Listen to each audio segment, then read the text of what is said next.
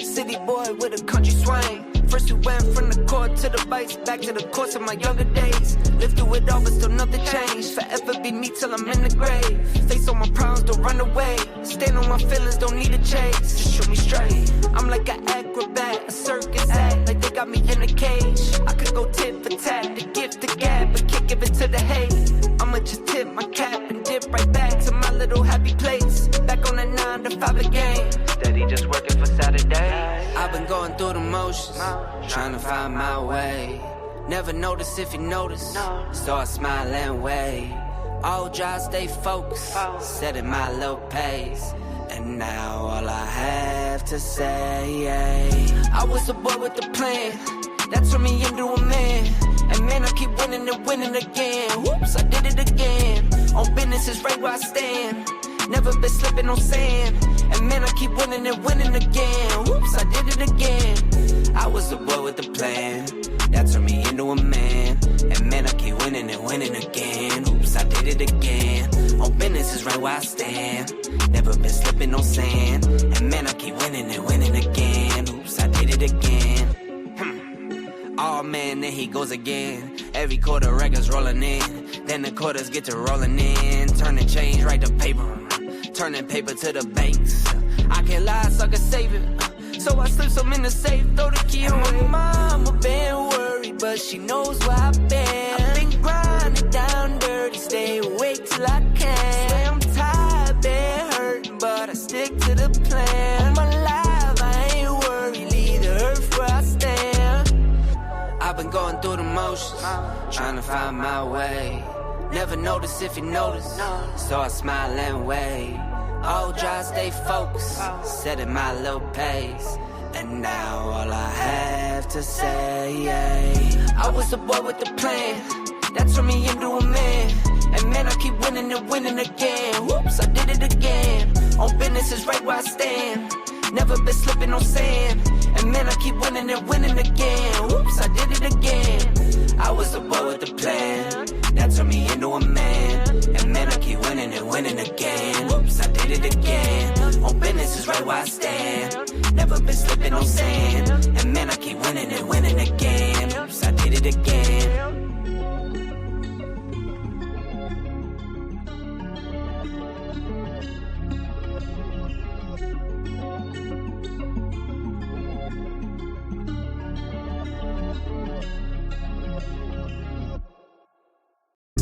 I rise and I wake and I gotta go get it. I'm making my bed and it's straight to the digits. No cover jokers, that shit is acidic. So I take a shot with the lemon and ginger. Look in the mirror like, yeah, I'm the nigga. Look in the mirror like, damn it, I'm fitted. Looking outside like the world is all mine. Look in the mirror like, nigga, go get it. I gotta get to the scene, oh, I gotta get to the bag now. I can't be chasing on these hoes. They getting they feeling and dragged down. That's why these niggas just crash out. Stuck in the cell and it's man down. Life getting gone in a flash now. Fuck it in and I'ma stand down. I done seen these niggas crash out. They some baby boys, I'm the man now. They was questioning, make them fans now. I'm the best in my league and that's hands down. Understand now, got plans now, got big dreams. Now fuck that, got big schemes since 16s, hot 16s. I started broke, then I fixed things. I been king, I been him. My bitch bad, my whip clean. I been hot, that's benzene. You been not, that's cold stream. That's cold things, that's cold things. I'm motivated like Kobe. These motherfuckers don't know me. It's my time, check I rise and I wake and I gotta go get it. I'm making my bed and it's straight to the digits. No cover jokers, that shit is acidic. So I take a shot with the lemon and ginger.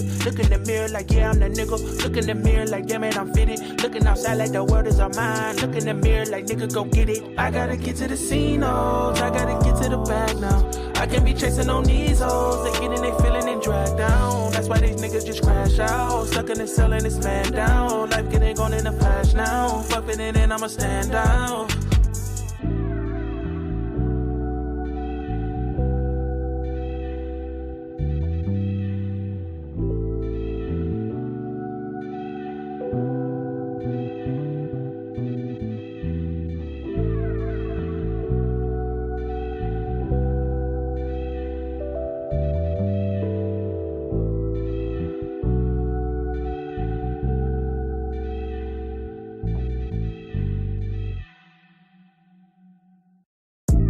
I rise and I wake and I gotta go get it. I'm making my bed and it's straight to the digits. No cup of jokers, that shit is acidic. So I take a shot with the lemon and ginger. Look in the mirror like, yeah, I'm the nigga. Look in the mirror like, damn it, I'm fitted. Looking outside like the world is all mine. Look in the mirror like, nigga, go get it. I gotta get to the casinos. I gotta get to the bag now. I can't be chasing on these hoes. They getting they feeling and dragged down. That's why these niggas just crash out. Stuck in the cell and it's man down. Life getting gone in the flash now. Fucking it and I'ma stand out. I done seen these niggas crash out. They some baby boys, I'm the man now. They was questioning, make them fans now. I'm the best in my league and that's hands down. Understand now, got plans now, got big dreams. Nah, fuck that, got big schemes since 16s, hot 16s. I started broke, then I fixed things. I been king, I been him. My bitch bad, my whip clean. I been hot, that's benzene. You been not, that's cold stream. That's cold things, that's cold things. I'm motivated like Kobe. These motherfuckers don't know me. It's my time, check I rise and I wake and I gotta go get it. I'm making my bed and it's straight to the digits. No cup of jokers, that shit is acidic. So I take a shot with the lemon and ginger.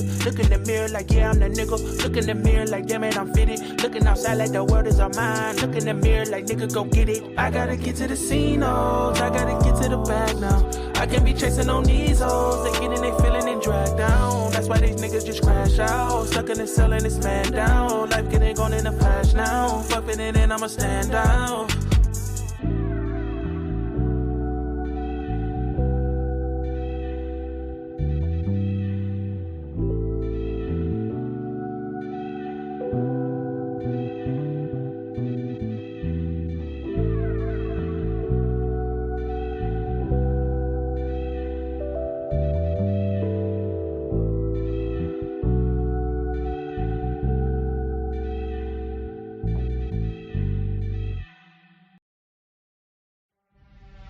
Took a deal, signed another deal, post up in the hills on the real, headed for a mill, travel with me still, getting kills, all this pop appeal, got these pop stars try popping in, and they getting pop for real. I ain't tryna build, I was tryna lead a mill, getting to it, before I hopped up off the block, I was still going through it, friends doing pills, and came faster than it should've. I was Buddy Hill, shooting at a pace soon as I pull up, dropping buckets, yeah, like it's nothing. In the kitchen chopping onions, yeah. Tears falling down, underdog is finally overcoming. Cause I'm dropping buckets, ay, yeah. Like it's nothing, ay. Earn my respect and burn a budget, ay.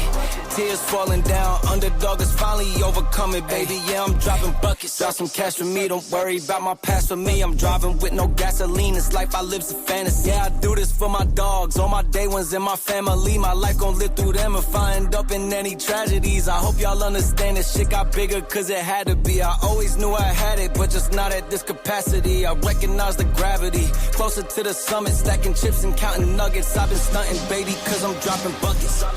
Hey, yeah, like it's nothing. Ay, in the kitchen chopping onions. Ay, tears falling down, underdog is finally overcoming. Cause I'm dropping buckets. Ay, yeah, like it's nothing. Ay, earn my respect and burn a budget. Ay, tears falling down, underdog is finally overcoming, baby, cause I'm dropping buckets. Earn my respect and burn a budget. Tears falling down, underdog is finally overcoming, baby, cause I'm dropping buckets. Wait, hold on here. Is this the barbershop? Is this the barbershop? Yes, it's the barbershop. Yes. Wait, I mean, we can't talk straight in the barbershop, then where can we talk straight? We can't talk straight nowhere else. You know, this ain't nothing but healthy conversation. That's all. You gotta tell who's the pop down. It ain't nobody exempt in the barbershop. You know that. Ain't nobody exempt. You can talk about whoever and whatever, whenever you want to in the barbershop. Why you gotta tell? I feel like I'm losing my mind. Is everybody in the world blind? Please, Lord, give me a sign, a sign. I feel like I'm losing my mind. Is everybody in the world blind? Please, Lord, give me a sign, a sign. I wanna be the greatest. Everybody on the fake shit. I look around and feel like everybody is the fakest. I make this every day and I'm impatient, hoping one day I blow up from the basement. Statement, the top is so vacant. I don't hear shit that I think is amazing. Waiting for my day when I'm playing sold out shows for 1,000 faces. Hey, give me that crown, get in my waiting to be put down. It ain't your place, all this my town. If I want that shit, then I'll get it right now. I'm losing it, the noose it fits, some losing shit, a stupid myth. You choose to live or choose to dip, you choose to fight or lose your grip and lose a gift. I feel like I'm losing my mind. Is everybody in the world blind? Please, Lord, give me a sign, a sign. I feel like I'm losing my mind. Is everybody in the world blind? Please, Lord, give me a sign, a sign. Yeah. There's no mercy in this world, just hunger-thirsty persons in different versions. Each new update, that shit worsens. Why? Pull back the curtain and you'll see the different vermin. We all have different burdens that all seem to cause disturbance. Yo, so do me a favor, don't treat me like a neighbor. Don't need the different flavors of your problems just to savor. I've got my own issues, I need a comb to get through. Don't need to groan with you, just go get your own tissue. I feel like I'm losing my mind. Is everybody in the world blind?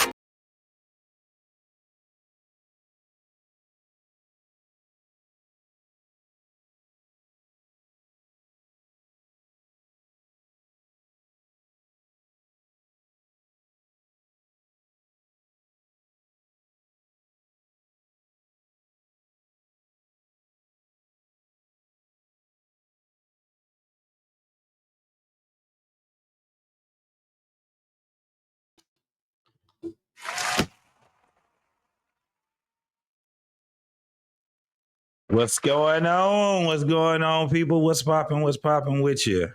Happy Friday to everybody. Happy Friday. What's going on, man? We are in here with yet another barbershop this weekend, or the start of this weekend. It's the weekend for me. It's the weekend for you. Some people ain't got no weekends going on. You dig what I'm saying? I am taking over along with my brother right here, Mr. What's going on? Payne. What's happening? Hey, man, what's going on with you? Is my mic good, bro? Is my mic good? Yeah, you sound good. Okay, all right. How you been, man? How you been? Hanging in there. Okay. Still recovering from Wednesday. That was something else for you. It was fun. It was fun. We had, it was a conversation that was needed. But they had you on one, though, Payne. It gets kind of frustrating, man. I still have the same mindset, man. That shit ain't changing, man. I'm not, man. You know what? We just got to talk about something else. Yeah, absolutely. Absolutely. Let's see who we got up in here, my guy. We got my man CJ Wilkins in the building, man. What's going on, CJ? How you? You're the first one in there. Then we got our brother over here, my man, Lost in Translation. What's going on, Lost? We also got the Prototype Dad podcast that's up in here also, man. Curtis Moore, he's in here. He already started it out with a doggone 999 super chat, man. Thank you for the super chat, man. Most definitely. And then we also have my man Nightish in the building, bro. Nightish, what's going on? What's going on, Night? Most definitely. And my man Lost in Translation and hit us with another 10. What's going on? You see, I'm down, but I'm in here. I'm here in spirit. That's right, brother. Hey, man, get your recovery together. Man. We really appreciate that, brother. Most definitely. We also got King Libra in the building. Yes, sir. Then we have my girl, Catelia's in the building. Hello, and good evening. We also have my man's in the building, another one of the guys, ex that's in here. My boy, Coach Ferg, is in the building, man. Yeah, come on up, Coach. You got the I think he does. He have the link. Yeah, most definitely. All right. Okay. All right. So far, that's what we have in the building right now. And then I do want to do something for the folks that just gave us the donation. My man Lit and who's that? My man Curtis. All right. So we're just going to go ahead and start it off with I have my guy. Let's see who we going to do. You can never go wrong with Moss. You can never go wrong with my man J Moss up in here. Let's go ahead and hit it with it. Whatever you want, whoa, whatever you need, my heart belongs to you. Oh, whatever you need, then nothing I won't do. Oh, whatever you want, oh, my heart belongs to you.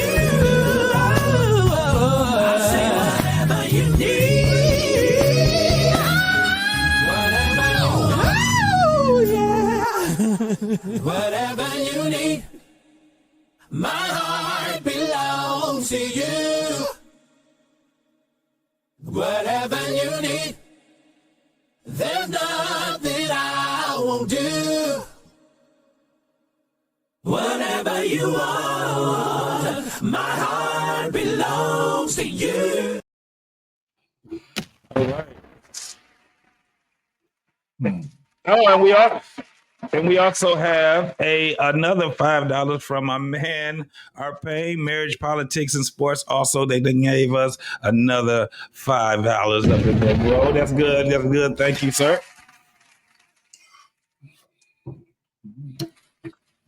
Appreciate it.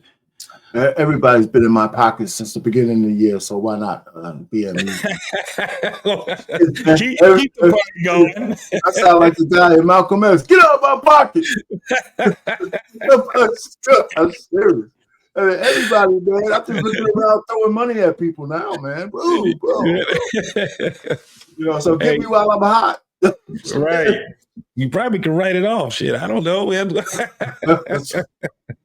That's what's up, man. But that I appreciate it, man. Most definitely, man.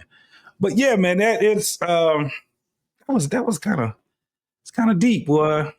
That was kind of deep. I wasn't expecting that Wednesday to be. Was that Wednesday? Damn. It just seemed like it was last night. What was going on? I'm getting old, Payne. I'm getting old, man. What you talking about, Wednesday? Yeah. I thought it was like last night or something, man. That's crazy. I guess I've been doing a lot of, been on a couple other people panels, just like you. I've been, donating a lot of people, man. So, and having some conversations, actually some of these conversations I had, they were very good though. Yeah. Very good. Yeah. But shout out to my girl, the real Precious. Yeah. I like what she's doing over there, man. Most definitely. If y'all get a chance, go over there. Anybody that's in here that have her link, make sure that you drop the Real Precious's link over there for us, man, because that girl is over there doing some good work, man. And she ain't trying to get monetized. She probably is. She's not doing it for the money. So she's doing it for the actual education of it. Yeah, most definitely. So she's been inviting us over. It's been really, really fun because you could tell that she's absorbing a lot of information. And the thing is, it's not like she agrees, but she understands. Some of the stuff she agrees with, some of the stuff she doesn't. She does. Yeah. But yeah, she does understand it. Now the thing is about the Real Precious is that she'll get on her soapbox if she have to. There's no doubt about that. Do not take what she does as her just being docile in there. She takes it in, and then when it's time to go ahead and get it, absolutely, man. Which is cool, man. It's all right. It's all good. Yes, sir. My man Scorched the Earth, 824. What's going on? No, eat a man. Get out of it. Don't start no shit tonight, eat a man, bro.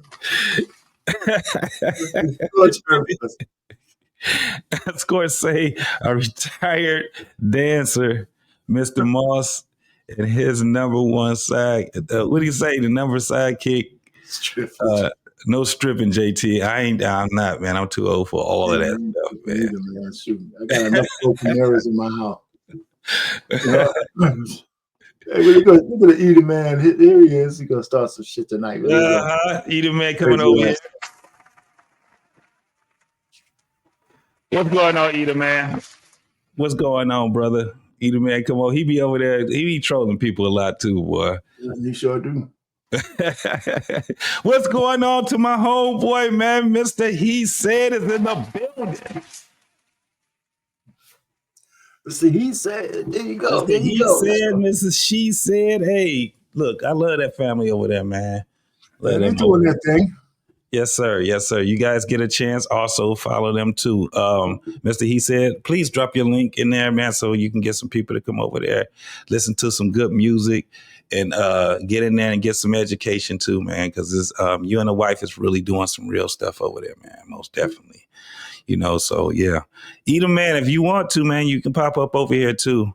You know what I'm saying? And as soon as you come up, we're going to put bounties on. It's only going to be for you, though. It ain't going to be for nobody else. Most definitely, man. But you guys see the title. My man, BMU, he came up this. It says, men, stop pussyfooting and tell women the truth. Oh, man. Our pain. Do you see a change ever since Trump has come in and taken? Oh yeah. Yeah. Matter of fact, I'm going to be working on my channel. I don't know what it's going to do on. I got something for Monday.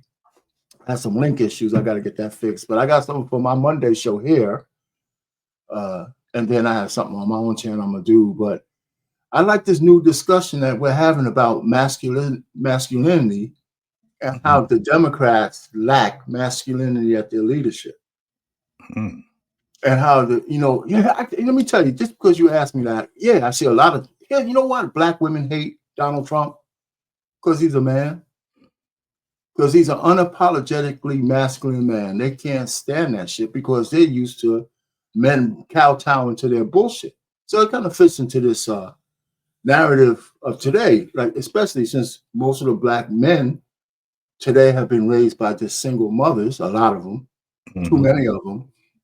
And in the black community, we've been raised to be subservient to women, to the matriarchy. So when I see a man, Holiness Johnson is saying, listen, I don't care if you're a woman or a man, you come at me crooked, I'm letting you have it.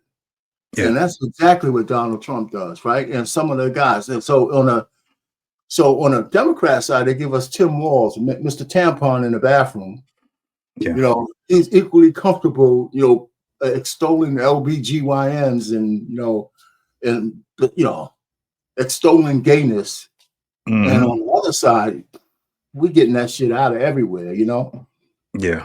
That's why black women hate Donald Trump for the most part. Because it can't be because he's a criminal, not based on the fact that they're giving all their babies to criminals in the jails and all that shit. So what are you talking about? So it's not because of the crimes.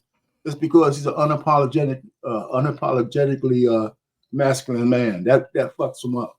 Yeah, most definitely. I had made a rule in 2025 that anybody that's having Trump bad conversations, I would not engage with it, period. Right. It sounds crazy. It make you go crazy. It's like people trying to make men defend him, right? And then once you start saying no, because they say a lot of lies, and we say that's not true, right? And especially because we following it, we read things and stuff like that. But the first thing they do is, you a Trump supporter? I'm like, that title has been played out in 2024. You guys were silent when you had Biden and his sidekick over there just muddling up the whole economy, messing up stuff, and nobody was saying anything. The day that the man got in office, you heard everybody trying to go right back to that same old, oh my God, Trump this and Trump bad, and we going to the plantation and all this crazy stuff, man. I said I'm not engaging into any of that stuff. Whatever this man is gonna do, he gonna do it. Ain't nothing y'all can do about it but bitch, whine, and complain. Well, here's another thing about the masculinity issue.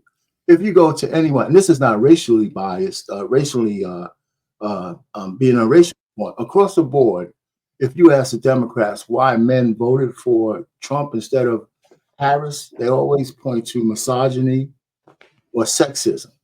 Yeah. Not because of her policies, right? It's because you're a man and you hate women. That's the most bullshit and condescending thing you could say. Most people are just thinking, I'm not for the shit that you're for, so I'm not voting for you. And I don't see anything in your administration for me as a man. Mm-hmm. And so that's what most guys, this was black, white, Latino, Asian, everybody else across the board. The numbers started to shift. So that's the way that is. Anyway, just Eater Man's in the back. Yes, sir. What's going on, Eater Man? What's popping with you, boy? Nothing much to see y'all up here talking and see how truthful y'all gonna be tonight. Oh man, shit. My young ladies, they said they want me to take them to Dave & Buster's. So I said, let me go mess with JT for about a good 30, 45 minutes. Really. That's what's up. Where you at? You on the West Coast or something? Yeah, it's only 7 o'clock here. Oh, okay. So, yeah. I'm on the best coast, Yeah. Hanging out there with Karen Bass. Yeah, so I see y'all talking about old Trump, huh? Trump. You know one thing that Trump got structure and order. And so many people like being out of order. They don't Who likes out of order? Who likes chaos? Most people do like chaos. Yeah. Most people like chaos because chaos is no accountability in chaos. Exactly. When it's chaos, you can do whatever you want to. You don't have to follow no rules. So you gotta understand when you start coming in, like I got a couple of family, I don't know if y'all, but we got group texts in our family. All these group texts after group text. He's doing this and people getting fired. And as soon as they said they might be getting a check, Donald Trump. I learned that chaos just give it to people to do whatever they want. And even what we're seeing with these judges, man, the judges coming out and saying, hey, we know that it's misuse. We know that it's wrong. And people are fraudulent, the government, and you're fighting it? What you fighting so hard if it's already evidence that it's being done? So, well, man, let me ask you a question on that point, though, right?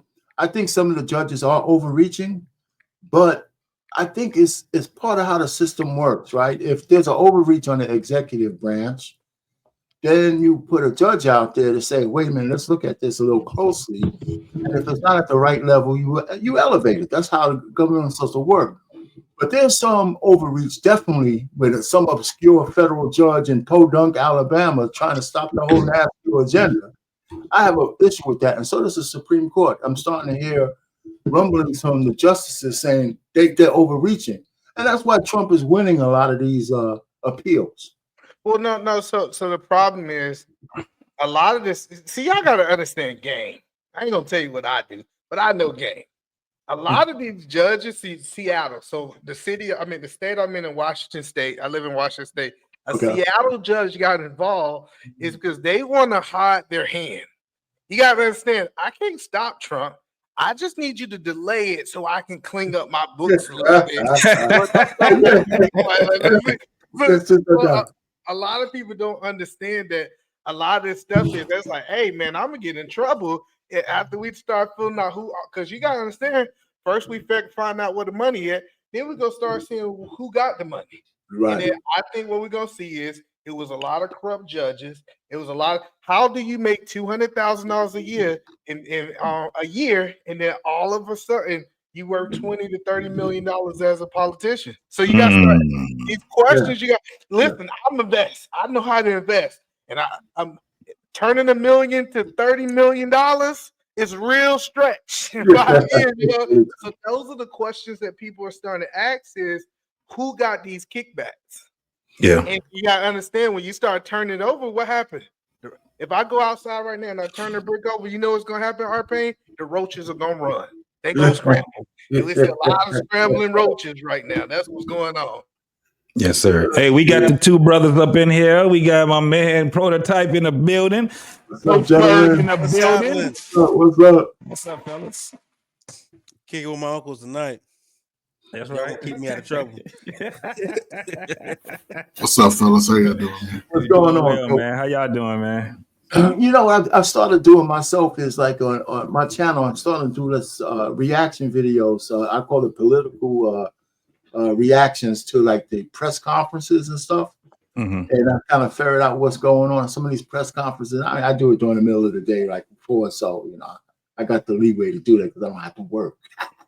But anyway, but it's interesting stuff, the way people are, you know, what's coming out. And then, you know, some of the times when if Doge missteps, then they try to make political hay out of that. And, you know, they're not going to be perfect. Like I fired too many nuclear physicists. Okay, I hired them back. Maybe I cut too deep here. Maybe I didn't cut deep enough there. So I just like the fact in the first 30 days, in my whole adult life, I have never seen a president move this fast in the first 30 days ever. I give Obama some because he had to save the economic world. He had to make a lot of quick decisions once he got in office. So I give him that. But it turns out that his main thrust was to push the alphabet mafia. In the end, after 8 years. So, well, no, go ahead. No, go ahead. Yeah, no. So, but you gotta understand, Trump admitted something, and I give Trump credit. He said, "Hey, I really didn't seize my first presidency the way I should have." He said, "There was a lot of things that I learned that I did not have people in place to be able to make these things happen." And so, one thing we've seen is him learning in real time. Hey, I only got 4 years. I can't wait halfway through this term to accomplish things. That's why all the things that we see Trump is doing, he had these people in place. Like we had already knew Elon Musk was doing this before he became the president. He understands that he's on a limited time, and I'm gonna do as much as I can in this next 4 years. So, but I nobody, think you that's gotta move not common for presidents to have full autonomy like this. They have everybody on board like this. This is a very rare occasion that the president's got the House, Senate, like all lined up. Like, you know what I'm saying? That don't happen normally. Yeah, was it because is he the first president that ever had a 4-year break before he came and did his second term? It was someone else that did it too? Yeah. Oh, way back in the day. Matter of fact, it's a good thing he didn't get reelected in 2020. We would have still had the old Trump. Yeah. 4 years difference makes all the difference for him. You can tell an old man who learned new tricks. It's really working for him. Whether you like the dude or not, he's a lot more ordered right now. He still says some shit, but you could see the growth in his administration. You could actually see it. Yeah, he's not all into the, you know, Twitter and, you know, social media like he was back then. Because for one, he has his own social media, so it's a lot different now. So you ain't gonna really know too much about what he's actually saying until you go on his. Is anybody over here on there? What's the social media? Oh, you told me. Yeah, I got it. No, he has his True Social. It's called True Social. True Social. Yeah, he has his own. So wait, what? Trump has his own social media. It's called what? True Social. True Social. Yeah, that's the thing. That's been out for a long time, though. For a minute, it was out soon as he got banned off of Twitter. When he got banned off of Twitter, he opened it up privately. They actually went public. Yeah, it's public. Matter of fact, publicly traded company. So I think one thing you gotta learn first. So Trump ego spoke the first 4 years, right? He said, "I'm the smartest man in the world." That's what he did. I'm just honest. And now he said, "I'm going to get the smartest man." Like him giving Elon Musk full autonomy over the audit, because he's saying that I believe that he's more capable of doing this than me, right? And not just that, even when we start looking at, you know, the people that's over wellness and health, and like if you see these people, he said, "Let me get subject matter expert and let me actually be a president to just make sure I watch over this." Because he said, "I'm watching over Elon Musk. I'm making sure he's not overstepping. I'm making sure that he's not doing the benefit of his own company." You know, so that's the thing that people got to understand is he tried to do everything himself, and I think that he was successful. But now he's saying, "I'm gonna be really successful this time." Oh, What's that's up, fellas, right. man? Listen, the Hold on, one Mr. Perk. the X factor with Trump is this. One, he's a businessman by nature from the start. He wasn't a politician. He's always, if you go back and look at some of Trump, he got some controversial, I guess when it comes to race issues, but not really that bad. He did business with some young brothers back in the day. You know what I'm saying? But he got in office, right? He's not a politician, so everybody's nervous. And when he got in, he started seeing how they was operating and keeping that money hidden from the people. Because one thing about Trump, he's pro-America. One thing about black people, we pro-America. I say it's a great time for young men to try to get into these spaces because he's finding money that we wouldn't have never known. And whether or not, you know what I'm saying, he's YouTubing it. He's bringing it to the light. And now let the people decide. See, the people decided the way they want the future to go. Contrary to our sort of slow ass culture, I'm being facetious when I say certain words, but we voted for our boys to become girls and our girls to become boys. Who voted for that? Which is scary for me. The 80% of us that voted for Kamala Harris. So we didn't vote for that. Well, that was her Just platform. Because we voted for her don't mean we voted for okay, but anything. I hope we get a brother. I hope a young brother. Yeah, that's true. If a vote for her is a vote for the continued progression of that bullshit. That is not the same thing. Okay, no, I'm gonna move past that. Come on, man. I'm gonna move past Be that. real. Can we be sensible? Can we be true? That's sensible and true, right? Tonight's about the truth, right? So that's about the truth. It's about the truth. So don't pump that kind of narrative because that's not true. Wait a minute. That's part of what she ran on. That's part of what the acceptance is. That's part of what she ran on. That's not what people voted for, especially black people. Okay, right. Black so people voted anti-racism. Listen, okay. So white people or black people voted anti-racism. Cool. Now, so with the anti-racism as black people that we voted for, this is the opportunity to get into those spaces. See where the money is. All the scammers is going to get exposed. People going to have to make a hard-earned living. And I say right now, again, regardless of people like Trump or not, people who have been having their hand out, it ain't going to happen no more in the next 20 years. You got to work for it. It's a great time for black people to sort of get their stake in America. We're not going nowhere. We here. We here. And I say this, and this is what's surprising to me. The strongest of us, male and female, arguing about stuff to not build. We arguing about social life, just from the house issues, when really we can come together in a common space and get a piece of something that, regardless of how dynamic and messed up we've been, we still been here. We still been helping America thrive. We made a lot of people rich. And right now I like the fact that he's back in because he's going through all these backlogs of financial disparity because we lost the housing market in the last 20 years. It's been a lot of backwards sort of progression because everybody claimed they modern. So if you modern, you just be modern. Save your money, invest. Some stuff, you can watch it, but you can't participate in it. And those that do, America's going to say, okay, all you fools, whether you black, white, indifferent, you ain't going to be able to be out here terrorizing people trying to live their life, raise their kids. So you got to choose a side. Okay, so maybe you guys can tell me this. What's the difference, if there's any difference, in being a very successful businessman and being an executive politician? What's the difference in the two? Because I hear a lot of people, they make the argument that, well, he's not a politician, he runs a business, and it's not the same. What's the difference with the two? Well, the biggest difference is that you have to have the art of manipulation typically to be a politician. with being a businessman, you typically just have to be able to solve problems. Most business people, we only get paid because we solved the problem that was there to make things more convenient for other people. So I know a lot of businessmen, and they don't have the gift of gab. They don't have the ability to do what politicians do. So I think it's all about your speech and how you talk. Now, can you be both? Absolutely, but it's definitely a difference. And I do And think all, I I'm agree. I sorry. do I think he's agree a with E. politician, Williams. without a doubt.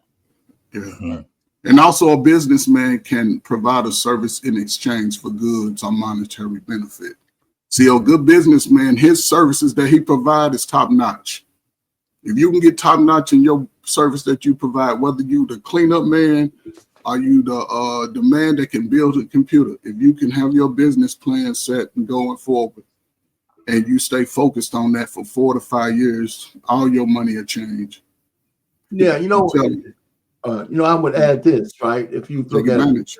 I'm sorry, I forgot to. No, I'm sorry, I'm paying. Go ahead, man. Listen, one of the things, if you look at a difference between a politician and a businessman, and you tie that to DEI, for example, politician is looking at, mandates.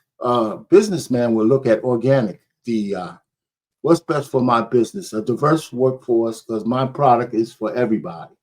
So I don't need to have quotas. I don't need to have mandates. I'm gonna make sure I have the right people to reach the kind of audience I want, the kind of clientele I want. And there's organic diversity. Forget about the other two out there, because if it makes great business sense and you could tie it to your bottom line, then that shit works. But once you start mandating shit, right? That's when things start to get kind of hairy, right? Especially when you get a panel of people who are for a job and they're all qualified.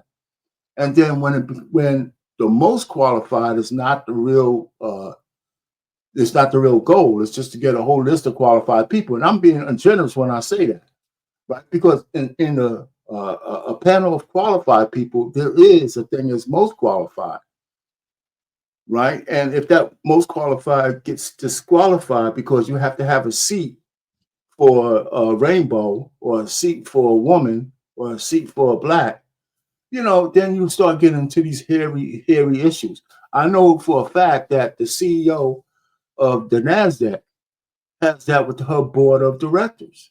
They have 2 seats reserved. 1 seat reserved for a woman and 1 seat reserved for a woman, minority, a woman, a black man, a black person, or a rainbow coalition, right? So when you do those kind of things, I think that's where we get into trouble. That's what I think so.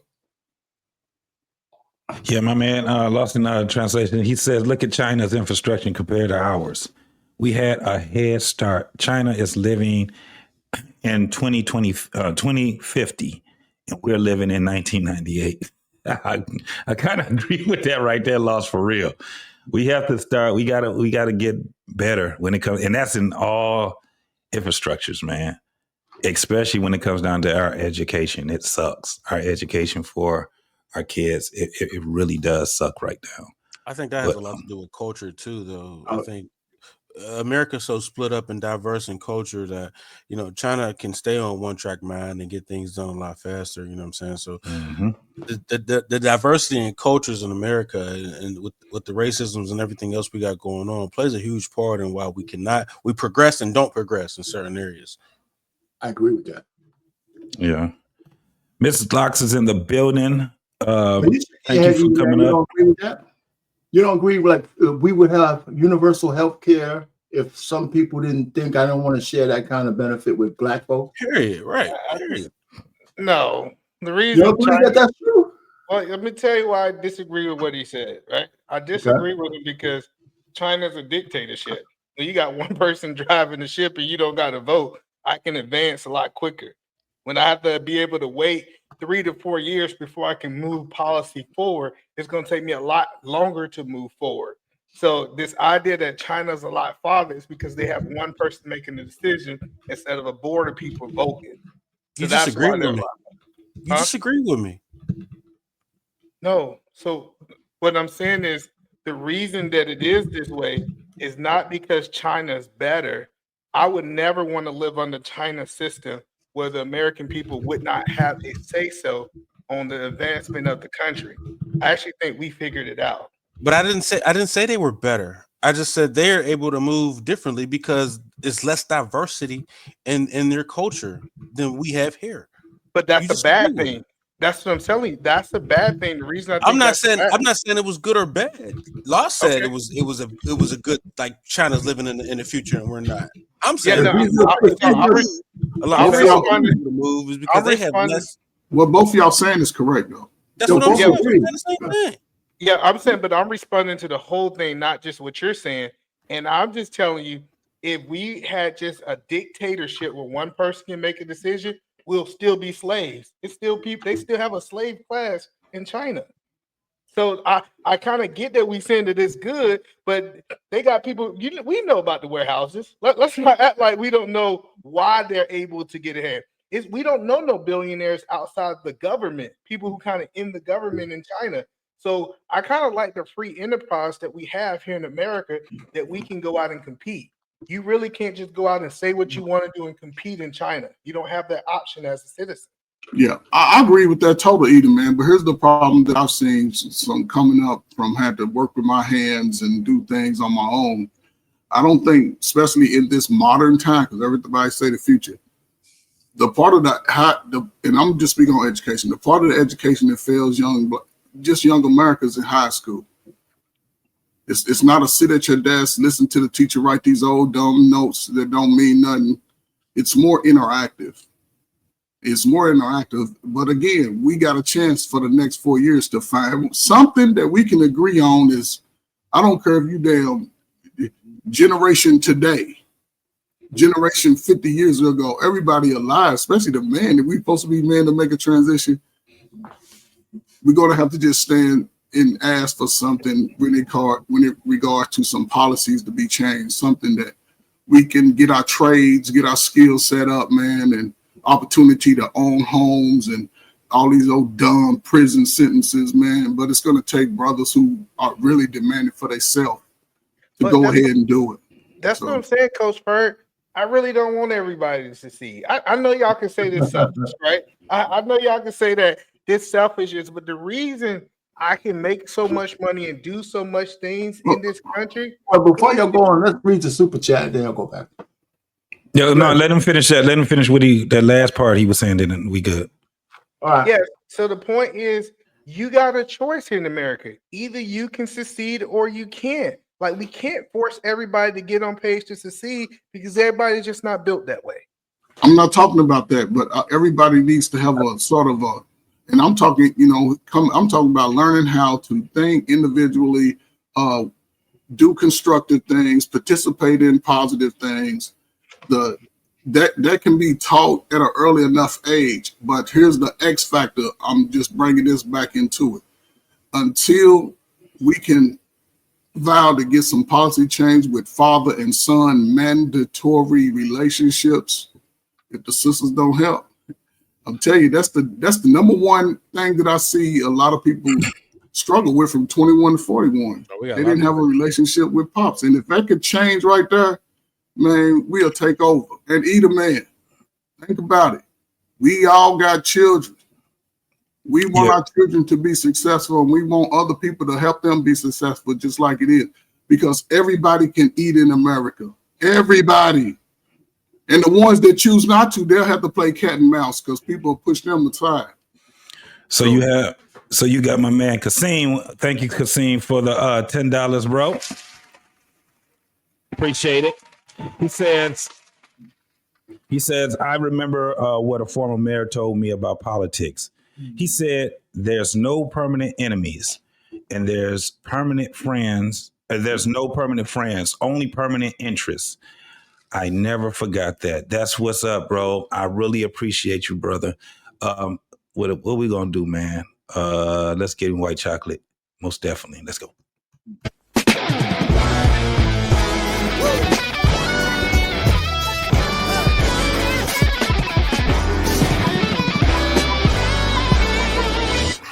I got a red room. It's the red hour when the sun sets in my bedroom. Oh, it feels like I'm inside a flower. It feels like I'm inside my eyelid. Feels like I'm inside a flower.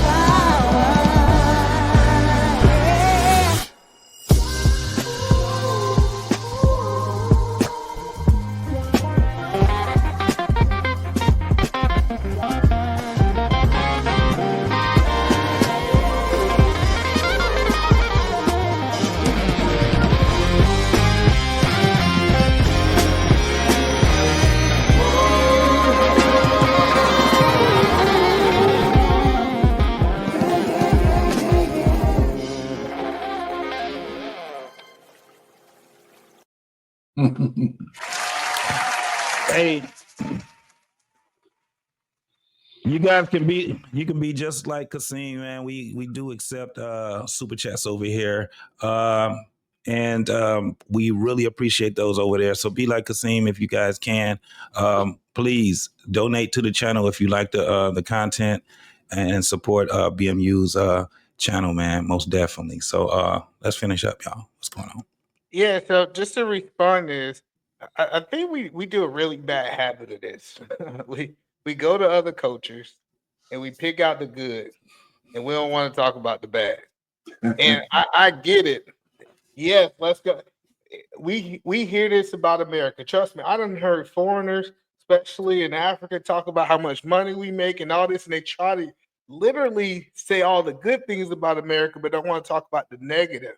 And I'm just telling you, especially with dictatorship, we will be in a way worse situation as Black people if our system was set up like China. And even if we were in charge, we might still be in a bad situation. Mm-hmm. You know what I'm saying? Look at some African countries. Yeah. You definitely gonna have losers. A lot of them, most definitely. But at least we can play the game here. Yeah, you can't play the game in a lot of places. So, like I said, I done traveled. I traveled a lot. I'm telling you, I'm glad I'm from America. I know a lot of people don't say it, and they say it somewhere else to go. Listen, I'm telling you, if you really go see how these other people are living, their school might be different. It might be better. That's because they ain't have no options. They ain't have no options. So when you ain't got no option, of course it's gonna be better. And not everybody's getting education either. It's not everybody in those countries are getting education. Yeah, you still got, like in China, you still got people, 10 years old in sweatshops who don't get to go to school. We'll talk about that. And that's even here. Like we look at some places, even in our own hoods, that are treated terribly. Like, you know what I'm saying? Like everything's not perfect here. Everything's not perfect over there. Like lost society. Every society has highlights. But we're not looking for a perfect society, right? We're looking for one where there's opportunity for you to succeed or fail, right? So when you look at the life, liberty, there's just a reason why I say it's a pursuit of happiness, because nobody owes you a guaranteed outcome, right? So even if you try your best, you still could fail, right? So the notion of making everybody somehow successful through law, through any kind of program it has a fallacy in it, because it also depends on the individual's willingness to do what it takes to get what they drive. want. Yeah. The drive. You can't get rid of that. And that's the difference between our system and like communism, when they try to force everybody into an equal box, knowing that that's a lie, because the aristocracy is always get what they want. So I'm just saying our system has its flaws, but we have an ability to succeed. They say in America we got the most Black millionaires than anywhere else in the world. Yeah, and that's in the backdrop of all the bullshit that we say is against us. How can that happen? How does that happen unless those people had the drive and the ideas and the willingness to pursue them to succeed over all those obstacles? Yeah. I think that the majority of us do need to take in where we are at, right? Take the good with the bad. And I'm kind of like on the E-Man side. When you go to some of these countries, other continents and things like that, and you stay there for a minute, 2 weeks and stuff like that. I mean, 2 days, 3 days, 5 days, you there and you a tourist, it's one thing. But when you actually can get out on the economy and you actually live like the local nationals that's there, that's a whole different ball game. And it's going to make you appreciate what you have in America also. Is when people leave here, it's because of something else that they have. They found something that's going to, push them forward in the things that they want to do in life. And that's individual, families and things like that. But when you hear all these people talk about getting up and going to another country, get up and go to another country then. Let's see how that works. Most people that I know that have went and they stayed, and I know some people that have stayed in Europe. I know some people that stay in, and this is the weirdest thing, in Mexico. There are Americans that stay in Mexico, right? And have been there 80s and 90s. They haven't came back because it's something that fit them, right? But for the average American, I don't see that happening. I don't care where you go. I don't care where you're gonna find out. You're gonna pretty much appreciate America a lot more. Yep, we about to leave that protesting here. Yeah, because that ain't gonna work over there anywhere where you go. So yeah, most definitely. You got the, it's crazy. You got the 7 continents, right? That's probably the most explored places where people want to have fun is on the 7 continents, right? So you look at whatever country, North America, South America, you look at Asia, Russia, all that, right? So even Africa, even parts of Africa, it's all part of the same process in America. Because think about it, Africa is what? How many Negroes live on the continent? Oh man! And when you find out their politics, you be like, really? No, but that's what I'm saying. So even with that, we here in America, this is just as much as us as it is any other race that comes here to get whether they got an opportunity from their grandparents or not. When they come here, they get opportunity to thrive and make decisions on whether they do or don't want to be successful. I think, again, this is a great time for young men, working men and women to try to figure out, come to agreement about something to help not just the money part, the management and the building, whether it's hand skills, whether it's social skills, getting into politics, getting into law, because all of that shit, it'll show that you can police yourself and everybody eats, man. The kids is growing up to be ugly just like me and shit. You know what I'm saying? They get to live out to be 50 and 60 and 70. I don't know what to say, man. Yes, you can't go to other countries think you gonna wear your Louis Vuitton belt and your, nice Jordans. You might be walking on rocks and hard dirt for 6-8 months. And if you don't have a skill set that you can build something, it ain't gonna work. Ain't nobody buying no what we selling over here is Blackfield. Ain't nobody buying no oils over there. They making it over. Ain't nobody buying nothing. They all making it. And that's the trick bag that young brothers can't put themselves in. But to Prototype's point, there's some places over here, man, it looks like third world countries.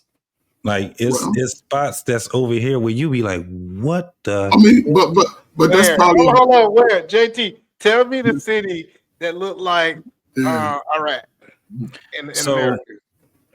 You have for one, Iraq. Have you ever been around West Virginia? Yeah, I was. Oh man, hold on, man. Let's talk about some other country because Iraq actually is building up. Where if you go over here, I'm in Michigan, right? Detroit. Anybody that's from Detroit understands what Woodrow Wilson is. Anybody that knows what the number streets are, that shit looks like goddamn. It's worse than all these other countries that you're talking about. It's deserted, right? It's deserted. Yeah, it's like the houses are people are living in abandoned houses that's getting ready to tear down. Then you have another, and it's on the west side of Detroit. They call it Beirut. They've been calling it that since the 90s. It looks like 1970s Detroit when they had the riots, right? The 68, when they had the 68 riots. There are buildings that have been like the old buildings that supposed to have been torn down. You know what was happening 10 years ago? And they had to start revamping Detroit because people were walking down the street and the buildings was falling on them. That's how bad it was. You got it right now where I'm talking about, dog, I swear to God, you come over this way and you go to some of these, even on the east side of Detroit, That's even worse. The neighborhood is not even a neighborhood anymore. You have a neighborhood where it used to be hundreds of houses, and there are 3 and 4 houses, and you still have people living in those homes. No, but JT, hold on, no, JT, because JT tried to pull a fast one on me. Listen, those people literally can walk across the street and be in America. Like, literally in the middle, if I'm in a third world country, it's nowhere I can go for me to get to the American lifestyle. I know people in Detroit who stay on one side of the street is bad, and if they walk right across the street, down the hall to the left, they in America. So but that's in third world countries too. That's in third world. You ever been to Costa Rica? Down the hill. I was just about to say. You know what I'm saying? Up the hill, straight mansions. That's Cobo. in third world countries too. Like that's hold on. Everywhere else. Live in those mansions. Neither can the people across the street that you talking about. Well, those people, listen, man. But man, listen, man. America's about LA, Compton. It was separated by one street. Yeah. It's one street. It's the same thing in Detroit. Hold on. Baseline. That's what they call it. But didn't those people get to go home and sleep on a mattress and watch the football game on Sunday? No. Come on, man. I mean, listen, and this is what they've done in the last 4 years. They've regentrified almost every major city in America. And they forget about the other spots. This is the problem, though, Coach. The problem is black people can't afford them, man. We need a stake in something. It's more than just that. We talking about generations of people that can't get out of, even when it comes down to mentally. You have people, bro, that have never been out of the city limits, and that's all across the United States. I know, but it's time to snap out of it. Because JT decided one day to walk. Did you walk into that office that was hired and told you that they could change your reality? Like, no, I agree with that. Yeah. No, like, so we got to stop saying that they ain't got no choice. No, I'm not saying in America, we can't say that. No, I'm not speaking on the space of they can't, right? That's not what I'm speaking. I'm just saying that it is. It is, and I'm looking at it like, and it's weird. Like, you have people. This is the craziest part. See, so I know a lot of people that are social workers, and they work, in these cities, right? And again, Detroit, right? You got people that still have TVs with tubes. They still watching it, right? You got people that are they don't have beds. Why? I mean, you can get a bed. You can get a bed, man, for like $25. A bed, you can get one. I know. So what's the point, JT? What's the point to talk about? I mean, where we going with that point? Let me ask you it that way. So this is the thing: the mindset that we have right now, where it's about to be even worse for these folks. It's kind of like they're drowning in 2 feet of water, right? This is why when you guys see. Everybody was talking about the young lady that had the 2 kids that died in the car and all these different things, right? It goes to your point, Eda, man. She had opportunities. She just chose not to take them. However, she's a mother, and she transferred that over to her children, that they transfer it when they get older to their children. And so now you got a whole city of people that are just lost in their mind. Well, let them jump in there, JT. Go ahead. I'll let him finish. JT, I can't believe that you go compare somebody drowning in 2 feet of water versus somebody drowning in the ocean. We go to third world countries, they drown. They're not in 2 feet of water. We can't compare the two. I promise you. It's easy to say, you know what? The mindset might be continuous. One got to stand up. One got to swim 30 miles to get. I was gonna say the same thing. That was a good one when you said 2 feet of water. I said, "Why don't you just stand up?" You know what I'm saying? Just stand up, goddamn it! But it's funny, man. That was a good one. Yeah, because that's what you're saying. That's what we're saying in America, right? Our poorest people are fat. Yeah, right. Because the one thing that no matter what, you can find somewhere to eat, and in some places. That's it. Even some of the poorest people, when they go to the faucet, water comes on. Water, if they got the utility still on, the water comes out. They don't have they can't pay their rent, but they got water coming out of the faucets. Now, I'm not talking about Flint or Jackson, Mississippi, where they have that issue. But what I'm saying is, there's if you're still alive in America, there's a possibility that you could change the way you live. That's why we celebrate success stories when people bring it out of the mud. Mm-hmm. We make television programs out of that shit because it's possible, right? That's why we do that, right? The Clarissa Shields and the shit like that, where she came from, where she came from. We just not busy watching Telemundo. They make television shows out of it too. We just don't be watching Telemundo to know what they're doing. Telemundo. The difference between the two, in here, I can go down to the DHS office. I can go get food stamps, right? Here in Washington, I can't speak for the rest of the world. Here in Washington, if you homeless, you get food stamps. That's the only requirement, just to be homeless. So that means that everybody gonna eat every single month. I drive a food bank truck every weekend. We pull up outside of the hood that they have to literally walk out their front door to get food from our food truck. So I get that we want to think that, hey, it's the same opportunity, but we're really comparing apples to oranges when we try to say America is like third world countries because they don't have a government supporting them in a third world country like we do. I'm just saying, no. I'm saying they're living as if that's my whole point. They got a cartel supporting them, like you in the third world countries, like. Yeah. Come on, Protus. No, but that's what I'm saying. That's what I was saying was that they're living. Like Haiti got a religion. Like people got their own little joints too. Like, you know, just because. Hold on. This is what he's saying. The cartel is driving up to the food truck and feeding the homeless. That's what's going on. All right. Why you think the folks were protected? Because they feeding them. They protected them. Like, bro, come on, man. Like, be serious. So you tell me. Come on, man. That's drug dealing 101. Got a whole hood, George. Where you see at that, man? Come on, man. Where you see at that, man? You watch too many movies, man. What type was you in the military? We saw the drug dealer show up on Christmas. We see him show up every like this is what I'm telling y'all guys. Like I know people think my best friend is serving life in prison right now. I didn't grow up with a silver spoon. As much as people might think of it, I grew up when my mama had to open up the stove to heat the house. We warmed up the water to take a bath.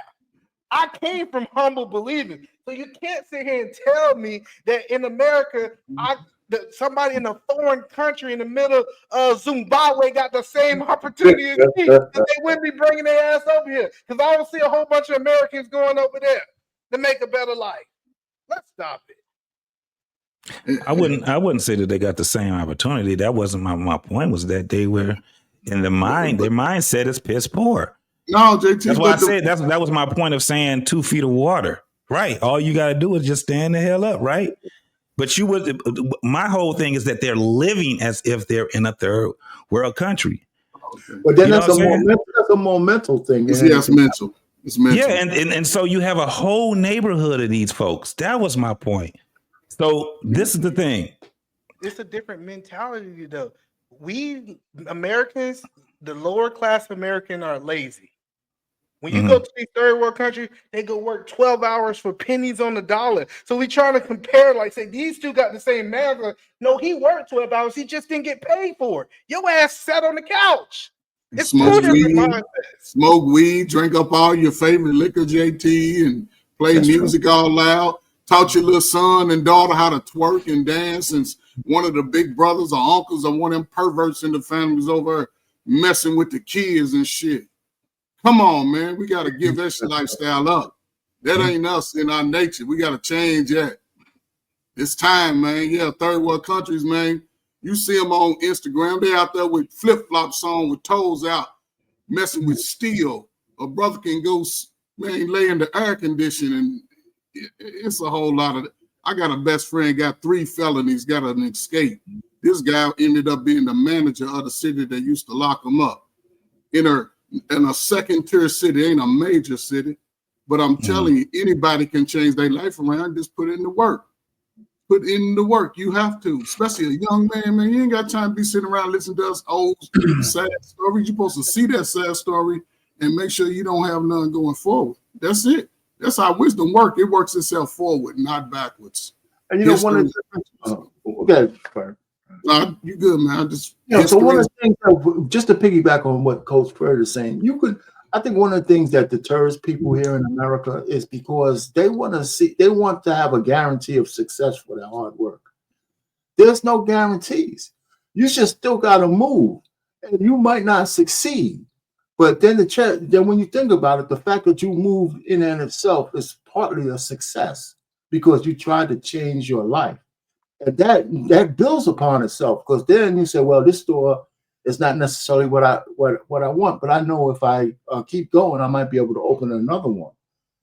Right? I mean, it's just one of those kind of things. It's really a mindset. That's why all we can ask for America is make sure those tracks for me to run on are still there. When those tracks go away, that's a different thing. But even in our country, all the poorest people are looking over the horizon to a whole millions of people who are making it. And they need to ask, what are they doing that I'm not doing? As opposed to who gave them something that they're not giving to me. That's the wrong question. The question is, what are they doing that I'm not willing to do? Yeah. Right? And all of those poor people, they got the most powerful thing in the whole world in their hands, though. They don't. That's the point. Have phones? What you talking about? They don't. They got phones. They got phones. No, they got phones to be able to take say that the possibilities for them are out there if they look, instead of going on social media or looking at nasty pictures or liking the countries, they can't even look at shit like that unless they. No, so listen. Some little third world countries, I'm telling you. When I first started getting on YouTube, I was, I guess the algorithm is what it is, and I've always liked a beautiful woman. So they used to send me this crazy stuff of little chicks over there living in little makeshift homes over there, just being all sensual, but they couldn't go no further than just talking stupid. And I was like, these niggas out here. You see what they're doing? But do you? Y'all see what they're doing right now with the women in the Philippines and in Africa, what they're doing now. So their whole thing is to take a picture, take a video with the camera in between their legs, right? This is all on Facebook now. It's thirst trapping. Yeah, it's thirst trapping on, like, I didn't know what they were doing until I started looking, and it's just one after the next. So what they're doing, and these are like old women, they poor, they out here working, and while they're working, they got these dresses on, and they got the camera showing right between their legs. And so every once in a while they open their legs up so you can see their patties, dog, and they're thirst trap. I could not believe that I seen all of that stuff on, and they're all like shorts. That's crazy. You in the algorithm now, man. That's it. I said, what did I get? Because now I see all of this shit. One of those. I was like, damn. Do it to this dirty old man. Boom, boom, boom. I was like, man. What you click on. Right. So let me ask you guys a question. What happened? What's going on here, y'all? I told you, I'm not talking unless you have 5,000 a week from me in USD. 5,000. I'm not talking unless y'all giving me land and 2,000 or more every week. You hear me? Okay. I'm getting my Pakistani passport and Pakistani ID. You have Pakistani ID? I'm getting it. Do y'all agree? Did I ever given your friend? Mind your business. What? Talk. Tell me you have a Pakistani passport? I'm getting one. Do you have one? I have a Pakistani passport. Oh, you do? Why are you? Okay, good. What are you doing here? Listen. Yes. What are you doing here? I don't live here. I'm chilling. You chilling here? Why are you not taking your flight? It's none of your business. Now go home. Here. Go home, buddy. Take it. I told you, I'm not talking unless you have 5. What the hell is going on with this? Y'all know that this lady is in jail now. Hustle, man. I'm not hating on that hustle. I'm so but she's in jail now. Is she in jail now? She's in jail now. Yes. She sat there and put her hands on a man. Now she's I'm so happy. Why are you hating on her? You want black women to be in a place, huh? Even man, is that your problem? You want them to be in a place? You know what I learned about JT? JT said he ain't want women like you over here. So this woman went over to Pakistan, completely away from JT, and JT worried about them. Listen, we should be happy. We should be praising the root that woman over there messing with them Pakistani, and she ain't messing with these black men over here. So I think that we should be celebrating her. Yeah, queen. We need to say queen. Go on over there. Queen. How did she even? This is the thing. So what I've heard was that I think she's bipolar. She got a mental illness or something. Her son said something about it, and I think she went over there and married a young Pakistani man or whatever. I have no idea, but it seems like because they giving her microphones and shit. Can't none of them hear what she's saying. They don't know. They don't understand what she's doing, and it's like, what's going on? Now she's in prison. JT, okay. So I saw this about 2 weeks ago, right? So one, she's supposed to have met a Pakistani on the internet, right? And they're supposed to get married. She went over, and the family they seen what was up, so they made him disappear. He went up north or south, whichever direction. So she was walking around just thinking she was gonna be, man. She didn't have a passport. Then she went to Dubai and it was over. Well, I think this woman, right? Listen, she acted like a white woman. This is what happened. She acted like a white woman. She told the Pakistani she was this white, beautiful, blonde-haired woman. He married her, and since he married her, once he saw it, he tried to call it off. He had already agreed with it. He committed to it, so now he got it. Like what we say in these spaces, he got to deal with his decisions that he made. So after the decision he made, who are us to tell that man how to run his life? Hey, so yeah, the family they hit him. You know how crazy that gotta be, where you take your delusion all the way over there to Pakistan. Mm-hmm. That's crazy to me. I'm trying to figure out how much money. How much delusional though? I think she's a little psycho. See, no. Let's get it clear. Once you marry a man in Pakistan, these are the things that you're entitled to. That's not delusion. Yeah. Like if she would have married him, no, that's not delusion. If he would have followed through with the marriage and stayed married to her, they got a dowry system in Pakistan. So she would have got the land, she would have got the passport, she would have got all that stuff. So it's not delusion at all. Man, she was going around telling a bunch of strangers. And they gave a press conference for this lady, dog. What are you they would have did that. You're using the wrong word. Is she crazy? Does she have a mental illness? I agree with all that. But delusion, I don't think that, because according to their law, she's supposed to get all that. Yeah. She ain't that crazy. She ain't that crazy. She figured out how to get over there. She got a passport. So he paid for her flight. That man sent for her. She ain't have a passport. You see, the guy was asking where your passport. Oh, so she was on a visa then. She was on a visa. Like, where your shit at? However she got over there, You know what I'm saying? She ain't getting back not too soon. She went to a third world country. She went to a third world country.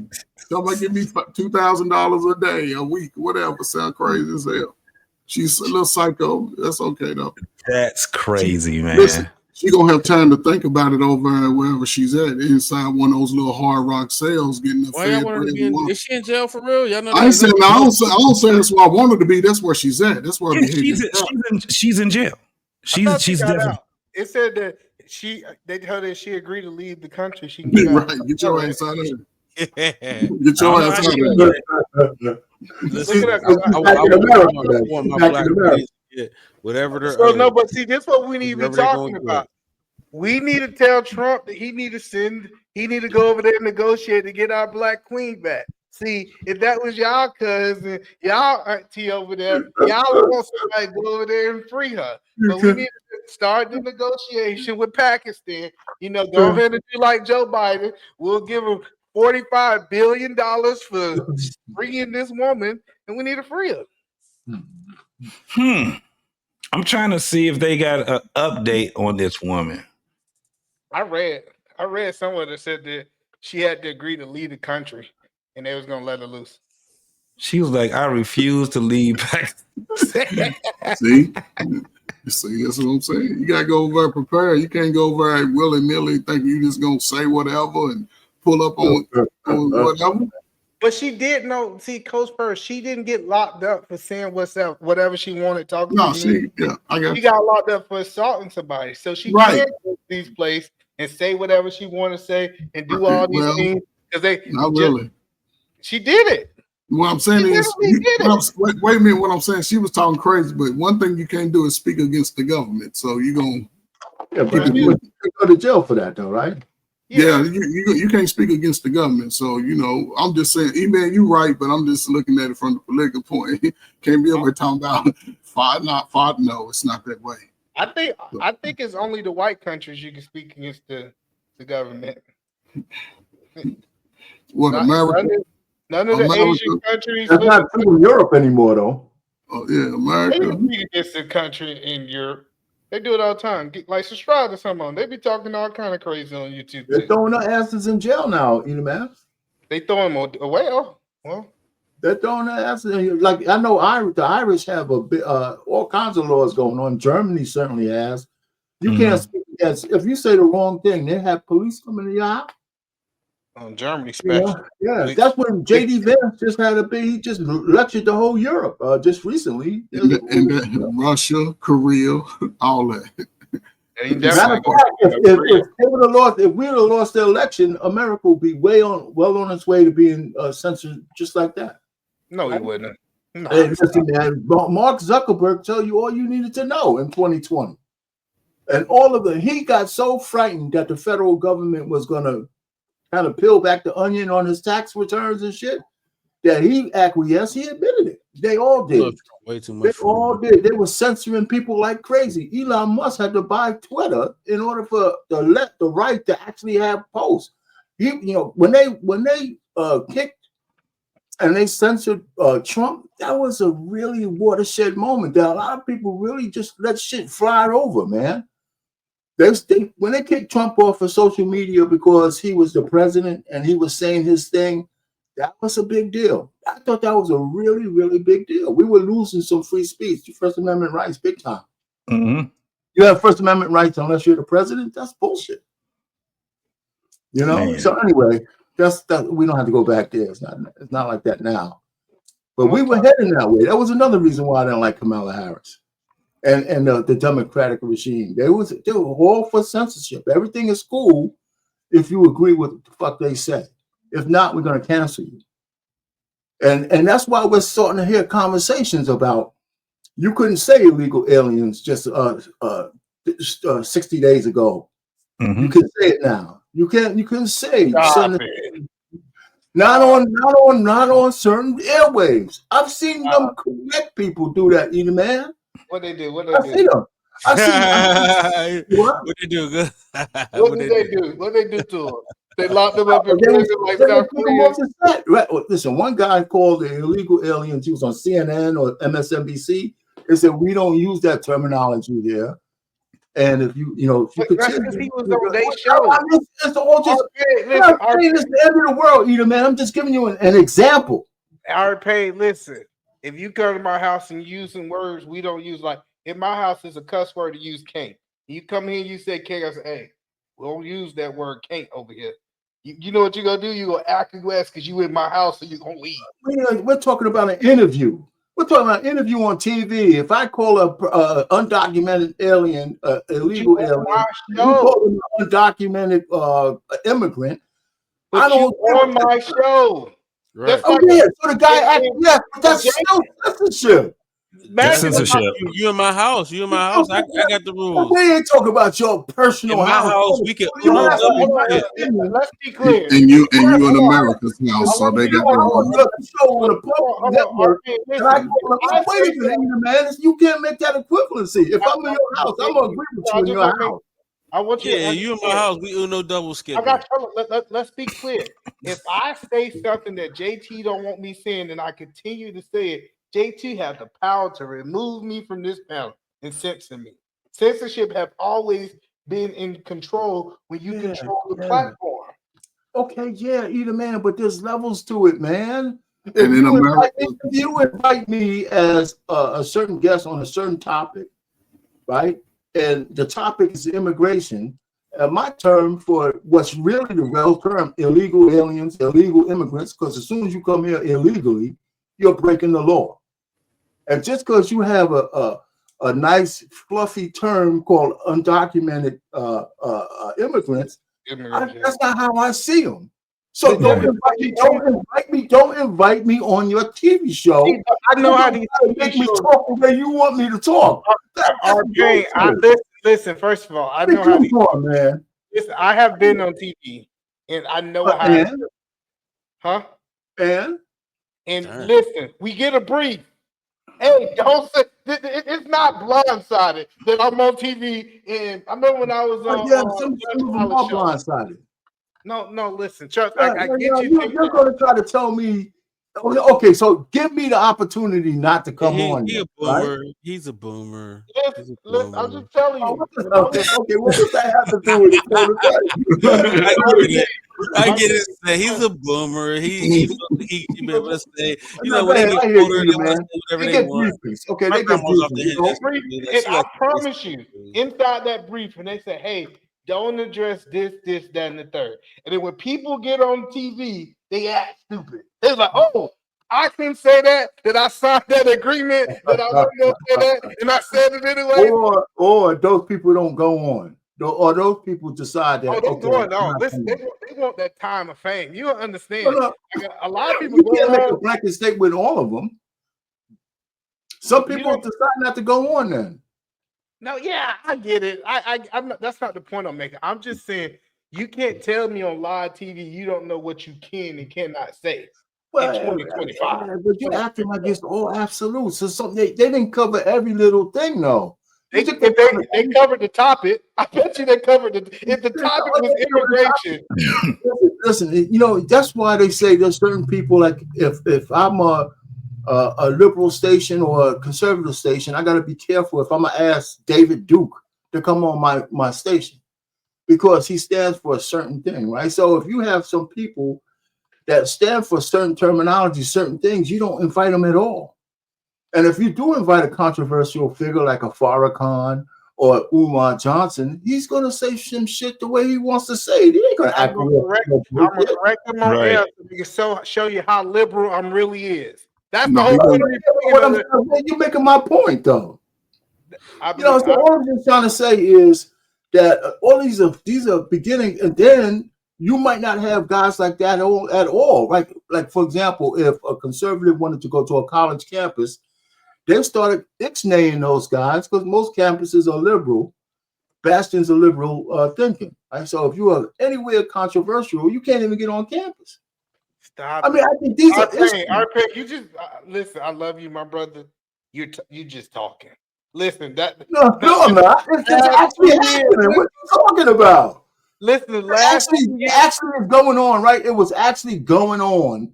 So you telling me? Hold on. I just want to make sure I understand. You telling me conservative people, because it's literally YouTube page of conservative people sitting on liberal counseling, talking back and forth to the students, and you gonna try to tell me they couldn't go on those college campuses.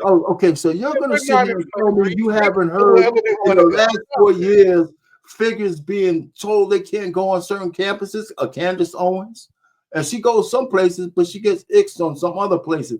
So we're not talking in absolutes. It goes on. For you to tell me it doesn't go on means that you're being disingenuous. What I'm telling you, I'm not saying it's everywhere. But I mean, I don't even know why we're arguing. I don't. Are we really? You're trying to tell me nobody gets their voices chopped off? No, I said that people could do what they want to do in their own house. That's what I said. But people talking about houses. We ain't talking about your house. Listen, campuses was begging Candace to come over there and talk because the type of traction it brought to their school. They didn't care about her viewpoint. What college she couldn't go to?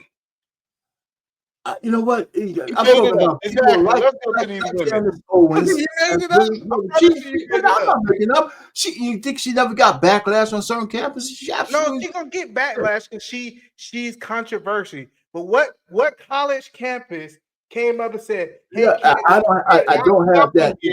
I'm talking figures like her. That's why I use her as an example. Controversial figures. Some can't get on campus. I know what we had to do to get Farrakhan on our campus back in my day.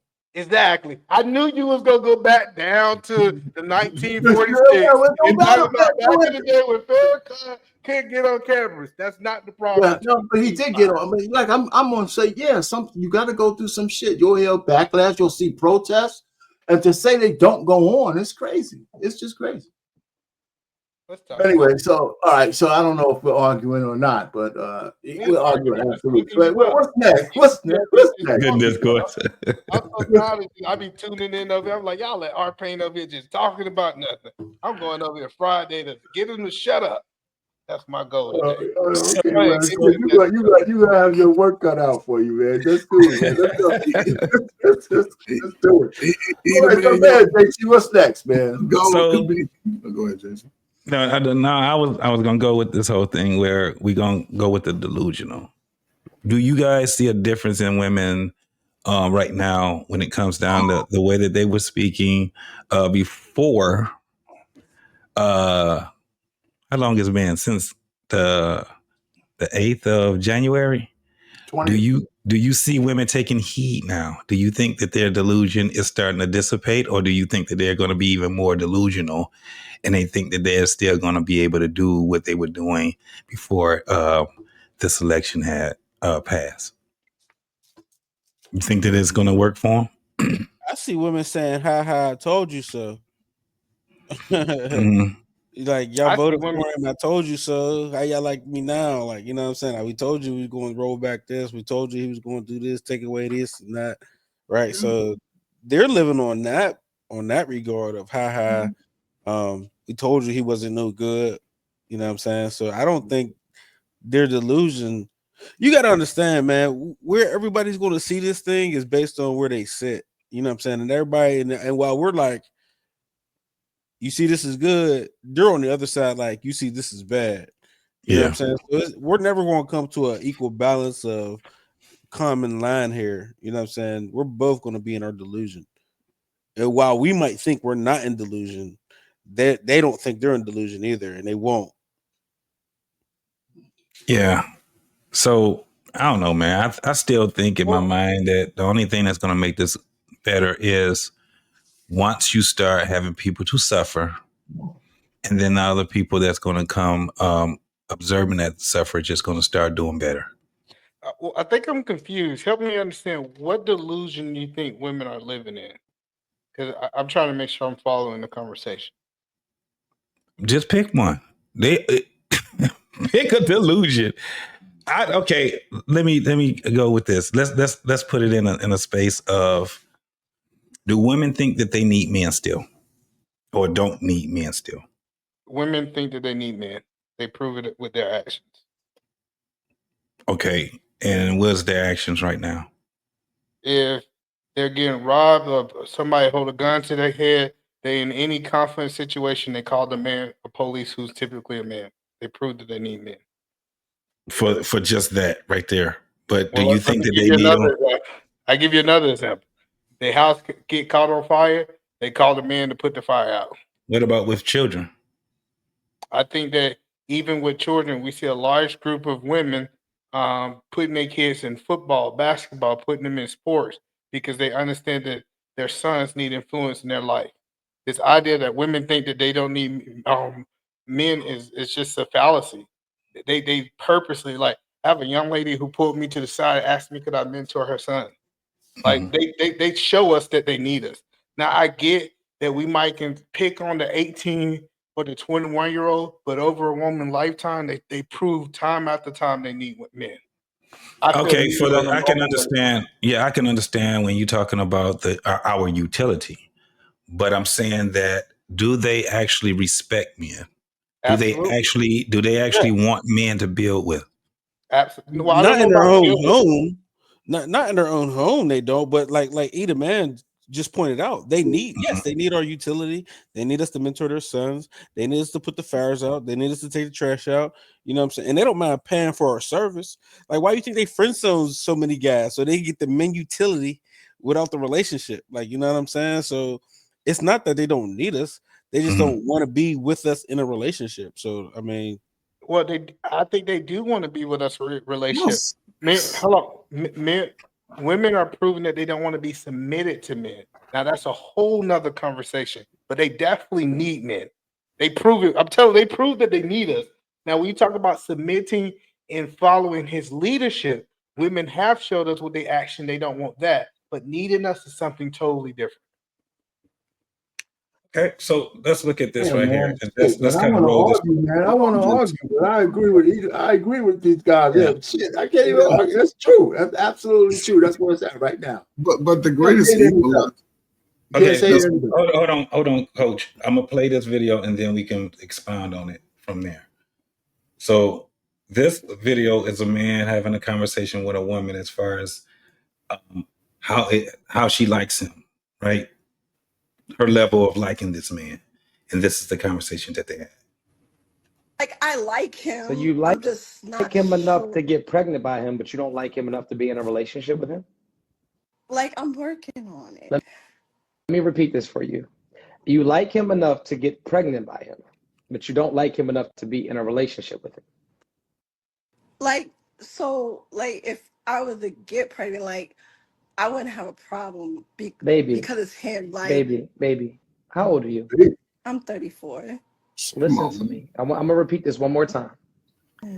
You like him enough to create a life with him, an 18-year to 21, 25-year bond, but you don't like him enough for him to be your man. I think so. Like, I think it's because I had like that mindset. Like, if I was to get pregnant, I had a child, like, and he decides he doesn't want to be involved, like, I'm okay. Like, I'll be okay. Ma'am, like a little girl. listen to me one more time. I'm gonna just do this one more time. I want you to really listen to me. You like him enough to let him come in your vagina and possibly make a baby. You like him that much, but you don't like him enough to be in a relationship with him. I know it sounds bad, but like, I wish you the best, sister. You have a great day. I think that really proves my point, though. That proved my point that she have no problem interacting with men. She have no problem being around men. The problem with women when it comes to submitting to the man, that's what that was about. That's it wasn't exactly. so we got to understand. See, I think we got to mature these conversations, and I've been having these conversations offline. Yeah. And what I learned, when you cut this camera off, women start talking. Like, they really start talking. And they was like, no, I want to have sex with him. I want to go on dates with him. I wouldn't even mind us co-parenting. Like, these are the things that I'm hearing women say. They said, what I don't want is to be submitted under his leadership. And I'm telling you, it's a whole different conversation that we've been having outside of these cameras. Yeah, but again, man, okay. And either man, I appreciate the fact that you can expand upon it because, you know what I'm saying, you see what is needed. I appreciate the fact that you wanted the very few to get out there and soldier on the ground. I retired doing that. My time is just here. I don't have to do nothing. Salute to the hardworking brothers. But I'll say this, though. Both could work. You know, the ideology, the days of the feminist ideology is over. It's over with. And it's scary.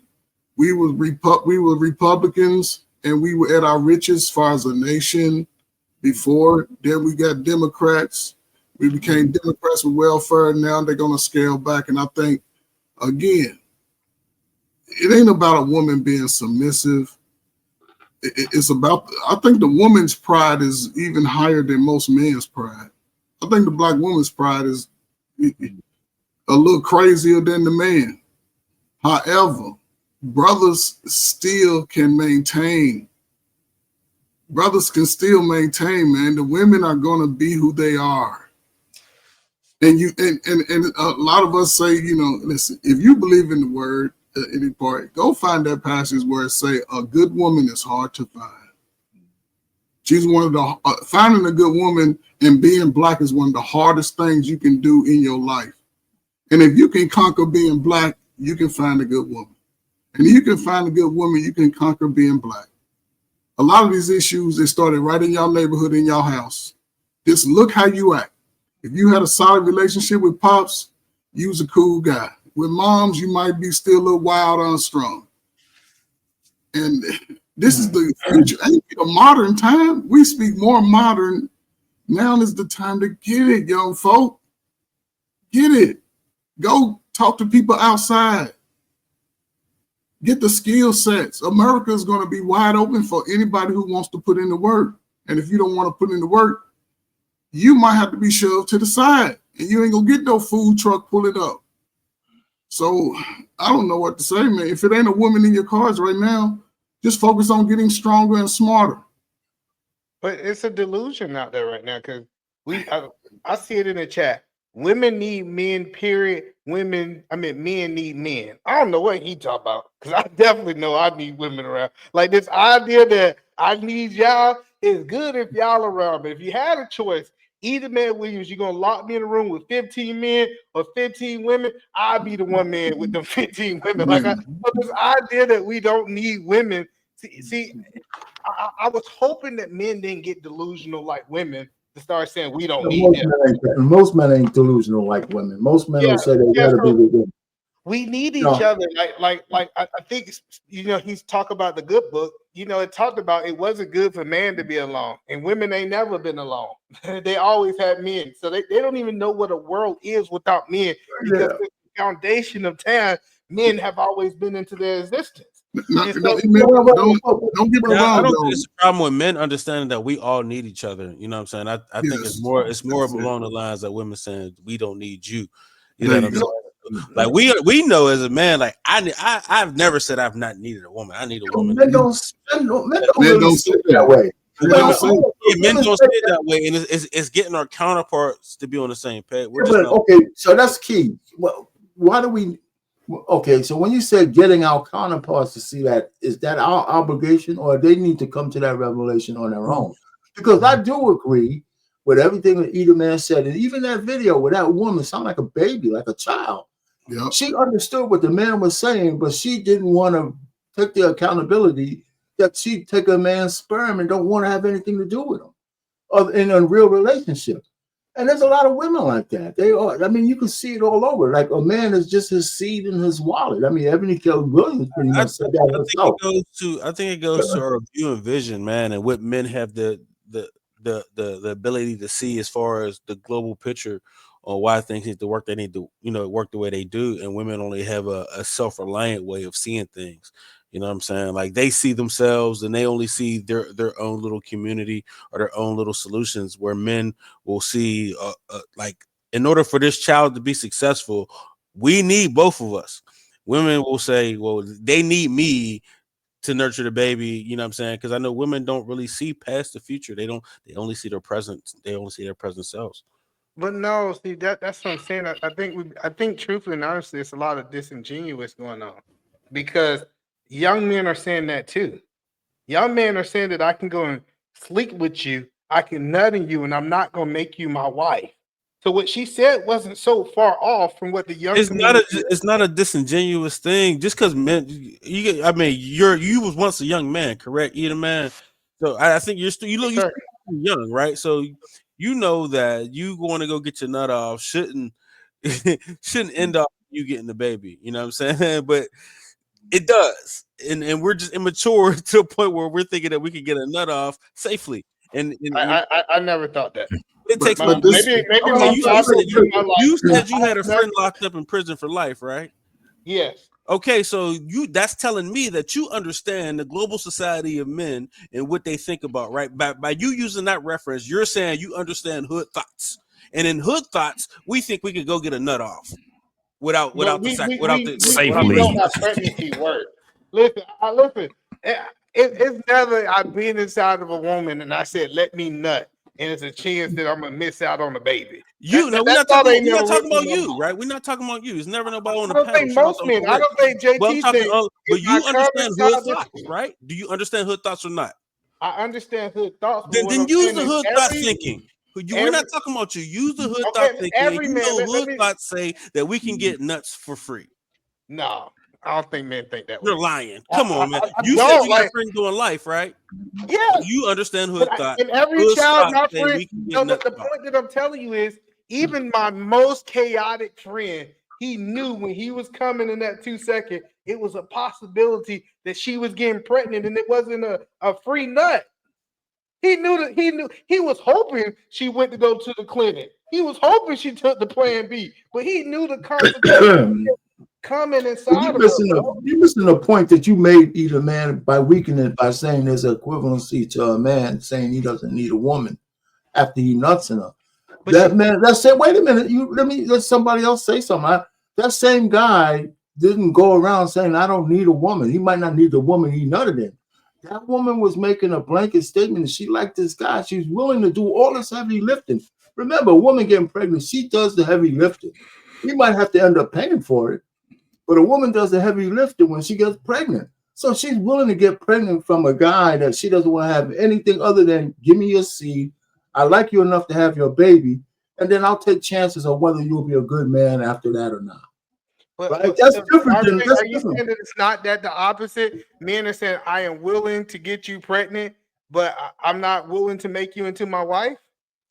I'm telling you that, yeah, I'm saying it's not the same. Men are definitely because men don't do the heavy lifting. I think that I'm just saying this. I don't think there's an equivalency. There's some connection, but it's not the way we view the world. Men spread their seed. Men spread their seed, and they're stupid about it. But a woman has to empirically know that she's got to do the heavy lifting if she gets pregnant. There's a difference, man. You're not thinking that deep. Listen, I'll say this to both of them. Listen, with the guy, right? It goes to show, looking back, how we waste a lot of time. Because we clearly see this woman is still talking like she's 15 years old, 34 years old. She's 34, talking and looking and acting. She smoked too much weed and she's doing, you can see it on her face and her lips, but she's still talking like a teenager. We're going to put herself into being a mother. Now, the brother, listen, if you don't change it, and hopefully you don't knock her up, if you do, I'm going to tell you, like I tell my son, you're going to be broke for a long time, so you're going to have to work. Don't ever stop working. Just work through it. It'll change for you when you get a little older, but don't stop working. Don't think about her. Be with your child. You can go, if you live with her, take your mail over, so y'all live together, get your child support right, so you can live like a king when you're 50, because it's gonna be a rough age, whatever. So do you think that men, especially when we have our being as fucking horny as we is, and it meets opportunity, that we're listening to what the older folks are saying? Is it do you think that that's happening with the man? No, no, it ain't. So. No, it's not. Could you repeat it's not. This is the thing. Just think back when you think back, 17 to 25, I guess. I don't know. And our sexual drive is high as fuck from that time on, right? Do you think when opportunity meets that we're thinking that, I need to make sure that I'm cool with, turning down this coochie or whatever it is that we do, and we're listening to what pops or what the uncle was just saying to us when it came down to that, Absolutely. for us to make the decisions that we have?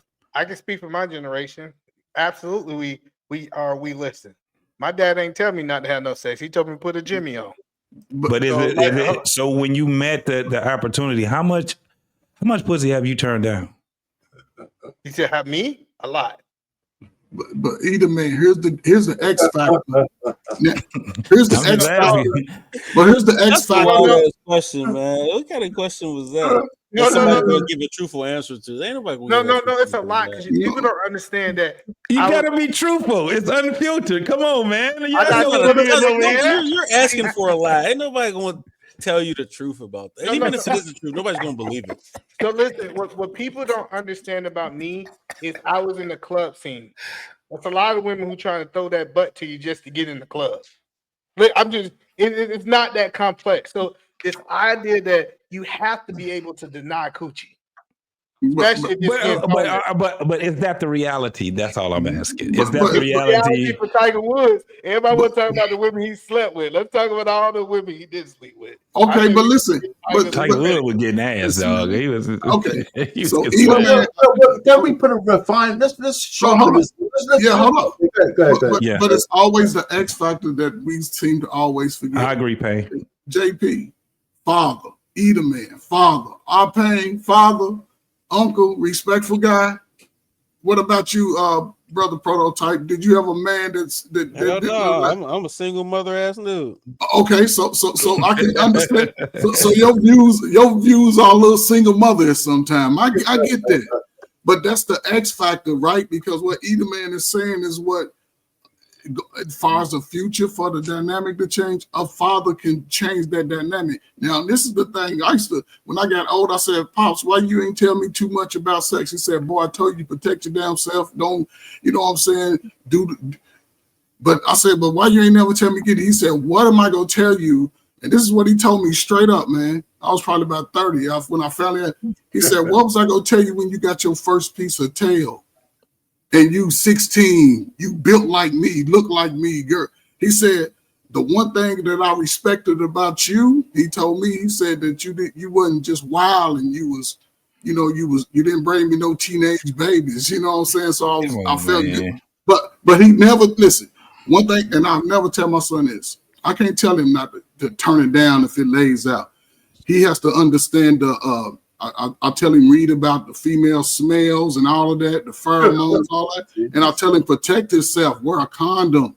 He must wear a condom because the women his age, when they see him, they get turned on and get horny by him too. But he's told me how he's turned down several just based off what he could see.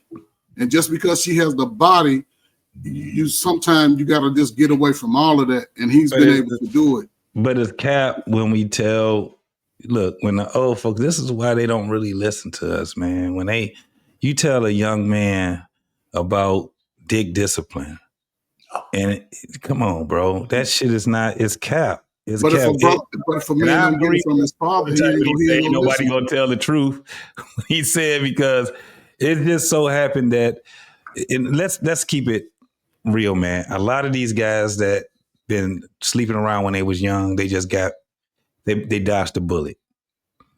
Mm-hmm. I remember talking to cats, and you would talk to cats right now. You'd be like, well, how many kids you got, right? They'd be like, I got 2. But then guess what they follow it up with? 2 that I know of. But it's a lot of dudes that say that. So the one that have to do the one that have to do the heavy lifting is who, R-Pain? It's always a woman. It's a woman. We don't get pregnant. So you know what I'm saying?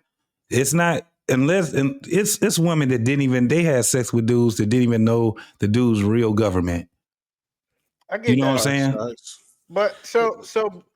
But what I'm trying to understand is we do listen to see the problem with this dick discipline. We was told that this discipline is abstinence. No, my daddy taught me dick discipline. That was using a condom. That's discipline of the penis. Like so we've been listening to it. It's just now it got to a form using a condom is not dick discipline. Get the fuck out of here. That is dick discipline. That is not dick discipline. Oh, it's part of it. It's part of it. It's a prophylactic. That's what it is. Let me add it. I don't want to get on the argument. Using a condom is part of dick discipline, right? Because telling a young man not to pursue sex when it's in front of him, I think that's crazy. So protect yourself at all times. But what's missing? We don't spend enough time. I think wait, let me just finish. We don't spend enough time telling the guys the consequences of their actions. If you do this, if you open this window, this sexual window with woman A, B, and C, what's behind each one of those doors is different. And there's consequences that you may or may not face. And we don't talk about that. And sometimes consequence is what keeps people straight. Like, for example, I didn't need to see Scared Straight not to know that I never want to go to fucking jail. You know that's right. You know what I'm saying? I never know. I right. don't want to go there. So sometimes you got to show people the consequence of what they do for them to have it in their mind before they do something stupid. Yes, and sir. we don't spend enough time saying that. But go ahead, Prototype. Dick discipline is more along the lines of giving them the parameters in which you should have sex. You know what I'm saying? Not just, oh, use a condom because you're having sex. No, don't be out here smashing anybody. You know, make sure you got a connection with a person. Put the parameters in the right perspective. That's dick discipline. That's emotional discipline. You know what I'm saying? You don't just say dick discipline. Control your emotions. Don't be chasing after your dick emotions. Don't be falling for your emotions. If you feel this way, make sure the shit right. If the shit happened too fast, the shit wrong. Like, you know what I'm saying? Like, there's really no such thing as like dick discipline. With that, either, man. Like, you know what I'm saying? It's really man discipline that you need to be laying down the law with, not wear a condom. That's asinine. Like wear in the heat of the moment. Like, what are you talking about? Wear a condom? Like, you know, I'm not saying not wear a condom. Right. Definitely wear a prototype. To tell somebody that dick discipline is wearing a black man making a baby out, diminishing the value of what sex actually is and the trouble that it can actually get you into, and in the lack of protection that condoms actually give you. You can still get crabs and herpes and all that other dumb shit. And they have it with a condom, yes. You can get herpes from kissing some of these little nasty mouth people out here. Make sure your emotions are in check. The crazy part about it, what are y'all talking about, man? We all would agree it take a level of discipline to put on the condom. And now he's gonna argue that it's no discipline. It's just normal for people to put on condoms. If we had most of these men put on condoms, they literally, we wouldn't have all these pregnancies that we see. If every man had all the condoms, they ain't break. Like, let's stop. If they break or if they didn't break, I think putting the parameters way before the condom is nobody can argue with that. Is the option. You know what I'm saying? It's like, either man, how could you argue with what Prototype just said? I think Prototype priority. Like, that's more the problem than just saying put on a condom at the last minute. That's I get what you said, but just like Coach Ferg said, if his daddy would have came in there with that BS talking about he don't need to have sex, Coach Ferg would have heard it come in one ear and went out the other. So, like, we got to stop this. Like, we telling young men to do shit we didn't do. I say, like, come on, man. Like, it's the same as fast money. Like, what you gonna tell a young man about money? Hey, if this money's fast like this, you know this probably ain't the right way. You don't got no problem with telling them not to sell drugs. You know what I'm saying? You'll tell them don't sell drugs. Right. But you'll tell them to put a condom on. Especially with a strag, right? And you know she a strag too. And nah, dog. Come on, man. I agree with Prototype. Control your emotions. Yeah. You know what I learned, and I was talking to this 18-year-old the other day. And he said the reason I don't listen to people over 60 is because they always give me advice that they wouldn't follow if they was my age.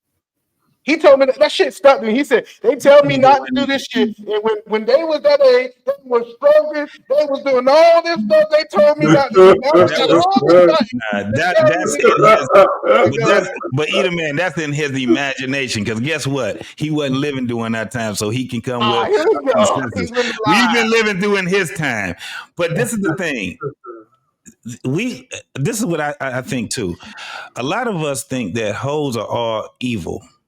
Right? It's some sweethearts out there, bro. But they're just hoes. There's some sweethearts out there, dog. It's some women that are hoish as hell, but they got great personalities, dog. We have in our mind, and I don't know where the old folks get this from. I don't know where the men get it from. If you talk to women, you understand that one of the things is that we just like being around women. And you can have some women that are hoish, but they are sweethearts. At least until you get them pregnant. This is what'll get you too. You have to. It goes to the point of what Prototype was just saying.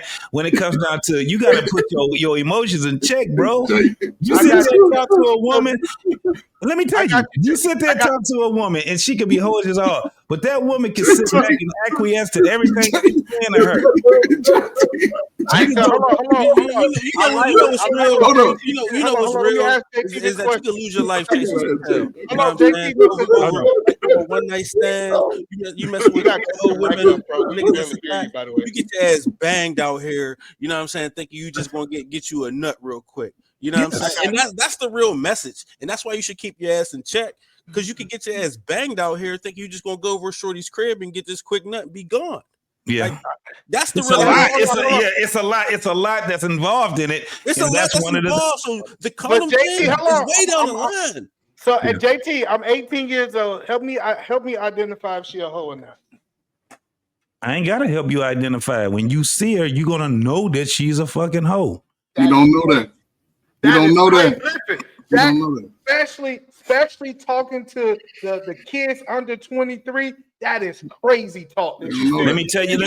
Okay, so let me identifying a hoe ain't a one step. It could be a small process, like if she show you quick, but identifying a hoe could take some time. You gotta evaluate who you dealing with. Help me identify those. So like if you see she extra friendly, if her stories don't line up, if she's a liar, if she's not keeping up with, if she not telling you the truth, you don't see she's honest. Like you know what I'm saying? There's a lot of things you can. That don't mean she's a hoe if she ain't honest. She just lied to you.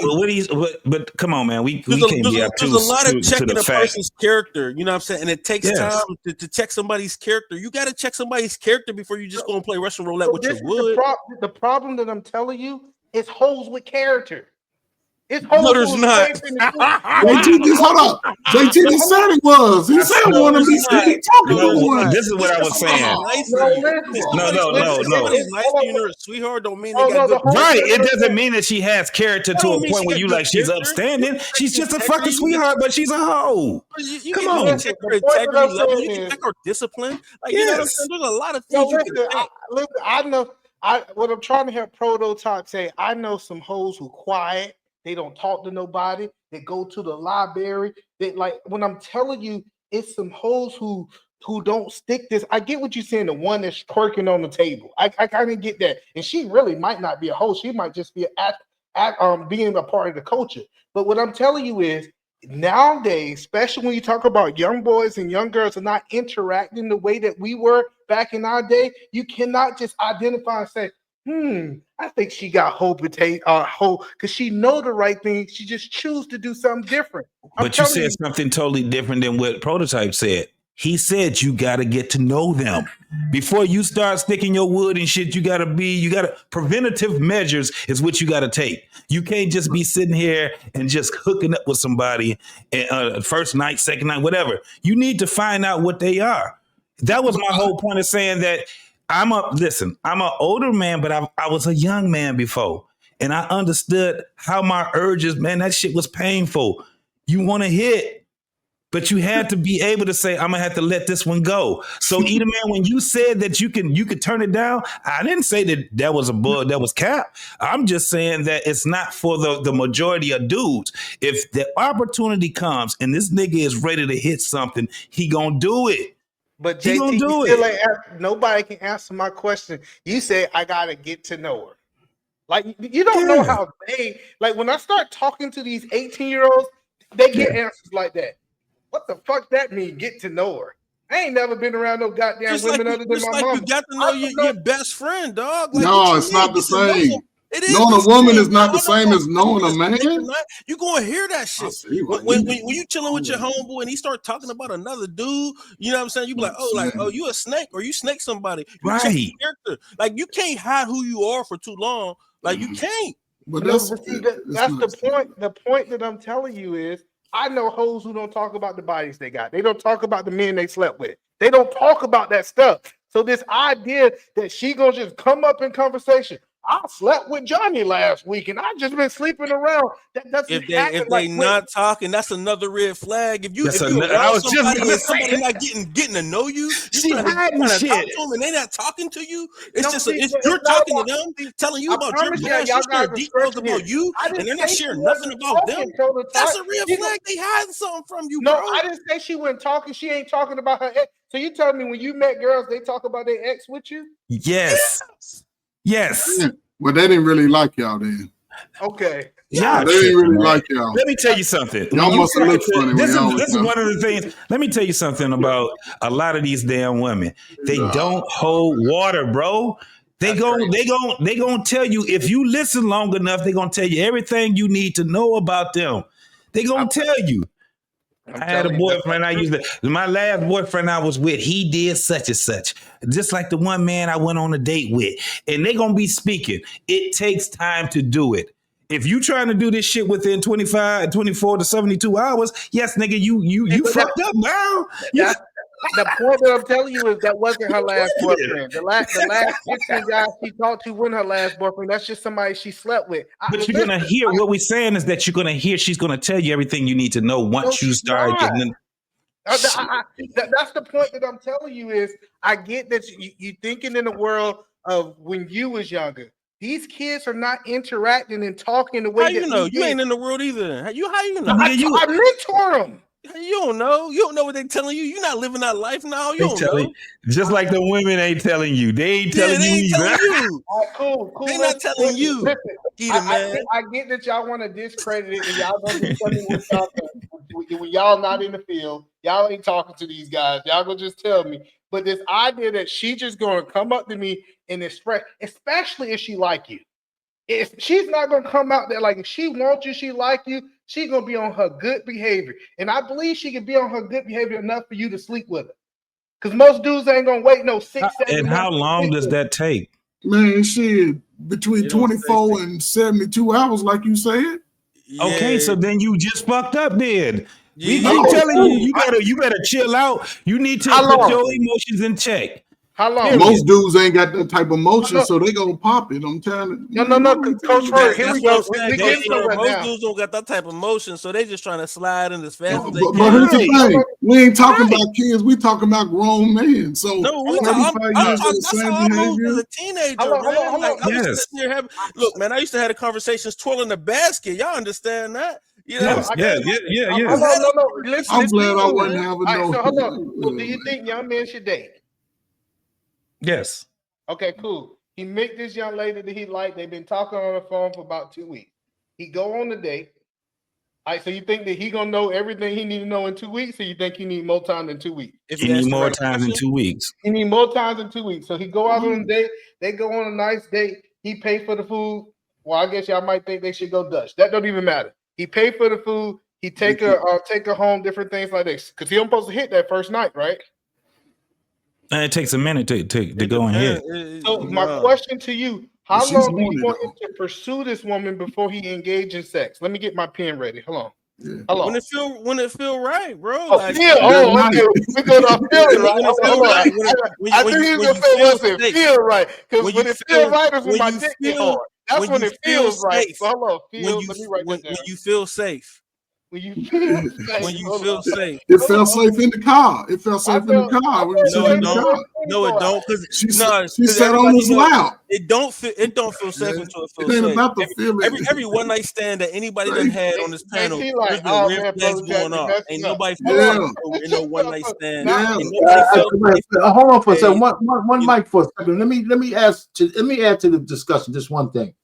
What about all of this in the backdrop with the fact that, and people say this, I didn't only say this, that most ladies know they want to give you some ass when they first see you. It's not about that. Wait. What I'm saying is, if you're dating a chick, right, and you guys are talking about waiting for some time where you get to know her, really in her mind, she's already thinking, I'm going to sleep with you. That's why I'm in front of you, right? They don't take them that long to know that. So how do you put all this? So how does that fit into this equation when a guy knows this chick wants to bang him out? Well, no, it fits in this equation because he said we need to go off feelings. We need when he feels Well, safe. this is what I think. I have never Oh, observed you a know, cut me woman. off while I'm I've gonna never. keep- No, I'm sorry, Edie, man. Go ahead, man. I'm sorry. No, I was caught up in my finish. thought. I'm gonna respond. Go ahead, finish what you're saying.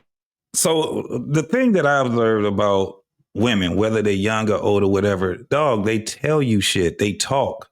They you guys even hear the women even saying it. We're the better communicators and shit like that. They talk, man. If they're not asking you any questions, they're not volunteering any of their past or anything like that, then you definitely need to leave her alone. If she's holding shit back, you know when she's holding shit back. I ain't never been with a woman and she was so damn quiet. Well, I don't know nothing about her. I know her past. And it's up to me.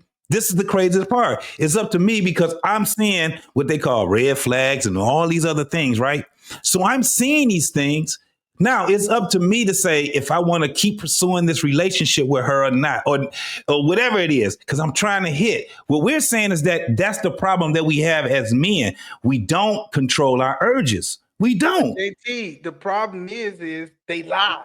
You keep trying to say that, oh, they gonna tell me the truth. They gonna tell me their past. How many times we done heard women? I only been with one other guy. Bro, I just ain't never been. I only had one other sexual. Yeah, partner. and then as she started talking, then she'd be like, yeah, like this one guy I used to date, and you be like, boom. Then she'll say another one. She's gonna tell you about her past, bro. If she ain't, if this woman, listen, it's some things that we can say to them that'll catch them up in a fucking lie easily. Okay, cool, but hold on, you gotta wait. We don't even ask those questions. We because we scared. Prototype. Listen, Prototype, he answered. Prototype said when he feels safe. Okay, yes, I agree with that. And you agree he should go into his feelings and say, "Do I feel safe to stick my penis inside this woman? Yes. Or do I not?" Yeah. Yes. Fuck yeah. Especially if we were young in these times right now. Fuck yeah. We got feelings for a reason. Look, you can keep that toxic masculinity shit to yourself, bro. Like, you know what I'm saying? But I got feelings, and my discernment work. You know what I'm saying? I know when some shit feels safe, like, I probably shouldn't go in this crib. But prototype, you 20 years a senior of somebody just starting out who ain't had no. I am speaking from my 16-year-old just got a whip ass self. I knew when some shit was shaky. I knew when I shouldn't be smashing something. I knew. You know what I'm saying? So I knew that too. So what are we saying then? You acting like you did. No. But that's not the point. So you acting like your shit with Peachy. No, but here's the thing. I listen. Hold on, y'all missed my point. Hold on for a minute, Coach. We got my man Black, because y'all can't see him right now. My man BMU is in the back, bro. My guy is in here, BMU. And we got another cat. My man Frank is in the building. Hey, Frank, you good now that you recovered from fix from Wednesday, bro? Hey, man, I'm good, man. I had to, you feel me? All right. I had to do a couple push-ups. Hey, so Frank, let me ask you this: since you're new to the panel, did you go with your at 16 and your penis got hard? How did you feel? Did you feel like she was safe, or did you feel that she wasn't safe? Hold up. We in the barbershop. This shit sounded weird. First of all, you gotta give me some context. I'm got you. Okay, I'm just getting home. I'm just getting home. I got you. So Frank, this is the context, right? The context is these two men, older gentlemen, they'll say they gonna tell a 16-year-old to go with their feelings, how they feel. We talk about sex with women for context, right? Okay. So at 16, a young man who did go hard, how is he feeling?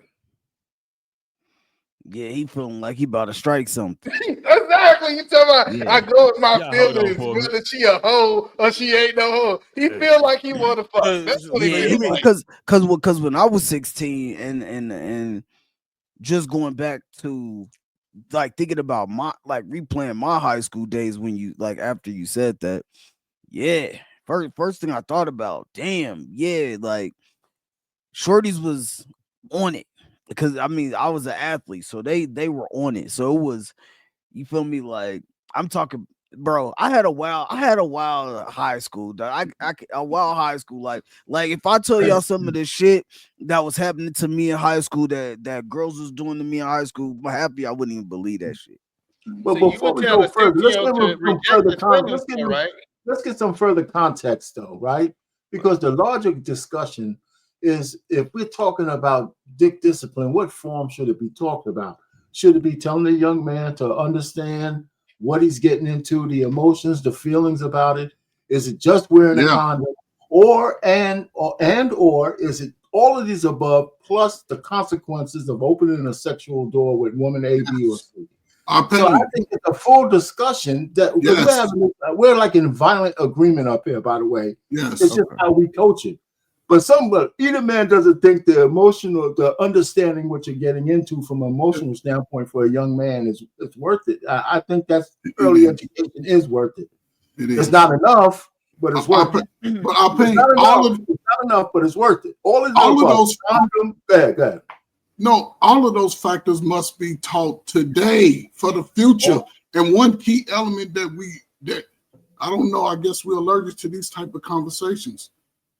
The key component for the future, because we see a lot younger, they doing a lot more strenuous sex acts. Shit that none of y'all could imagine that they doing at a very young age. The sexual transmitted disease conversation must be had. Must be had. Before I would advise my son to marry a woman or whatever, I'm going to give him the advice. He choose not to use it. He have a consequence. I'm going to be like, well, I told you what to do. So I can tell him to give him moral support. Right. But get you the blood test, get a sexual transmitted disease, because we see it. These young people, they so, I guess, hermit-like that they don't even want to bathe and have constant communication with each other. So to me, it's scary for the future of young people because they're not getting the correct information. Yeah. And for us to have any type of, at least get back to, I'll take 50% marriage rates at some point. Right. Because that's what America was. They're going to have to be some truth telling about the whole, it's like going all the way to the water well, telling young folk about just how to control their emotions when it comes to a woman, being very selective, understanding the consequences if you have a child, letting them see what the laws are about, you know what I'm saying, and let them have those conversations amongst themselves, because they're the ones that's going to have to live through their life. I don't know if anybody's their child, their son had a child, that y'all will be willing to put up $400 or $500 a month for child support for that child. Or would you want your son to have to pay that debt till he's 40 years old? Or if he have a mother, a child at a teenage age, what's the likelihood of them being together? If you try to arrange it, for some reason we fight against the arrangements of things, the things that could actually lead us. And then it could be my son just get rogue, or the woman just be like, no, her mama says she can't marry me. So now we looking at the same situation. So I think it's very important, especially for the young man, to just move with a little bit more intention. Treat your seed like it's the $1 million ticket, because the world will love your seed. So would you tell your sons to abstain from sex? No, I already said that. I said protect yourself at all times. And be able to walk away from a woman if she doesn't align with what you are trying to do. Easy. My mother taught me that as a kid, so I never left that. That's what I'm saying. We being so deep. At 16, what I was trying to do was fucking. What she was trying to do was fuck too. What are you talking about? At 16, I wasn't trying to align with you. Like if I did. Right, when you was in high school, was you trying to align to make sure y'all had vision, goals? Yes, but those were the dudes that really went. Listen, at 16, I was already probably about 3,000 sessions in with my girlfriend at 16. So I was an athlete and played 2 sports, and I used to get it all fall and summer and spring with the ladies. Huh? Your goals and vision, Coach Bird? Say it again. Your girlfriend was aligned with you with your goals and visions? Yes. Yes, I didn't argue with believe in women. the concept of teenage love, even man. There's people. I didn't have no It's problem. easy to be in line with teenage love. Come to my football games, come to my baseball games, come to the Man, basketball so all games. that. Cheer, support, come eat Thanksgiving dinner. Your mama love me. You like, yes.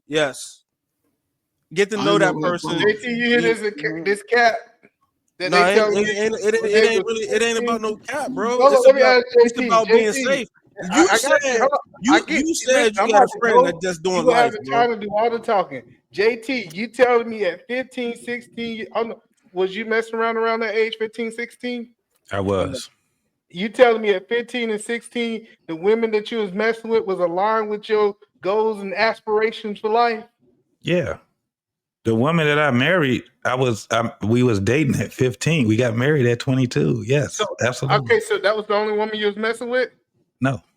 Checkmate. That's the point that I'm making. Like, I get that one might have been aligned that way. That's all I wanted. That's all I wanted, nigga. I wasn't trying to marry all everybody of else them. wasn't trying to be on. I wasn't trying.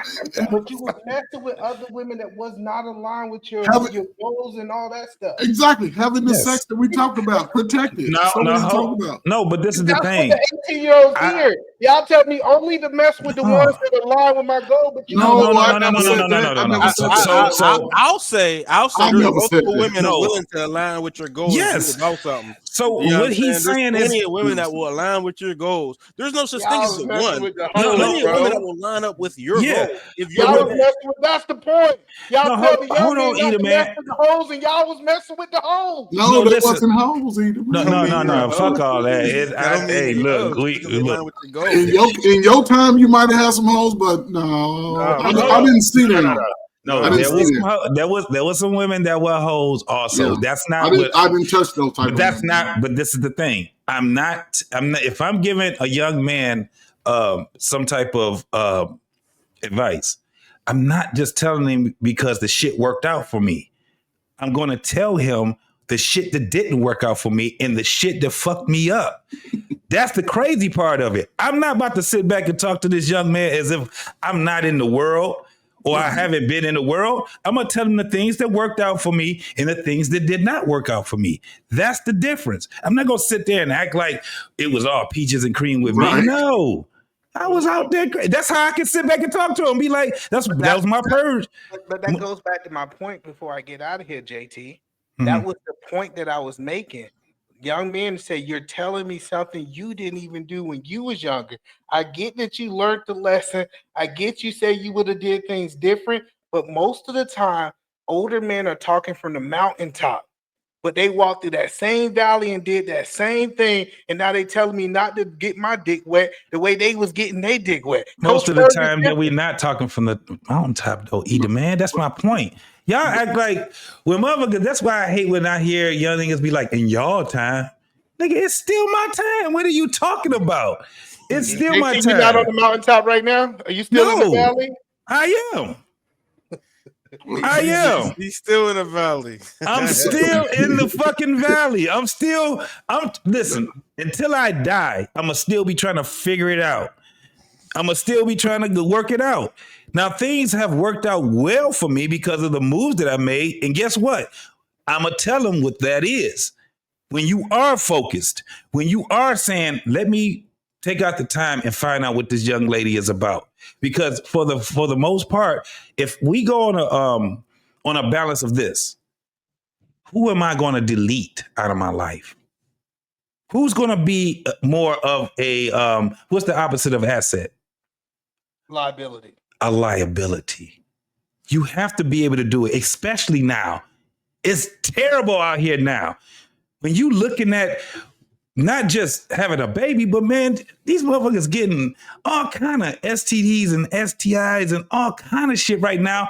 And they're getting not only that, they're getting caught up. And a lot of these young men are getting caught up in shit that they ain't got no business getting caught up in. I think it was Prototype that said it. You over there, you messing around with this woman. Next thing you know, you in the middle of some gunfight.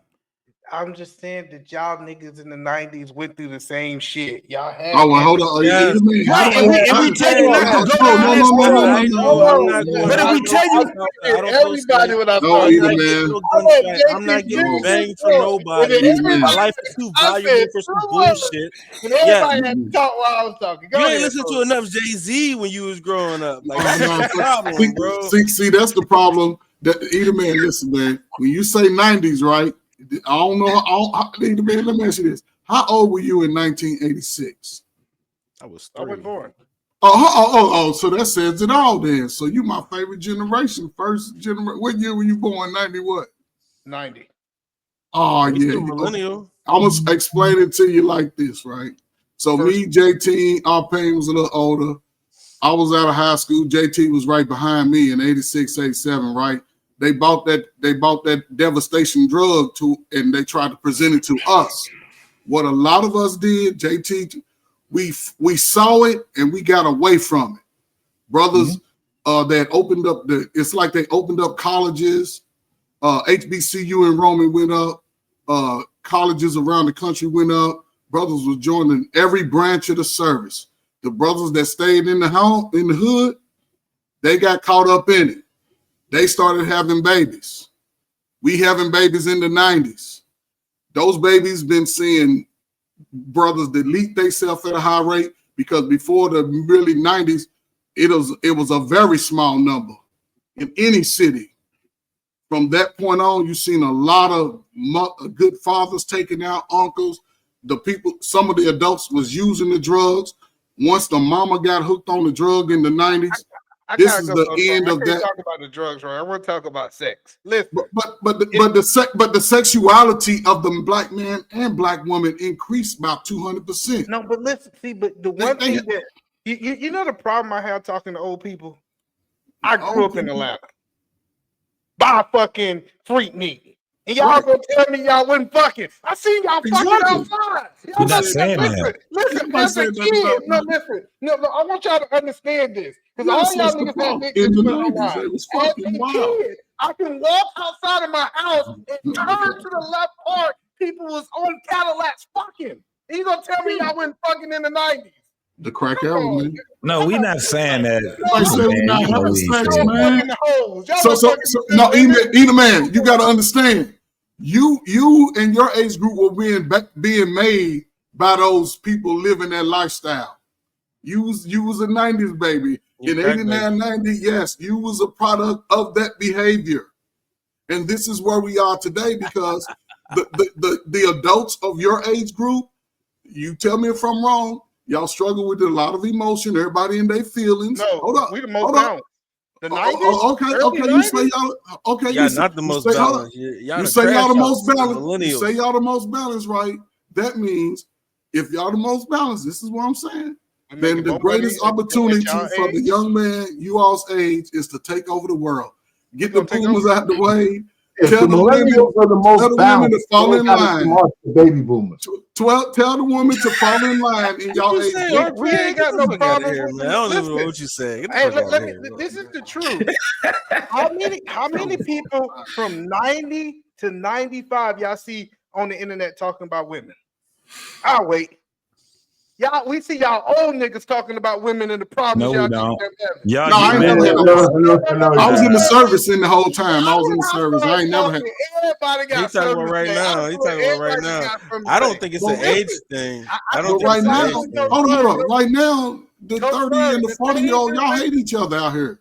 That's all y'all see. Y'all can't find no good people. Listen, this is what I'm trying to tell JT. That same uncle who had that girl leg up at the Waffle House, him in the back of the parking lot. If y'all telling me, listen, I done saw it with my eyes. Yeah, you know you gotta have some dick discipline. You can't sleep with everything. And I'm talking about. Yeah, Will. Hey, you don't got nothing to say to that. Hey. Right. So, Edom Man, you are absolutely right. Let me tell you, you are absolutely right when it comes down to our. This is the thing. Our approach is some fuck shit, man. I'm telling you. But we're trying to figure it out how to approach this because I get what you said. You can't be sitting back telling me after you done had all your goddamn fun and you done made it that I need to dig discipline, right? This is basically what you're saying. That's why the dig discipline part is not. That's some fuck shit. I'm on the alignment with what Prototype was saying. Get your emotions in check, my guy. This shit is fucked up. And like I said, I don't care what nobody say. People keep thinking that hoes are these just ratchet ass bitches that just talk back to niggas and shit. No. A lot of these hoes are beautiful women, man. they got right. Man, you get caught up. You be like, damn. But JT, I do want you to understand this because I gotta go. Because I promise these girls I was gonna go. No doubt. Go look at people who's running companies. They was born from 90 to 95. 90 to 95 is the generation because we had to grow up with the 80s. So we got the 80s suite and we grew up in the 90s. We are a unique group and you don't see us complaining. Like go really start checking the age of these people. The 90s to about 95, it was a unique era. We're winning at a big level. Now we can't tell you about I can't. That's not my anecdote. My little brother was born the same year you was born. That nigga crash out. So what your little brother did? My little brother did crash out. Yes. Well, no. I got little cousins born in that and they crashed I want to out. be clear. I can point to somebody's generation and point out a crackhead. That doesn't mean no. Your generation, that's where crash out actually come from. Yes.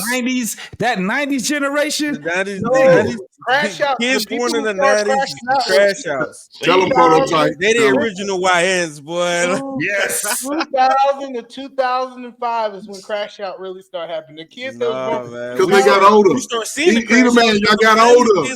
Y'all got older. What are you talking about? Y'all got older. Oh, they crashing out.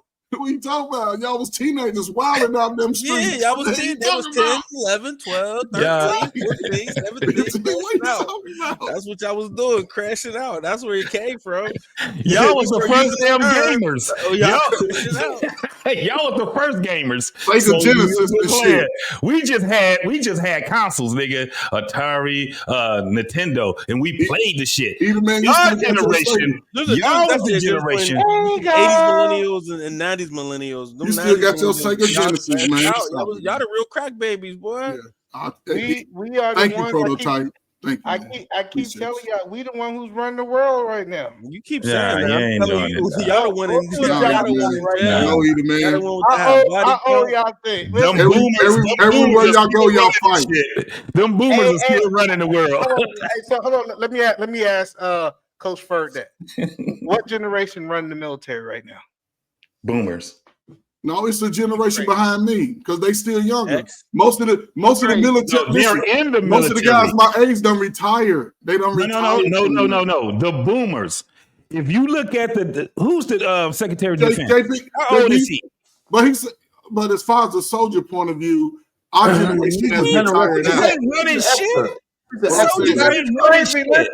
Listen, we are the first sergeants. We are the commanders. Listen, this idea that he that's thinks only today because we retired, dog.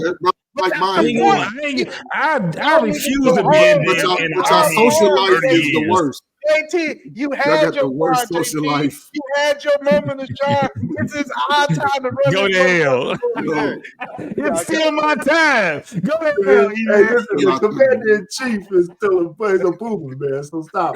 Hey, man, he's a boomer. He's the one fessing us up. Old boomer. That's some funny shit. You know, Edom Man is crazy, man. So anyway, but I took a modicum of truth with everything that was said in terms of you can't just say dick disciplines. It's like if you don't say anything else, that just sounds like abstinence. Just yeah. Anyway, that was a good one. So what's next, James? All right, we didn't go to the subject. We just this is the subject. All of this shit is the subject. So So now we have a problem with, and this is the thing with men, right? We for a while we've been having a problem with this whole thing. Remember when I don't know, Facebook was out for a minute, but remember when these women were on this whole thing of Father's Day, I'm the mother and the father, happy Father's Day to me and all that shit. And so the craziest part was that it started to be when men started to speak out, and we like, nah, black men, especially was like, nah, we are actually the fathers that are actually what everybody else should be, right? Black men. And What I you mean, have to black say men? this, I would say this. millennials actually are the ones that are doing the father thing. For it's a multitude of reasons why, but I can honestly say that when the millennials actually had the children, regardless of what it was, they started to actually be in those kids' life, whether they with the woman or not. The Hey, problem we have. Oh, go ahead, Proton. I challenge you to find me a clip of a woman of another culture, not black, that says she's the mother and the father. You're not going to see it. So why you just say? I said blacks. It's blacks only. It's blacks only, because a white woman not saying she the mother and the father, a Latino woman not saying she the mother and the father. It's only black culture saying that. I can concede to that. But so let's keep it where black folks, right? So this is the problem that we have, and this is just pointing to this video we have right now. My man, I can't remember his name, but he's up and coming right now, where he's going to be talking about how women still want to impede on the celebration between men and their daughters. And I'm going to go ahead and just play it there, and then we'll talk about it right after this. Daughter, my baby girl Brooklyn, she's in 3rd grade right now. They have the daddy-daughter dance every year, right? And this is something that me and my daughter looked forward to. Last year they had the denim and diamonds. The year before that they had the pink and red, and I forgot what they had the year before that, but we be killing it. Me and my daughter always go best dressed. Apparently, a group of single moms, 2 lesbians, who are raising a girl or 2 together. They spearheaded the whole shit. They're mad because they have nothing to attend for their daughters, so they want to fucking ambush the daddy-daughter dance. Why can't you just do your own thing? Why can't you have a separate thing? Why do you have to impose on our shit, dumbing down our fucking life? These bitches got some nerve to run up in there talking about, oh, we want to do the daddy-daughter dance too, as if you're benefiting the daughter. You know what? This is self-glorification, self-gratification. You want to make yourself look good, because right now you're embarrassing your daughters. Your daughters are going to look and say, where's my daddy? Why my daddy's not here? You think you're doing your daughters a favor. You're standing up for some fucking rights. You are not a father. You can never replace a father. I don't care how butchy you are. The reason why the daddy-daughter dance exists is so fathers can traditionally court our daughters and give them an impression on how men are supposed to treat them when they get older. So when they get older and they decide to date a man and become a wife and become somebody's mother, they know how to be treated by a man. That's why the schools do these things. And you bitches with no daddies around want to fuck it up for the daughters. You're being unfair. And what y'all do is y'all bully and y'all scream and y'all yell and y'all force the hand of the PTA. Now my fucking daddy-daughter dance has been invaded by angry fucking women. It's not our fault that you chose to eat pussy and bond with a woman. It's not our fault that you had a deadbeat dad that's not there. Or you got a divorce. If it's a daddy-daughter dance and it's not a man to be in your stead for your daughter, then your kid can't go to the daddy-daughter dance, period. What if I tell my daughter to do that? Nah, you don't got no daddy. What if I do that? What if I tell my daughter, I'm wrong? Well, JT, let me tell you this. You know what? Listen, this example notwithstanding, there is no space that a man is in that women don't want to invade. None. Everywhere. If there's something for men, like for example, the Boy Scouts, there's no longer a Boy Scout. They call them scouting something, but there's still a Girl Scout, but there's no longer a Boy Scout. So there's no space. Now, we had a conversation that women need men before. whether they like it or not. They always want to be in men's spaces. And so this daddy-daughter dance, the issue is men who still want to do that daddy-daughter dance, maybe you can't use the school, but you certainly can have one on your own in a private setting. You know what I'm saying? Just got to get enough fathers together to do it. Yeah. So and make your own, and when you use your own money, then that bullshit that those lesbians were saying won't work, because when you use public funds, it's hard to exclude anybody. So anyway, but he's right. I agree with him. I mean, it's a horrible thing, but it's everywhere. It's pervasive in everything we do in sports. Now, I remember when the female sports writers forced to go into the male locker room so they could see their dicks hanging out. So they said, and under the goddamn guys that we need them fresh and raw right after the game. But men can't go into a female's locker room. Most of us don't want to go into no smelly ass girl's locker room, by the way, after a game. I know I don't want to go in there and shit. But for the fact is, the opposite is not true. But women always invade men's spaces, always. Anyway, I'll end it there. So this is not unusual. Hey Frank, you got something, man? I ain't heard nothing from you, man.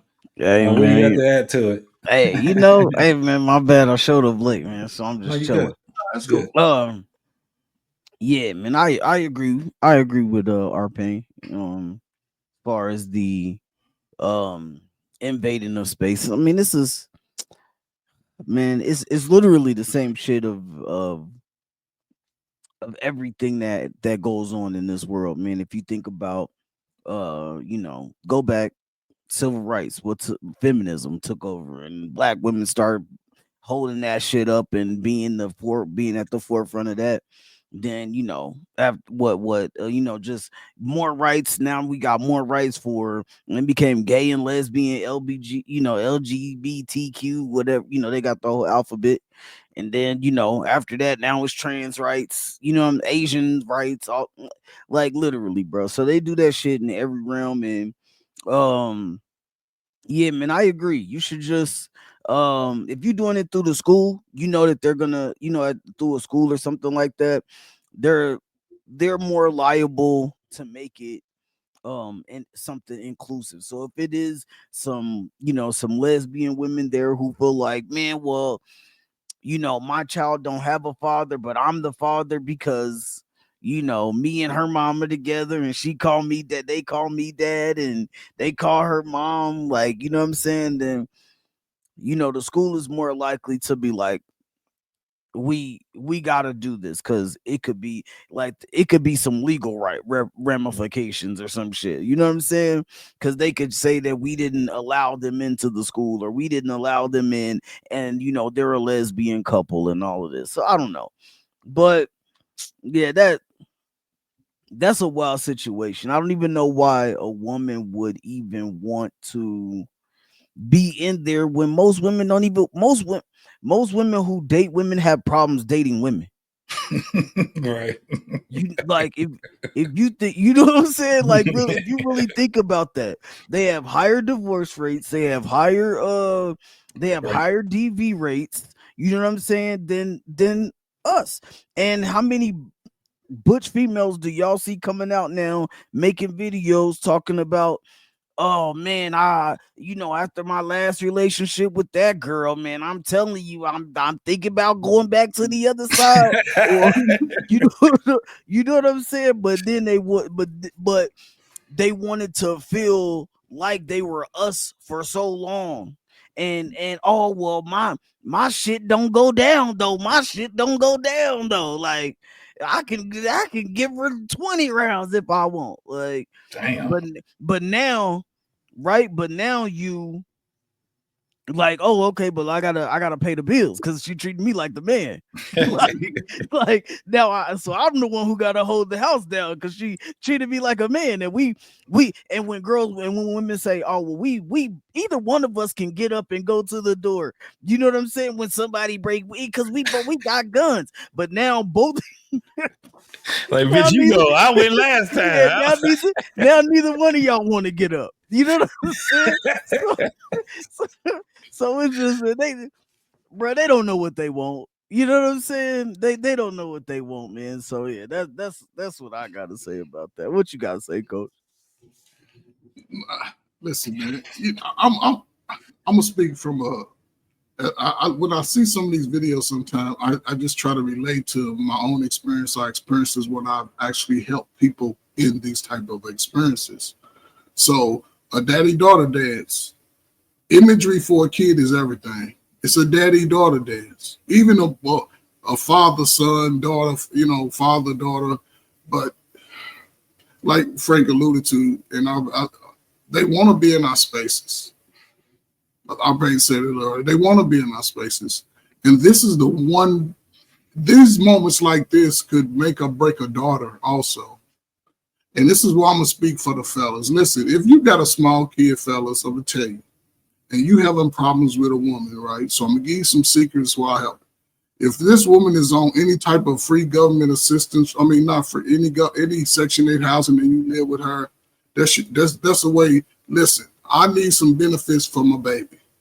If you got an upcoming court appointment, write these things down. I want to be able to visit my baby's school during special occasions. I want my name on the school list. I want to be able to attend my baby's doctor's appointments, medical appointments. And brothers, you can't make the list and then you too busy to go to those appointments, but you ain't too busy to sit around your funky breath buddies and play the video game.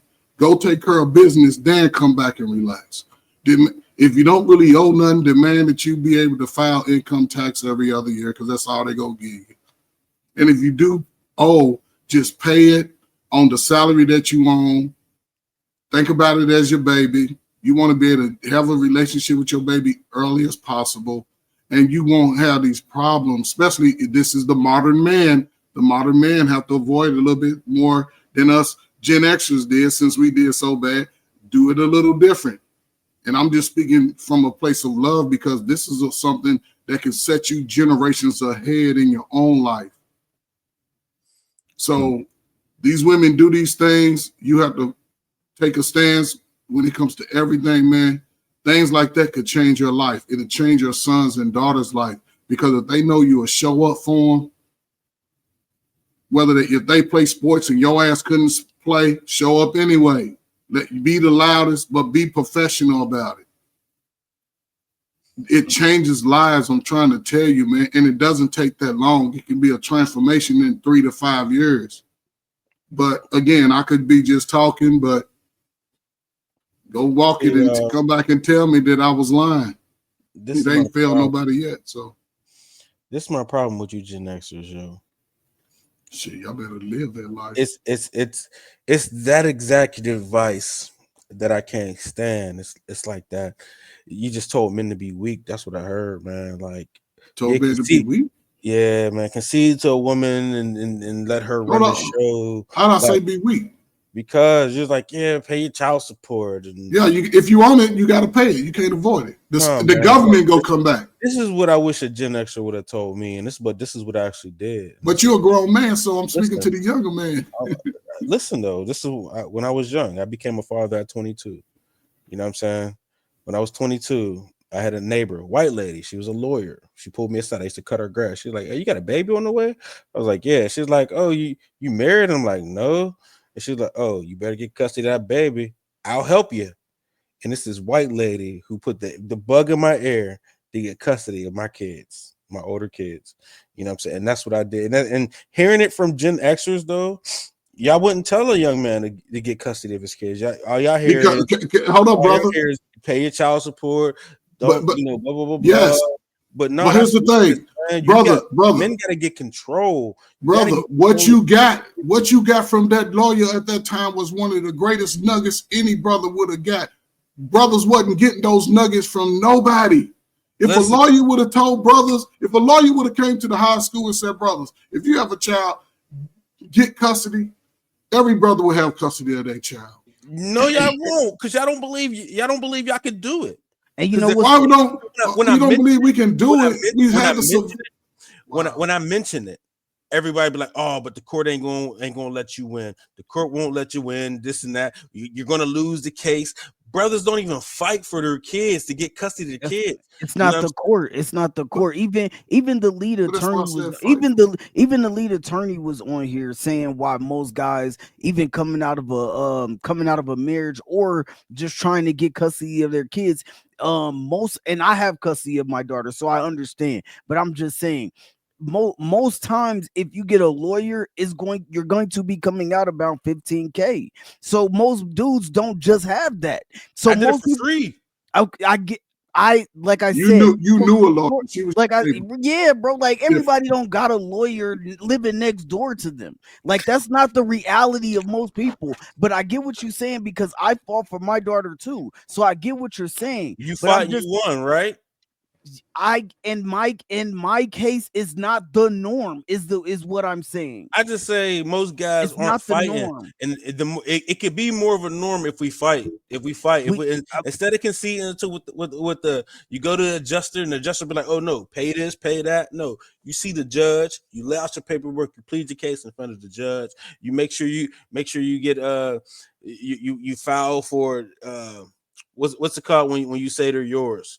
But it's after the test or whatever. So in some states it's legitimacy. Yeah, you got to get them legitimized, and you know what I'm saying. You get them. DNA. I'm in Georgia, so I had to go through the legitimization process. You know what I'm saying. So once you do all that, you make sure you fight for them kids though, so you're not on child support. You know what I'm saying. So you're not living, and you can have complete control over how your kids are being raised, what they're being fed.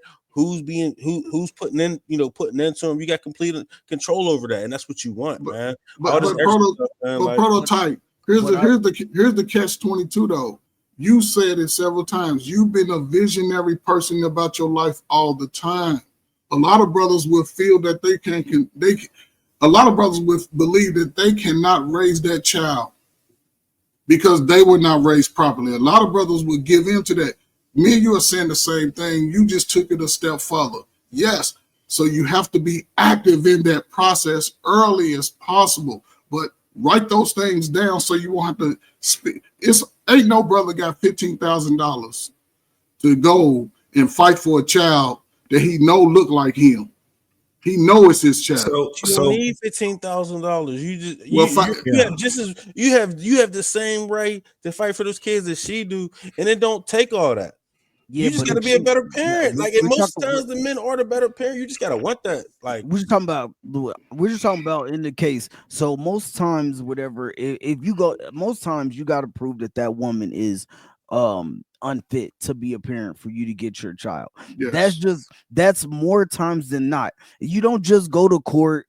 And it's not an unfit thing, bro. I did it too. How are you? Like, listen, bro. We have different experiences, and we both done it. You can't tell me you can't tell me that that's not the case. And I also used to work with kids in group homes. Like you can't tell me that that's not the case. More times than not. Like, you got to step outside of you, dog. More times than not, you have to prove that woman is unfit to be a parent. You have to show that you, like me, I had to even show that I made enough more money and enough money to be able to sustain my child's life. Like, these are all things that's not hard to do. Bro, but you. No, I get. Listen. It's going to get frustrating. You got it, bro. No. It's because, for one, if we all in different states, it's a whole different thing. We all do have different experiences. I give you that. This is where I agree again with Prototype, but I got a little pushback. The whole thing with men is like not fighting and they're not doing what they're supposed to do to get in their kids' life the way that they need to get in there. And not without acquiescing with the woman.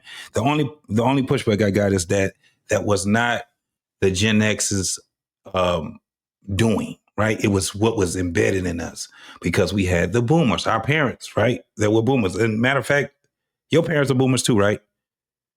Mine was silent. Your parents ain't boomers, Prototype? My parents are Gen Xers. Prototype old as hell, man. Right. So this is the thing. I remember when I was going through it. And I just remember the older cats was like, it's cheaper to keep her, right? You have to listen. Just you're gonna have to pay your child support. That's just what the system is. They knew nothing about the fucking system, and it frustrated the fuck out of me. I was mad because all I kept hearing was these men telling me that I have to acquiesce. Well, you know what you got to do. You got to go over there. And you got to try to get her to do this, and you got to be nice to her, and all this shit. And it was frustrating me. And then I had the dudes that was my counterparts that were doing. They were scared as shit. Most of the dudes that was in my generation was scared to even go to a motherfucking court. Being in Detroit, now I was a little bit different because I left and I came back to Michigan at least, right? But these niggas are scared. You know why? Because they wasn't getting their life together. Half of these niggas got goddamn bullshit ass warrants, bench warrants and shit. Licenses, they driving with bold plates. You know what I'm saying? Crazy ass shit. So when they do get a case, they ain't trying to go to the damn court. They like, as soon as I go in there, chances are I'm going to get arrested on the bench warrant that I have for this bullshit. So they ain't even trying to do it. Then you have the other guys that have that defeatist mentality, right? And then they put that same defeatist mentality onto the next one and then the next generation. This is the reason why I would say, no, man, the millennials was something different, right? Because we had motherfuckers that told us there was nothing we can do. Now imagine, in Michigan, we don't have the law that talks about legitimizing, right? So imagine if Michigan had that. Or what's another state that don't have? I think Illinois don't have that. But that's some crazy shit just to hear in Georgia. I just found out about this probably a year ago. Legitimizing? Yeah. That shit is wow. That's an old foster care term, JT. But what happens, though, is that instead of our people telling us that there's nothing you can do about it, there should have been a bunch of men. We got fucking men that are lawyers that were going through the same fucking thing. And none of these motherfuckers sat back and said, we need to get a group together to protest. And it still ain't being done. What they ended up doing, if you go and look right now, and this is nationwide, for people to help men on child support and all this crazy ass shit, man, that shit is a minimum of $10,000. You don't need $10,000 to do that shit. You need the wherewithal, because the only thing they're going to do is everything that you can do. This is where I'm like, nah, I hear what Prototype is saying, because nationwide, you had a lot of men that were defeated. They were just defeated, man. Because again, going to what Frank was saying, man, this shit is hard as fuck. Going through these goddamn courts and shit like that. We all understand it. We all know it. The thing is that we have to move a little bit different. This is where it gets to the point where young folks have to listen to old folks have to listen to young folks. And that's one of the things where I'm like, nah, I'm going to listen to the young folks, because these are the ones that are saying, nope, I went to that court, I did this. Hearing what they had to go through. Matter of fact, they got court online right now. You can go on YouTube, man. They got it online right now. And you see men are fighting against the shit now. Only thing we have to do now is that, even though I ain't paying no child support and nothing like that, right? But I don't want to be, because I'm out of it, where I'm not vigilant on the next generation that have to deal with this shit. Man, this shit is crazy. Do you know, I'm going to let you go, Frank, but do you know there are motherfuckers right now that's 60 and 70 years old, bro? Still paying child support. They got a arrearage of $200,000 to $1 million. Not because they were trying to pay, they were avoiding it. And this ain't like motherfuckers were sitting there paying $6,000 a month. These niggas are paying $50 a motherfucking week. So it does get to the point of being defeated, feeling defeated, and not going in there and handling your business. It's gonna be hard as fuck. The shit, ain't nobody gonna tell you that it ain't. But that ain't a reason for you not to fight. Agreed. It's hard. Frank, I'm not discrediting you, bro. It's definitely hard. Yeah, this is what I was gonna say, JT. This is all I was gonna say. This is why I was saying, like, don't tell people it's easy. This is the only reason why I was saying that. Because even if you look, so I live in Colorado, it's a 50-50 state. All right. So that means that one person gets the child. I think it's like a few more days more than the other parent during the year, and it stays that way consistently. The person who gets the kid those 4 or 5 more days is the person who get the child support. So it's like it, you know what I'm saying? So like it does not matter. It matters if you go fight. I'm not saying Like it doesn't Michigan matter, too. Yeah, but Colorado, Michigan is close. Yeah. right. So I'm not saying it doesn't matter if you go fight. I'm saying, like, I don't feel like the only thing that I don't feel like Coach Ferg was saying be weak. I don't feel like he was saying acquiesce, because even in a 50-50 state, if you fight for your kid, they're gonna be like, okay, bet we're gonna split time. Boom, you get the time, but then okay, let's check out the wages. Okay, you're making this much, you're making this much. All right, well, you're gonna have them the 4 more days, you're gonna have them the 4 less days, and you're gonna pay the child support. Like that's that's how it's going to come down majority of the time anyway. That's why Now, you go for full. Now if jugular, huh? You gotta go for full custody. You gotta go for the jugular. You can't. I'm not talking about partial or nothing. I'm talking about full jugular custody. But that's what I'm saying. But that's what I'm saying. In a 50-50 state, they're not taking the kids. They're not granting you full custody when the other parent is still a viable parent. They're not giving you full custody if that parent is still an active parent. They're not doing that. They're not going to say, all right, well, you're just the custodial parent. I mean, you're the full parent. You're getting full custody. If that parent is there and she is still active, she's still a good mom, she's still holding it down. Like I got lucky in my situation because my daughter mom does not live here, but I knew that the state law said that whatever state that kid was in for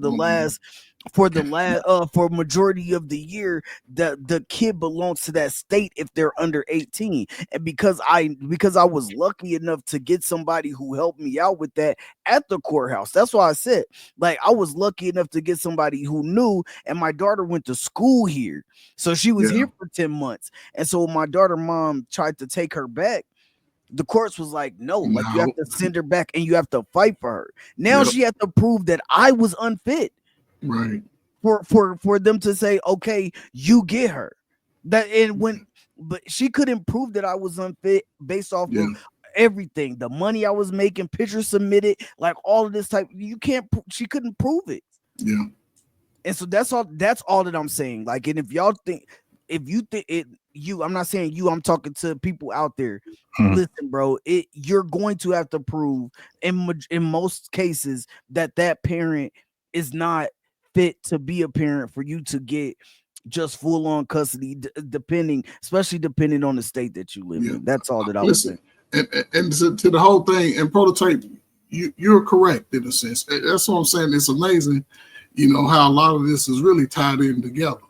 Because most states, by default, if you're not married to the mother defaults get the primary custody just by default, especially at birth and all of that. Right now, if you have something, and this is where some young folk listen to some of us little ugly ass old folks.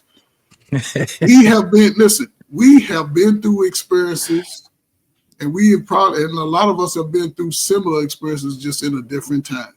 And we can't say what the exact remedy would be for your time and your situation, but we can give you a situation to say, hey, try A, B, C, D, E, F, G, and you might have from H, I, all the way to Z based off your time, because laws change from year to year, decade to decade. So now we're in a time where young men are a lot more aware of their rights. And you have to use the law to your advantage, because you don't have to go and this is what you say. If you got a law school in your state, you can contact the law school. They ain't gonna give you the advice, but they can help you write those things out. That's why I say a lot of brothers can't articulate how to do that. If you can write those things out and have good understanding of the laws, then you have a better chance without losing your money, because you're talking $3,000 to $10,000 that could go to your child's schooling that could benefit the child. And mothers know this. I've seen mothers who've been making $50,000, $60,000. When they realized that they made $200 more, guess what they did? They quit working full-time jobs just so they can say they won up on the man. So I tell my son, if he has a child out of wedlock, he's going to suffer. He's going to suffer. I'm not going to pay it. I'll take care of I'll play with the grandbaby, feed it all kinds of sugar, bad products and shit, send him on back home because he ain't listen. But but for brothers who are already here in the situation, Prototype, I agree with you. If a brother's on his purpose and he wants to be a great father to the child, forget for everybody else, for your child. If you can focus on your child, learn the laws on how you can be more actively engaged. Because if y'all 10 blocks away, you know what school she go to. Y'all went to the same little slow ass school. She's smarter than you. He's smarter than you. Just put yourself in position to where you can be there as much as possible and have those conversations with your children, because children are very smart, and eventually they'll see, damn, mama ain't doing nothing but fucking shit up. I want to go, you know what I'm saying? Because most states at 12 or 13, the child also has consent. Hey, Ferg, you said something that was real good, real quick. Well, you said that maybe you could look at universities for law students who might be looking for extra credit or some kind of thing to give people some insight in a courtroom. Maybe they can't be a lawyer, but you could slide a few of those students a few dollars to get you that information. That's not a bad thing to say for men to understand. But that's why I did this for the last 15, 20 years. I used to tell the guys, like you said, I give them the bad consequence that can happen. Now, you can be cool and do this, but if you do choose to move a certain way, I used to walk them down the whole system, man. I would make them go read it. I would make them take notes. And you know what I'm saying? So I work with guys who've had 3 or 4 children, 3 or 4 baby mamas, and they couldn't figure out how to do it. I told them, first of all, you can't run from it. You got to face it while you're young. You're going to be locked in at a salary in 2008. Now it's 2025. With inflation and skills, your income will go up. So now the money start to circle back to you. So when the child turns 18, you're 35, 36 years old. You ain't made no more children. You're getting all your money in your check. You're a little saving a little more. You can invest. You're still not fighting behind the 8 ball because it sets brothers back. I know a guy, it's my last thing. Like JT said, what'd you say, from 200 to 200,000? Could you imagine being 35 years old, got $100,000 child support, and you ain't got a steady job? Because when you turn, look, the way the enforcement is, they'll come lock you up at some point because it becomes a federal crime, and you'll never get the return it. If you go into retirement age, you'll never get that return back because they're going to take all your little. You can never have a damn account because every time you get an account, they're going to garnish it. You know what I'm saying? Yes. You know what I'm saying? So it's a lot that goes to it, but it goes back to here, full circle. And I'm glad that we got to this point right here. What we were talking about earlier, Frank, was you can call it dick discipline of your emotions. Whatever it is, you better start vetting, goddammit. You better do the total opposite of what's been done before you. You know why? Because you're going to end up with this shit right here. Young kids alone in the house for 4 years. Everybody's upset about it. Like, oh my God, this is right in our neighborhood. Apparently, this woman, her landlord, stopped getting rent and hearing from her, so he called 911 for a welfare check. Had no idea that there were kids there, let alone kids in grave situation. 3 children were inside, trash piled up, poop everywhere. The kids said that their mother left them there since at least 2021. They had difficulty walking because their toenails were so long. A despicable discovery, and the Shade Room is digging. Her Facebook post that's got people on social media on 10. I'm Justin Carter. This is TSR Investigates. That's zesty as hell. It doesn't get lower than this. It was Valentine's Day, a day to celebrate love, but it turned into a day of horror. In Pontiac, Michigan, which is a suburb of Detroit, it was horror that a 15-year-old boy, a 13-year-old girl, and a 12-year-old girl had been living for years. This was their normal. We're blurring out some parts, but you can see the bathroom overtaken by trash, mold, and feces. The girls, they slept on pizza boxes. They had not seen the light of day since about 2020 or 2021. But how? Where were the neighbors? Where was the school district? Their extended family members? Questions that we're getting down to the bottom of.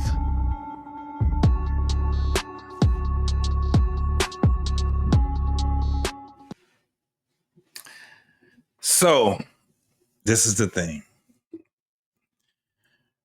That woman had 4 children. One of them was taken from her by, guess who? Their father, his father. I actually know the guy that actually took his child from her. That woman was deplorable. That right there, and if you don't know what Pontiac looks like, for one, it's 20-mile radius. 20 square miles. You know how small that is? It's very small. That motherfucker said that Pontiac is the suburbs of Detroit. No. Pontiac is about 33 miles away from Detroit, so it doesn't border, because people kept saying it borders Detroit. No, it doesn't. It actually is in the center of all the suburbs. Technically, it would be considered a suburb, but it's not. It's kind of like inner city or something like that. You know what I'm saying? I got family stay in Pontiac. Well, yeah, I got family still stay in Pontiac. And the thing is this. That woman, like everybody in Pontiac know each other. It was crazy because I was like, I bet you I know somebody that know her. And sure enough, I knew somebody that knew her. That woman did not see her kids for 3+ years. Damn near 4 years. She kept coming by and dropping off items for the house, but she never went inside the house. This shit is crazy as hell. How do this shit get to that point? I can tell you, because Pontiac is like if you come to Michigan, Pontiac is kind of like it's like in the middle, like it's people that's from Detroit. They ain't never even visit. The majority of people that live in Detroit never went to Pontiac. Majority of people that lived in other cities that surrounding never went to Pontiac. They know nothing about, unless you got family members in Pontiac, or back in the day when the Silverdome, when you wanted to go see the football game, that's where it used to be for the Detroit Lions. But other than that, it made it very easy for her to be able to do what she did, because she just, stayed away from other people. That was it. But to be the man that have given that woman children, this is that whole fuck those kids type of thing that we have. Now, this is the craziest part about that story. That may not even be the worst story, y'all. I guarantee that's probably far from the worst story. At the same time, in Detroit, we had the woman that had 3 children. 2 of them died. And her mama had 2 children that was in that car with them and all that other stuff. It's going to be a very bad thing for women, because they're not the only ones. This is what I was trying to tell Eda Man. There are people that's living in these inner cities, and they're staying in spots that look worse than third world countries. I don't care what nobody say. I see them. You be around them. That's why I said, if you know somebody that if they have a TV, they still watching TVs with tubes. You know what you got to do? How to convert a TV to even watch anything? Because there's no more snow. Remember that? We used to call it snow in the screen. They did it for a reason. You got people that's still warming up their houses with their stoves. In Michigan, this is when we have the largest fires, right? You got people that got kerosene heaters still in there. You got people, people do anything that they can to stay warm. This is what we have to deal with. One of the reasons is because we don't have families. The way that Detroit used to be, I don't care if you was poor, you always still have family that you can still borrow some sugar from. That you could still, people they shared with each other. Ain't nobody sharing with each other no more. Ain't nobody sitting here and being involved in other people's lives anymore. That damn COVID-19 fucked a lot of shit up, bro. You got a lot of people, not even just the children, the elderly. You got elderly people being found in their apartments and in their homes, man, decomposed because nobody cares about these folks anymore. How does that happen? I can tell you. We ain't complete. We're not using discipline. We're not vetting. We're not doing, we sit back and talk about fucking dating and all this shit as if it's just recreational. That's bullshit to me. If that was the case, then you would have a bunch of people to say, fuck dating. They come out and why is it that the people have to feel the need that they need somebody? That we should be able to talk about these type of things. But then when they get the person, they don't want to deal with it the way that they want to. We got a set of rules. No matter how you look at it, through tradition, some people go by the Bible, some people go by, what other people said. It's motherfuckers that's just doing shit on what they think that's, what makes them feel good. And they're losing. And more people are going to keep losing. This is what we was talking about before shout out to my girl, The Real Precious. When we kept saying it's wintertime. But look who's the losers now. The children. The children. There's no way that you can sit back and tell me that these women care anything about these kids. We've been talking about this shit for a very long time, y'all. When we used to say that, women don't care nothing about kids. How could you say that? They're the most nurturing. And then they would sit back and gaslight it. Men are not nurturing. Y'all don't understand. Women this and women that. Explain these things that's happening right now. In 1 week, we talking about anywhere from Michigan, Illinois, Wisconsin, New York, even down south. Kids are being neglected and abused at an alarming rate. The motherfuckers acting like ain't nothing happening. It's right in our face, and motherfuckers still acting like it ain't nothing happening. Anyway, y'all, somebody else can, I can answer. That's a tragic story, but it's not a secret that the number one child abuse perpetrator is a woman, not just a black woman, but it's women. It's not men. It's women. So and there's statistics on that, I believe. So you can go look it up. Anyway, so what else you gonna say? The one father you said that was attuned to that woman fought for his son. I don't know what he had to do. Yes, but what about the judge who understood, who gave one kid to the natural father? I would imagine these kids had different fathers, mm-hmm.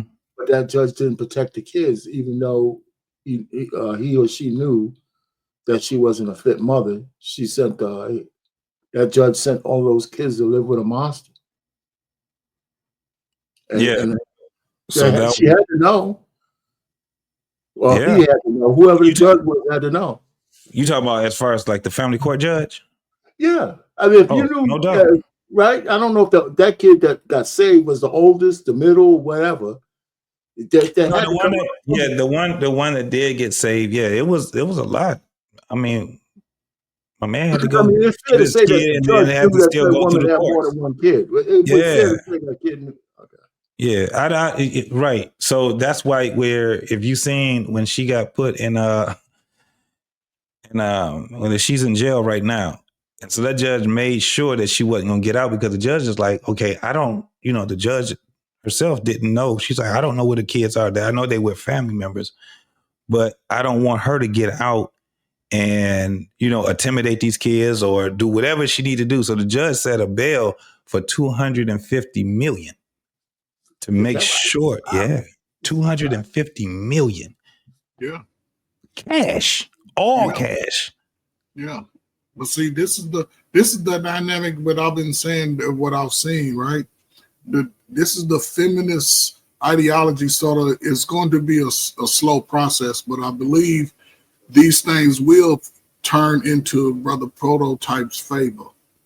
I think more brothers will have an opportunity and Brother Frank, to get control of their children and be that nurturing piece that a lot of brothers, Prototype, claim that they did not get at that time from us. And you know what I'm saying? I think, again, it's an unfortunate situation. This is where the laws have been set for the last 40, 50 years as it pertains to men, and particularly black men, because I've seen so many brothers destroyed because of it. I've seen so many women destroyed because of it. And most of all, I've seen so many young men and young women destroyed because of it. So the fact that they're holding these women accountable, and these things have always happened, but the finger wasn't pointed at the women long as we was democratic and the feminist mindset was speaking. Now, what did they say last year? Last year was the year of what? Exposure. This year is the year of truth. So people who refuse to live in the truth, and women go around thinking that, they shit don't stink when it's smelling from across the street, they're going to lose out. Brothers, we have no choice but to live in the truth. Live in your truth, protect your truth, and nurture your truth. The shit is life-changing. I can promise you. Do that shit for 4 years. Your kids will be smarter than you. Their kids will be smarter than you. And you can be the protector. Most definitely. I think women are generally nurturing as long as they're under a man's protection, covering. You know what I'm saying? Like, a lot of times women get overwhelmed, you know what I'm saying? And a man got to beat her to be like, hey, don't talk to my sons like that. Don't treat my daughter like that. You know what I'm saying? But when they don't have them bounds on them, they get out of hand, man. And that relationship can become really toxic. You know what I'm saying? In a lot of different ways. It's like they lack the balance of how to, you know what I'm saying? They either give them too much or not enough. And them kids end up either being dysfunctional in some shape, form, or fashion. You know what I'm saying? But maybe, you ever think it's like probably the lack of the, because men get the X and the Y. That's the balance, and they don't. I think there's something that's to that. Most definitely myself. I personally think that. Explain that a little bit, because I'm a little slow. What did you say? I don't think I heard you all the way. He said the women's defector. No, right. They missing something. Say it, Prototype. Say it. I'm saying that they need guardrails. You know what I'm saying? But the greatest guardrail any young man can have is the father's mind. That's what I'm saying. The men are the guardrails in the parenting realm, like, you know what I'm saying? Because women either give too much or not enough, right? Like, you ever see like a woman trying to raise a boy, either she's either too nurturing, or she's like punches the little boy in the chest, or what's the name? Yeah, no balance. They like the balance. You know what I'm saying? I was saying I don't know, maybe they like the balance because they only have they only have the Y or something like that, and men have the X and Y, so we're the balance, and they lack it. You know what I'm saying? But no, I see women need that kind of guy, and that's what they're screaming. They screaming for it. They want us. It's funny that they you need mentioned us that, for the balance. Yeah. Say that about again. the talent. You're funny because you immediately came to mind. It was Crawford, the boxer. His mother was a monster, and she turned him into a boxer. She used to throw him out in the street to fight. I mean, just some of the story about her. I mean, sit down there in the face of this guy's success. She's still a monster. I mean, it's Oh, I unbelievable. seen that. Yeah. But yeah. So sometimes they're either too mothering or they're just like, complete fend for yourself. wow Yeah. with it. Like, you know what I'm saying? They lack balance. And especially when it comes to raising boys, it's like their idea of a man is so incomplete of what we actually are. Absolutely.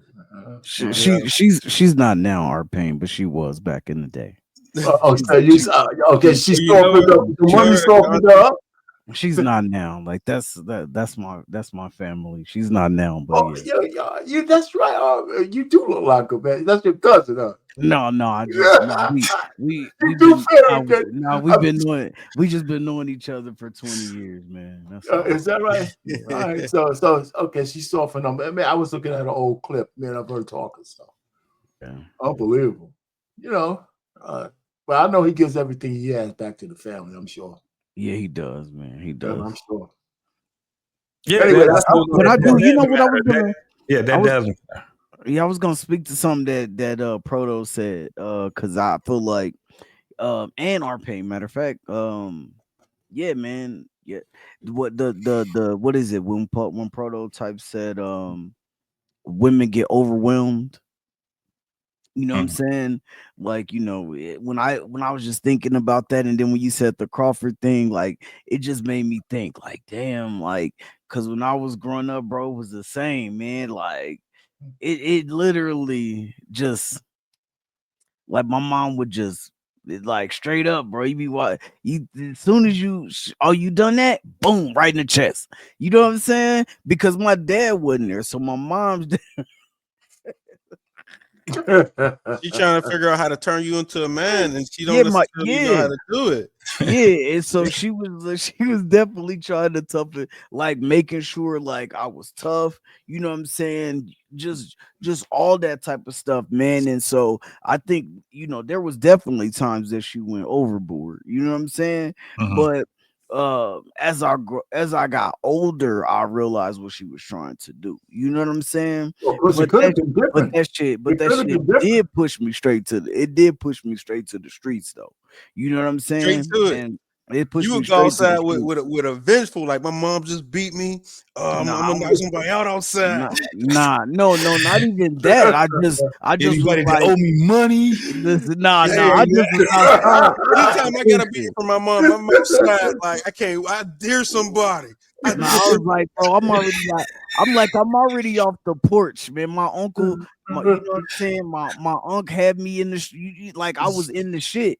So I just was like, man, like I'd rather be out here than in that damn house. Frank could have been the other way. Suppose she was so dainty, but some women on the other side where the boys are so soft, man. They can't even cope with being men. Now you walking around with a glitter headband on, doing splits and shit. Hey, PMU, man, I'm on your ass, man. He doing what, JT? Splits and high kicks and shit. What was that shit where Bernie Mac, remember his nephew? He had a tub in his ass up. But remember he couldn't tell those jokes today.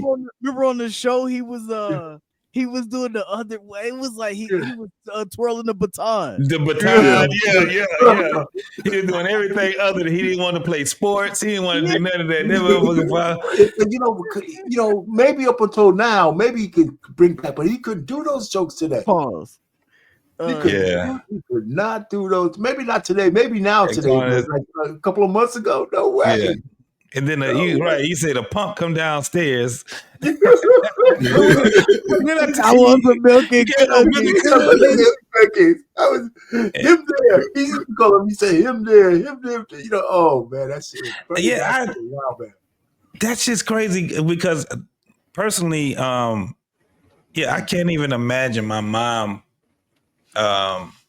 trying to even fortify me in that sense because it was just all my father. You know what I'm saying? When it came down to that, like all the sports, all of even fighting. Like my father was one of those fathers that was, if I told him that, you know, I got some problems with somebody in the neighborhood or whatever, he find out what's going on. He be like, did you whoop his ass?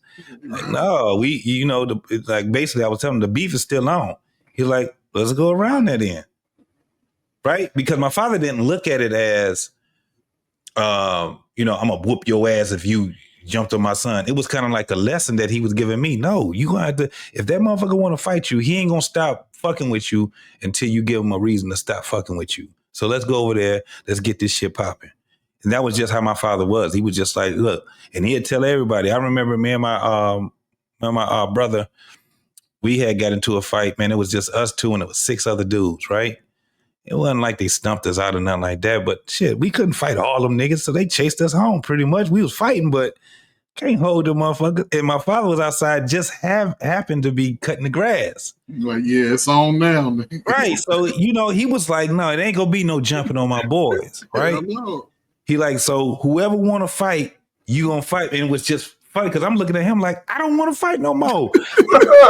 I'm out of breath from running. We done ran 7 blocks from these niggas. Let's try to fight them off of us. But man, I remember that time my father was like, you can whoop his ass. That boy ain't shit. He lighting the ass. Whoop his ass.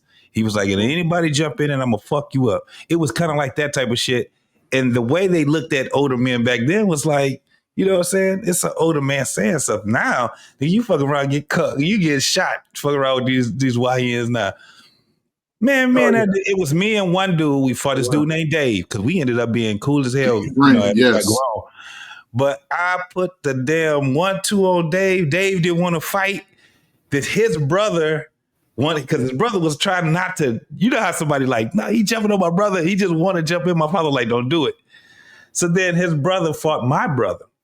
My brother did the same thing. And then my father, this was the dopest thing he did. He said, now everybody get up. But he was like, y'all shake hands. Yeah. Y'all shake hands. And we ended up being cool. We played football together. We played basketball together. Wasn't nobody out there still beefed out or nothing like that. It was what it was. Now, me and the dude, Dave, like a year later, we ended up getting into it, but it wasn't as bad as it was at the beginning, right? Because we was playing basketball or something. And me and him got to arguing, and boom, we you know what I'm saying? I pieced him up. He pieced me up. It wasn't even nobody winning. I thought I lost. He thought he lost. And then we ended up being cool. We, 16, 17 years old, 18 years old, we all cool now.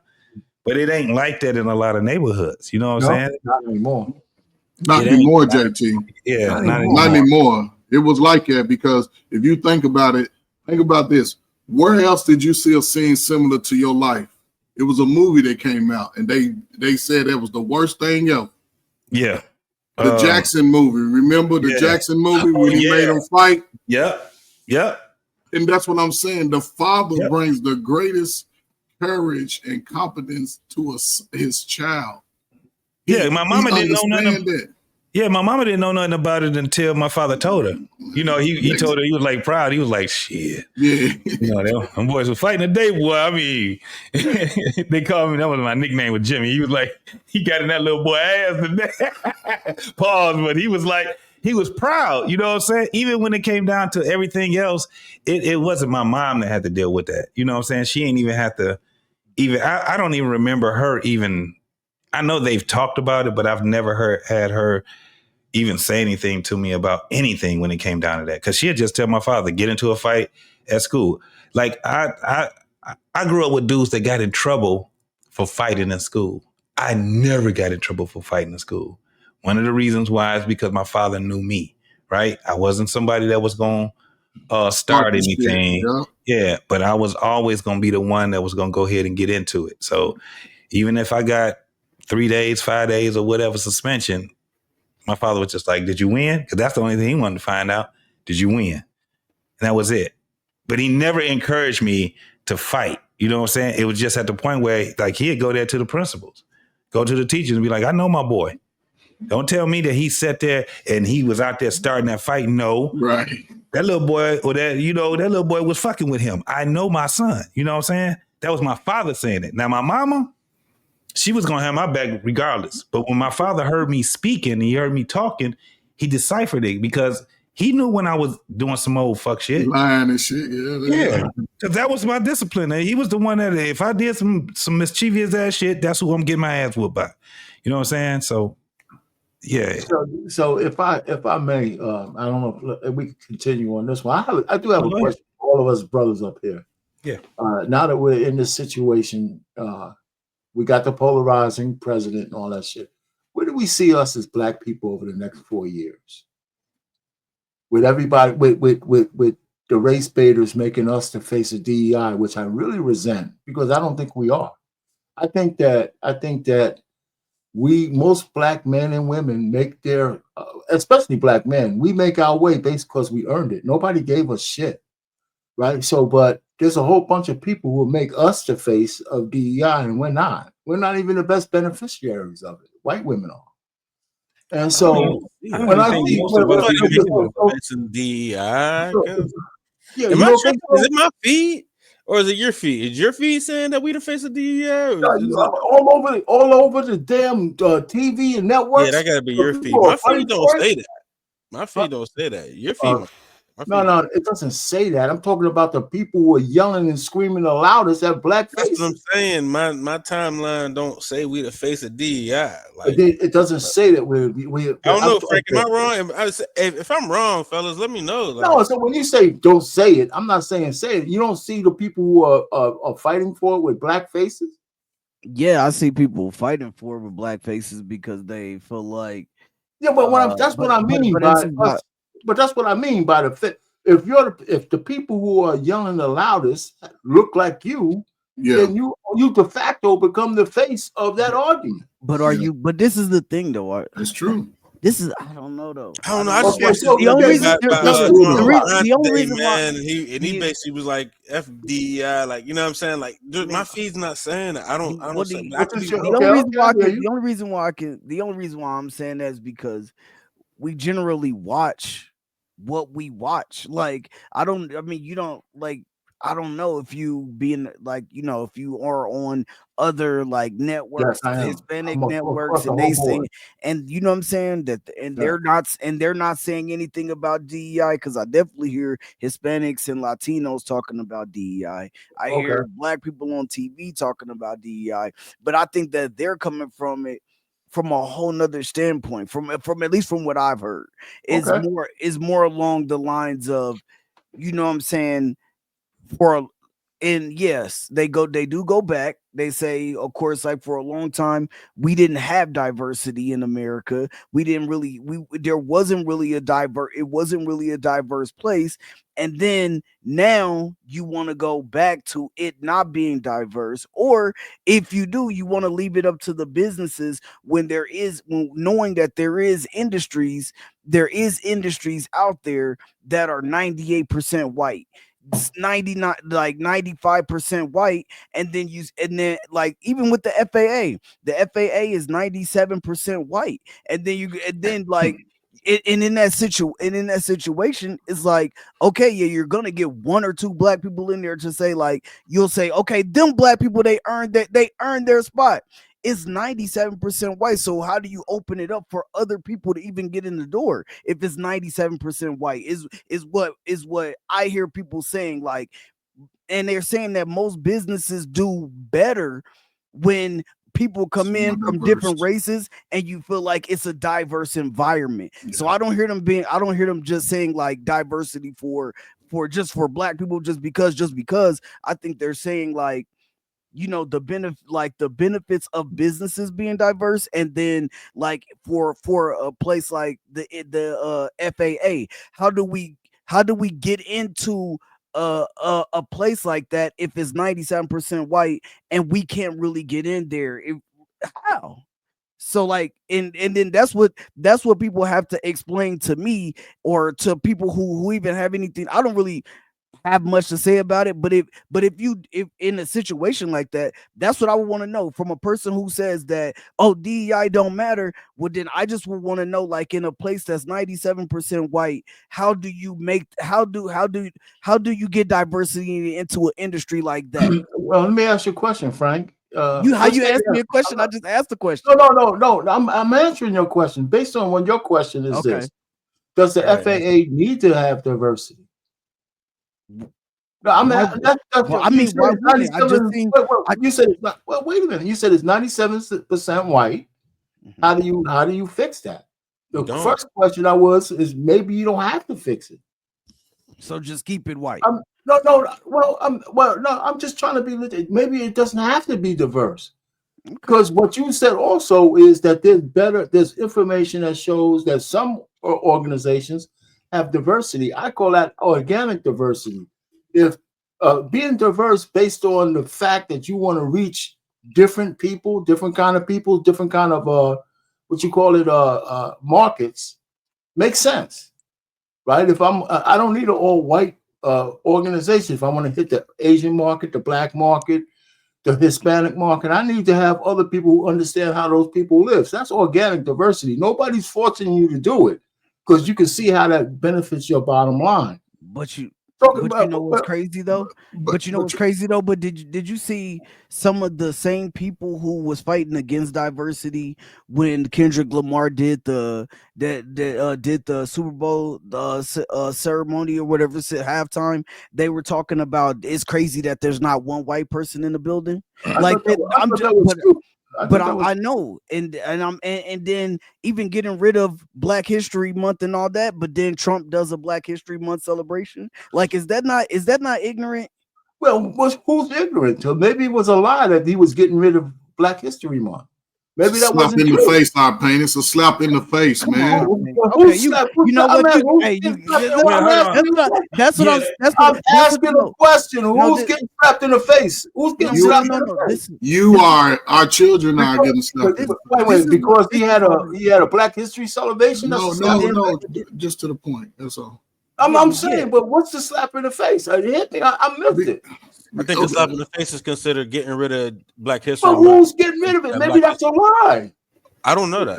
No, maybe that's a lie. I don't know. I haven't heard that. But here's the thing. Here's the thing with the. I'm not saying I'm Let's stay on one point. Didn't they get rid of all that federally? I'm talking about as far as recognizing. Didn't they? They just do proposing. A lot of stuff they propose. Hold on. Black History Month is not a federal holiday. No, I'm not talking about the months. It said like recognizing like all months federally as far as like you're right. You got rid of Hispanic month, and then Juneteenth and all that type of stuff like that, right? Is no longer a federal holiday again, right? Just nationally recognized. No, I was asking. No. I'm asking. No, we do not get off for Juneteenth. We do. No. I mean, we did. That's not a federal holiday. No, I don't.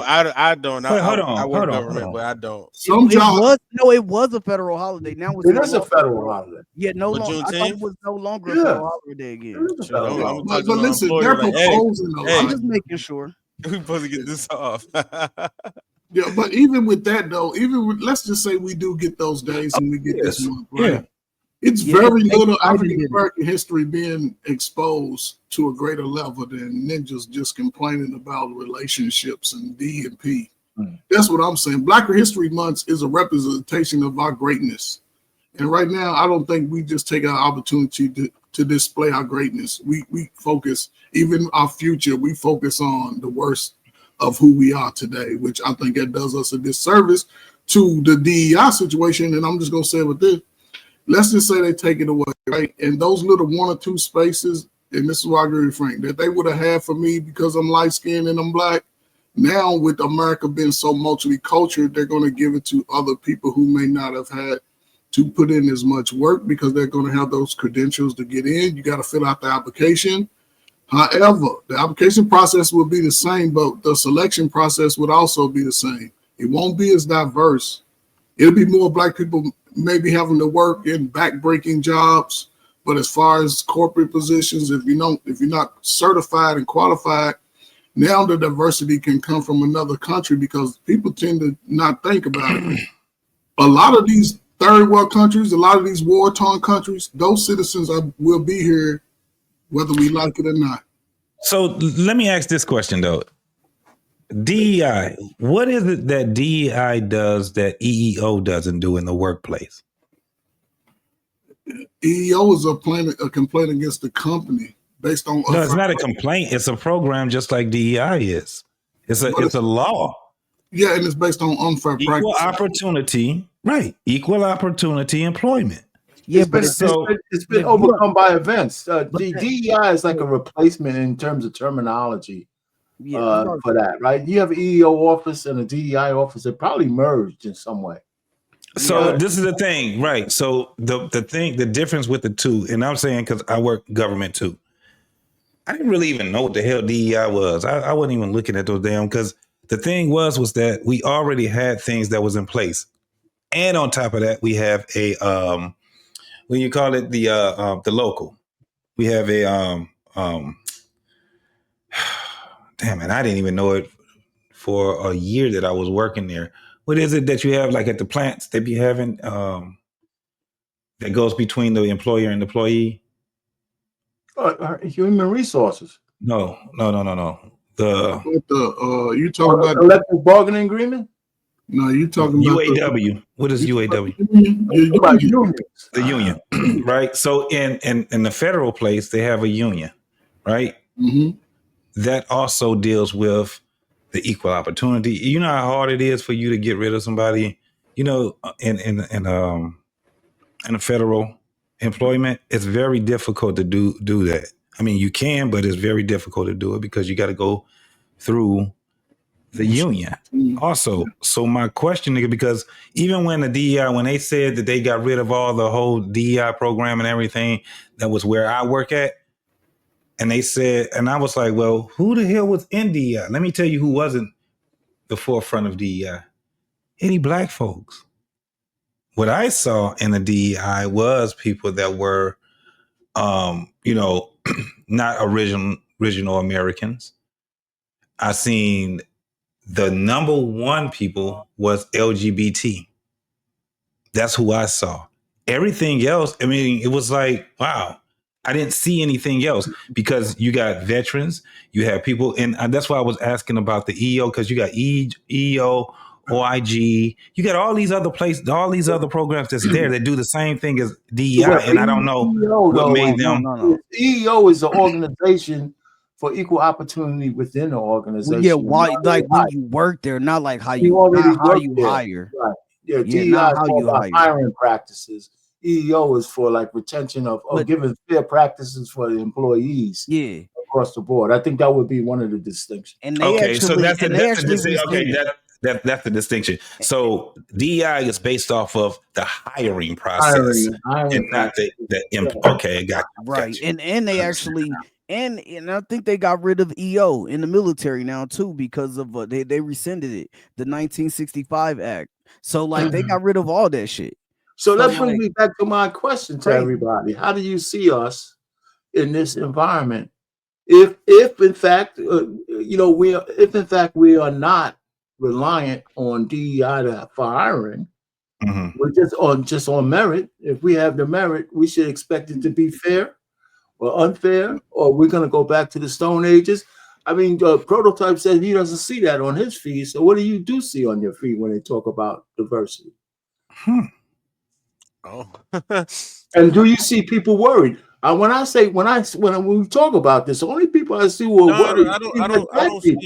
I don't see people worried. Like I said, I just watched the whole interview with John Hope Bryant today, and he was basically saying how DEI was basically like, we don't need it, we don't care about it. And I was thinking about it in the same way he was, like as far as like it should really drive us to, you know, build our own opportunities, you know what I mean, even more, right? So like not that we was benefiting from it anyway, but the idea that the help is not out there, or that extra little bit of affirmative action that we might be able to benefit from isn't the case. I would think it would give us our ability to, you know, create more products, such, you know. So when Frank was like, do we not care about a company being 97% white? No, because then we turn around and make a company 97% black. You know what I'm saying? And you know, but producing products. One of the things I'm in tech, right? And there's a lot of raw material left, you know what I'm saying, in the tech space where we can really take advantage of it, you know what I'm saying, and create our own industry. You know what I'm saying? So and I agree. I understand we're not in the oil or the healthcare field, like, you know what I'm saying? Like, we want to be, there's a lot of opportunity out here for us where we can like go ahead and still create our own. But brother, here's the dynamic to what y'all I saying. agree with that. But here's the dynamic to that, right? Because we're in America, right? Now, Prototype, I would assume that you're certified in what you do, right? Okay, so that's the catch for the brothers. This is the catch for the young man's future. That's the catch. Everybody can articulate on YouTube.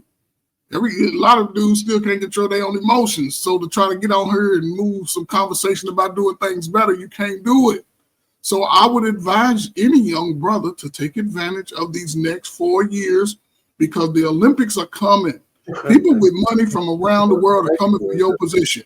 And with the DEI, to me, it's just like affirmative action. We voted out affirmative action, just so y'all know. They voted that shit out, gave it a new name with DEI. They both in one and the same.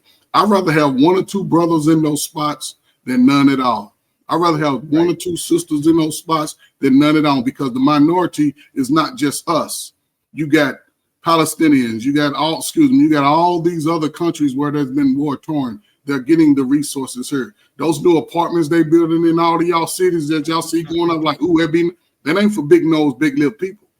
Because big low, big spill. That's not DEI either. Those are other programs. But what I'm saying, it's all a part of the plan because I need a job to pay that going forward.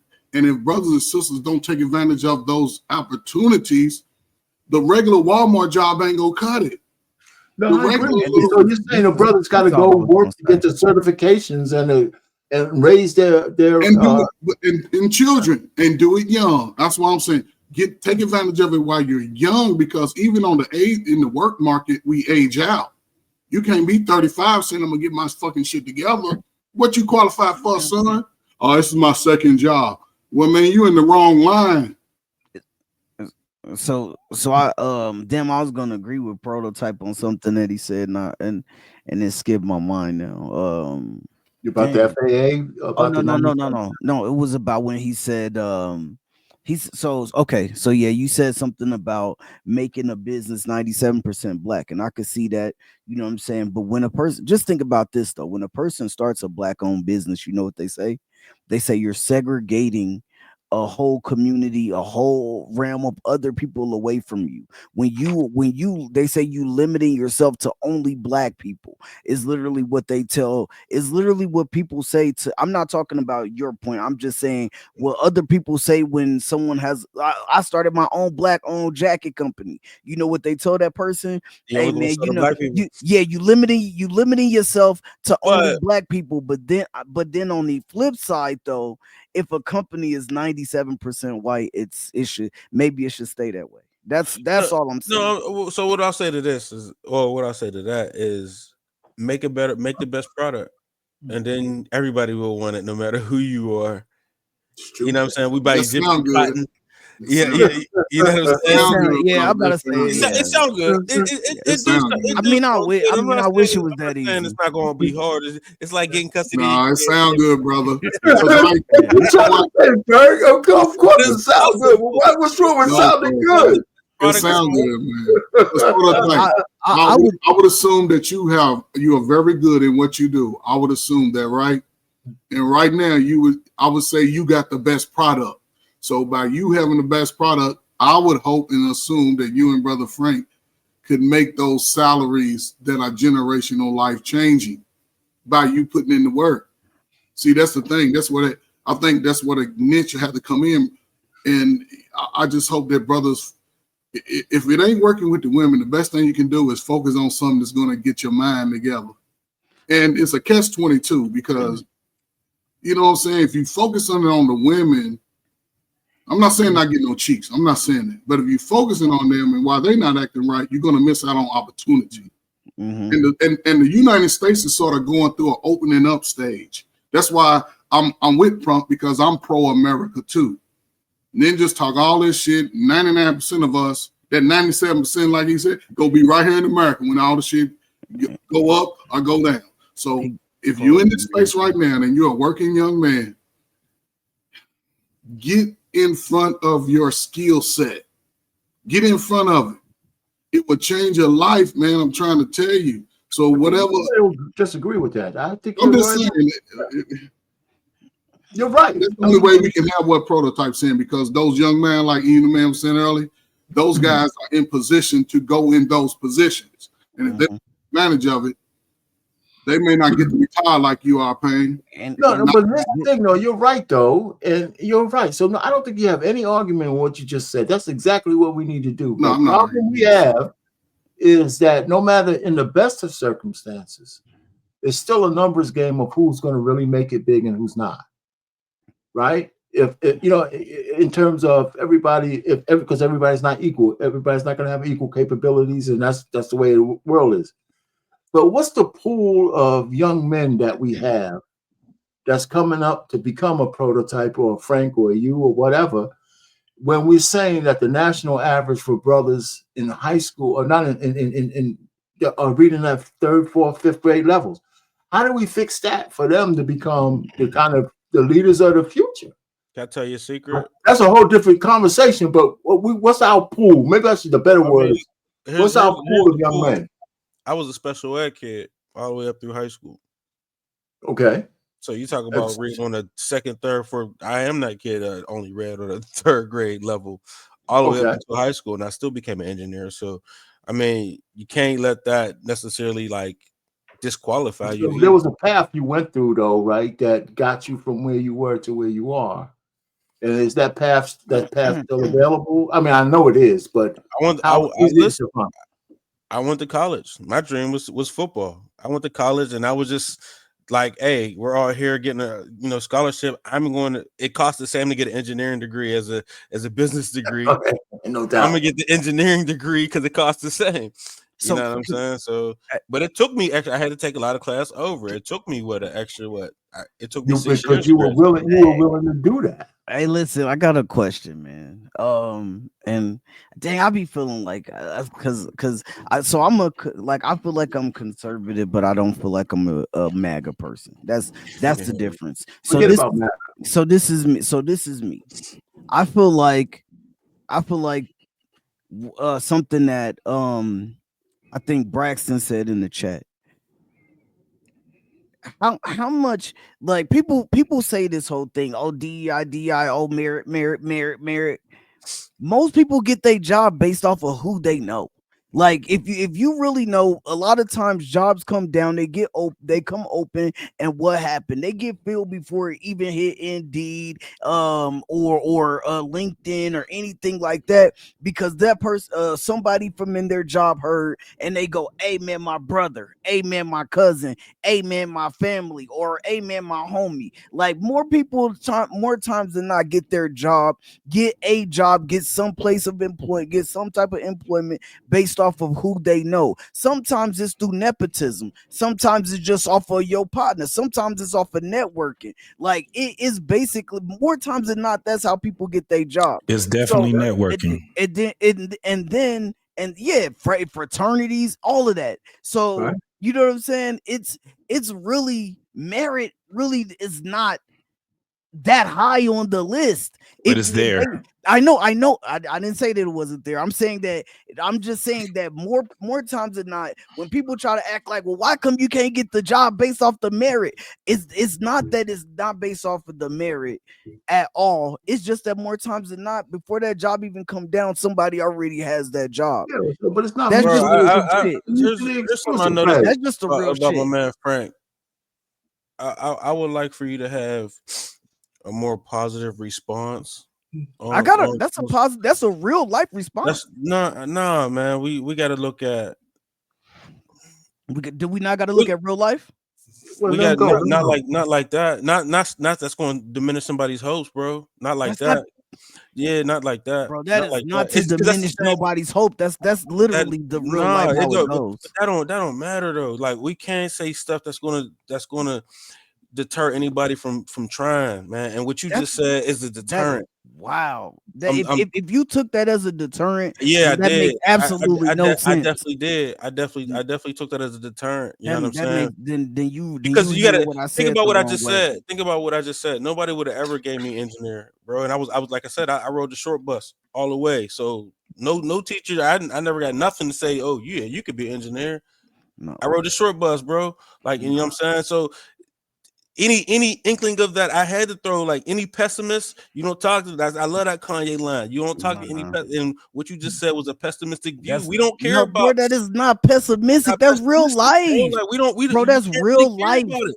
That's real life. Do you know? So and go through it. if I think about my job right now, at my job right now, I know a girl who worked the same who the boss, right? Her mom works at the district. I'm not saying there's not people. Hold on. Her mom works at the district, and then you know who else works at the district? Her best friend. Literally, bro. I'm just saying that's But what real about the person life. that don't got connections? Are they supposed to stay in the jump? That's not what I said. That's why I said you're taking what I said the wrong way. I'm talking about. All I said was that more times than not, more times than not, people get their job based off of connections, based off of networking. So that's not even pessimistic. That's just saying like if you're out there, you go to college. No, it's not, because if you went to college, went to college. I don't know. Right? I don't know any black people, no athletes, no nothing in my field. The only That black has people I've nothing ever to do worked with with I is the ones I said. hired. That has nothing to do with what I said. You went where's to my college. network? Where's my connections at? I You don't went have to it. college. You had teachers. I have a degree. I had nothing. I had a degree. Okay, so you had engineering teachers. You had instructors. That you had didn't people, help me. None of them That's helped not me. the point. So what are you're saying network? The point is you had a network that you didn't have a network. Okay, bro. I didn't have a network. You're really wild, bro. If you don't think that, listen, I went didn't to have a college. network. I went to college. I didn't really talk to nobody because I'm a veteran. So and I raised my daughter. So I went to school and I came home. One of my teachers, who was a chemistry teacher, seen that I needed something and came to me and said, "Yo, I got you." That's all I'm saying. Like, and I didn't even speak to this man. I don't live where I don't live where I grew up. I don't live where I went to college. I don't either. First of all, that's not what no. You're taking what I'm saying totally different, bro. I don't know what you're talking about. So hold on, Prototype. What is the contention? Yeah, I'm confused from what he's saying. He's talking about most people get hired off their network. I'm saying that's the deterrent for anybody who don't have a network. Like, cause instantly I'm going to think, oh well, if I don't know nobody in the field, then I can't get in there. If I don't know nobody over there, I can't get in there. I don't know nobody in the restaurant industry or other entrepreneurs, I can't do it. I don't want nobody thinking like that. I want people to jump for it. So Frank, is that what you're saying? Bro, no, I don't know what's the point of bringing it up? I don't know what he's talking about. I'm absolutely confused, bro. Can I try to confuse this thing? Let me diffuse it though. Just twist this shit all around. I don't know what he's. Let me just say this real quick. Listen, Frank, I hear the statistic that when you say most people get a job through network, I'm not so sure about that statistic when we look at the whole grand. But let's just say that's true.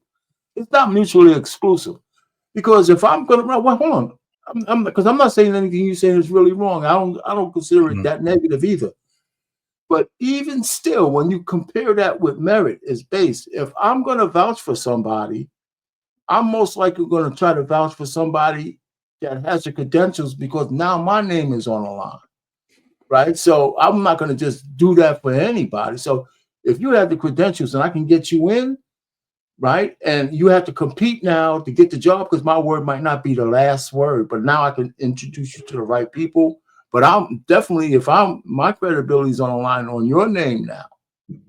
Right? You know what I'm saying? So that's what I think they're connected. I think they could be connected. But I think the majority of people who get jobs and move through life, I don't think they have that network or that nepotism or all that kind of thing. They have to build it. It depends on what level job you're looking at. Yeah, and they have to, and this is the thing, they have to build, most people have to build that type of rapport, right?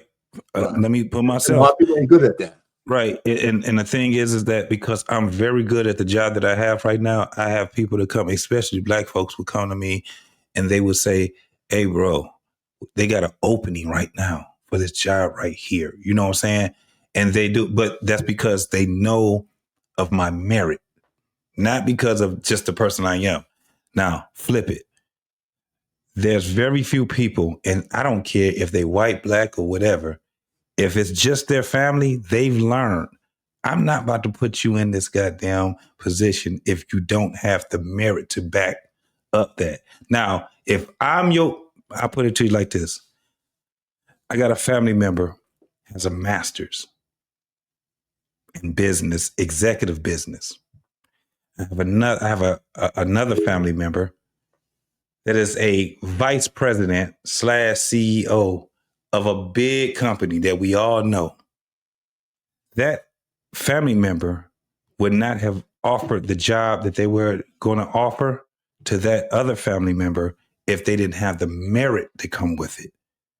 Just because they were family didn't mean shit, because this person has their name that has to be there. And most people in America are there now. I get what you're saying, but when it comes down to it, you have to be able to establish that type of a rapport once you're in the system or any type of system. Right. And I get what y'all saying. So this is what, so I looked it up and it said that the stats say that up to 70 to 80% of people get jobs based off of who they know. Yeah, but that's like I said, that's all that I was saying. Yeah, It's so like, that so that has nothing to that's hold on, Jay. I got you, Mhm. JT. I'm just saying, so that isn't negative. That's not me saying nothing negative. I'm just saying like that's real life. I'm just saying most people, when people go to college, JT, you in a frat, right? No, I'm not in the Oh, frat. hold on, my bad. It's Coach Ferg and R Paint. Think about all the Caucasian frats. Think they have 80 people in their chapter. If the 80, 90 people in a chapter, the sorority, the girl sorority at the white sororities at our school, they have 100 girls at Rush. You see what I'm saying? So that's all that I'm saying. So when they go to college and they're and they having they at the student life all the time. So they're meeting connections there. They're making connections with student life. They're in SGA. A lot of black people are in SGA. You have the black coalition of engineers in school. That's all. These are all networks that people are making. Like these are all, you in a black fraternity. That means you're on the board of presidents, the president's board at the school. That means you're on the board with black presidents, white presidents. That means you're on there with the Asian frats and all that. That means so you're literally making constant. Now, whether you choose to connect with those people or not, that is one thing. But if you went to college and you leave with zero connections, that is a reflection of you. It does not mean that you did something wrong. It just means that you didn't use that as a networking opportunity. Okay, yeah, I get it. So we are, especially when you're in that type of a culture, that's one of the things that you should use to your advantage. One of the things is that we have to use these things to our advantage. So I get what you're saying. That right there is something that has to be taught to the younger folks. It's the same thing like Prototype. You had to pretty much get your shit the way you get it. We get it out the mud. We get it whatever it is that we do it, but we learn how to play this game. So those are two tools. The merit and the network. Those are like tools. You got to have them both, to tell you the truth, to get as far as you want to get. Because I just remember, when I was just trying to get out there and I didn't know what to do with my life. When I didn't know what to do with my life, like most of us, we getting ready to get out of high school. And for some people, man, shit was scary. When you didn't. What up, Ayo, man? We got the link. Yeah, let me finish this right quick. When I didn't know, right? Think about this. I didn't have none of that shit up under my belt. My foundation and getting to this making money was the army, right? Going into the army, and I had to build off of that. And the craziest thing about that was relationships was what I had to build from people. I got married young, right? But it would have been really bad being married young and I didn't have a plan, right? Or I was at home and I was still living with my parents and I jumped out, got married out living just living with my parents. It would have been fucked up. When I got married, I already had a career. My wife, she just graduated from college, right? And she knew she was in that's culture, right? The college is a culture. She took that with her overseas, and the jobs that she got, it was jobs that she didn't really want to do, but she knew that I got to do this right here because I have to build a rapport with whatever I do to get the job that I want. And that's one of the things we have to do. Now, it was at a point where we were poor as shit. We was poor as a motherfucker, bro. But we understood it because we didn't feel like we was poor. It's just when we started making more money, my career started to go a certain way. Her career, she started to have a career.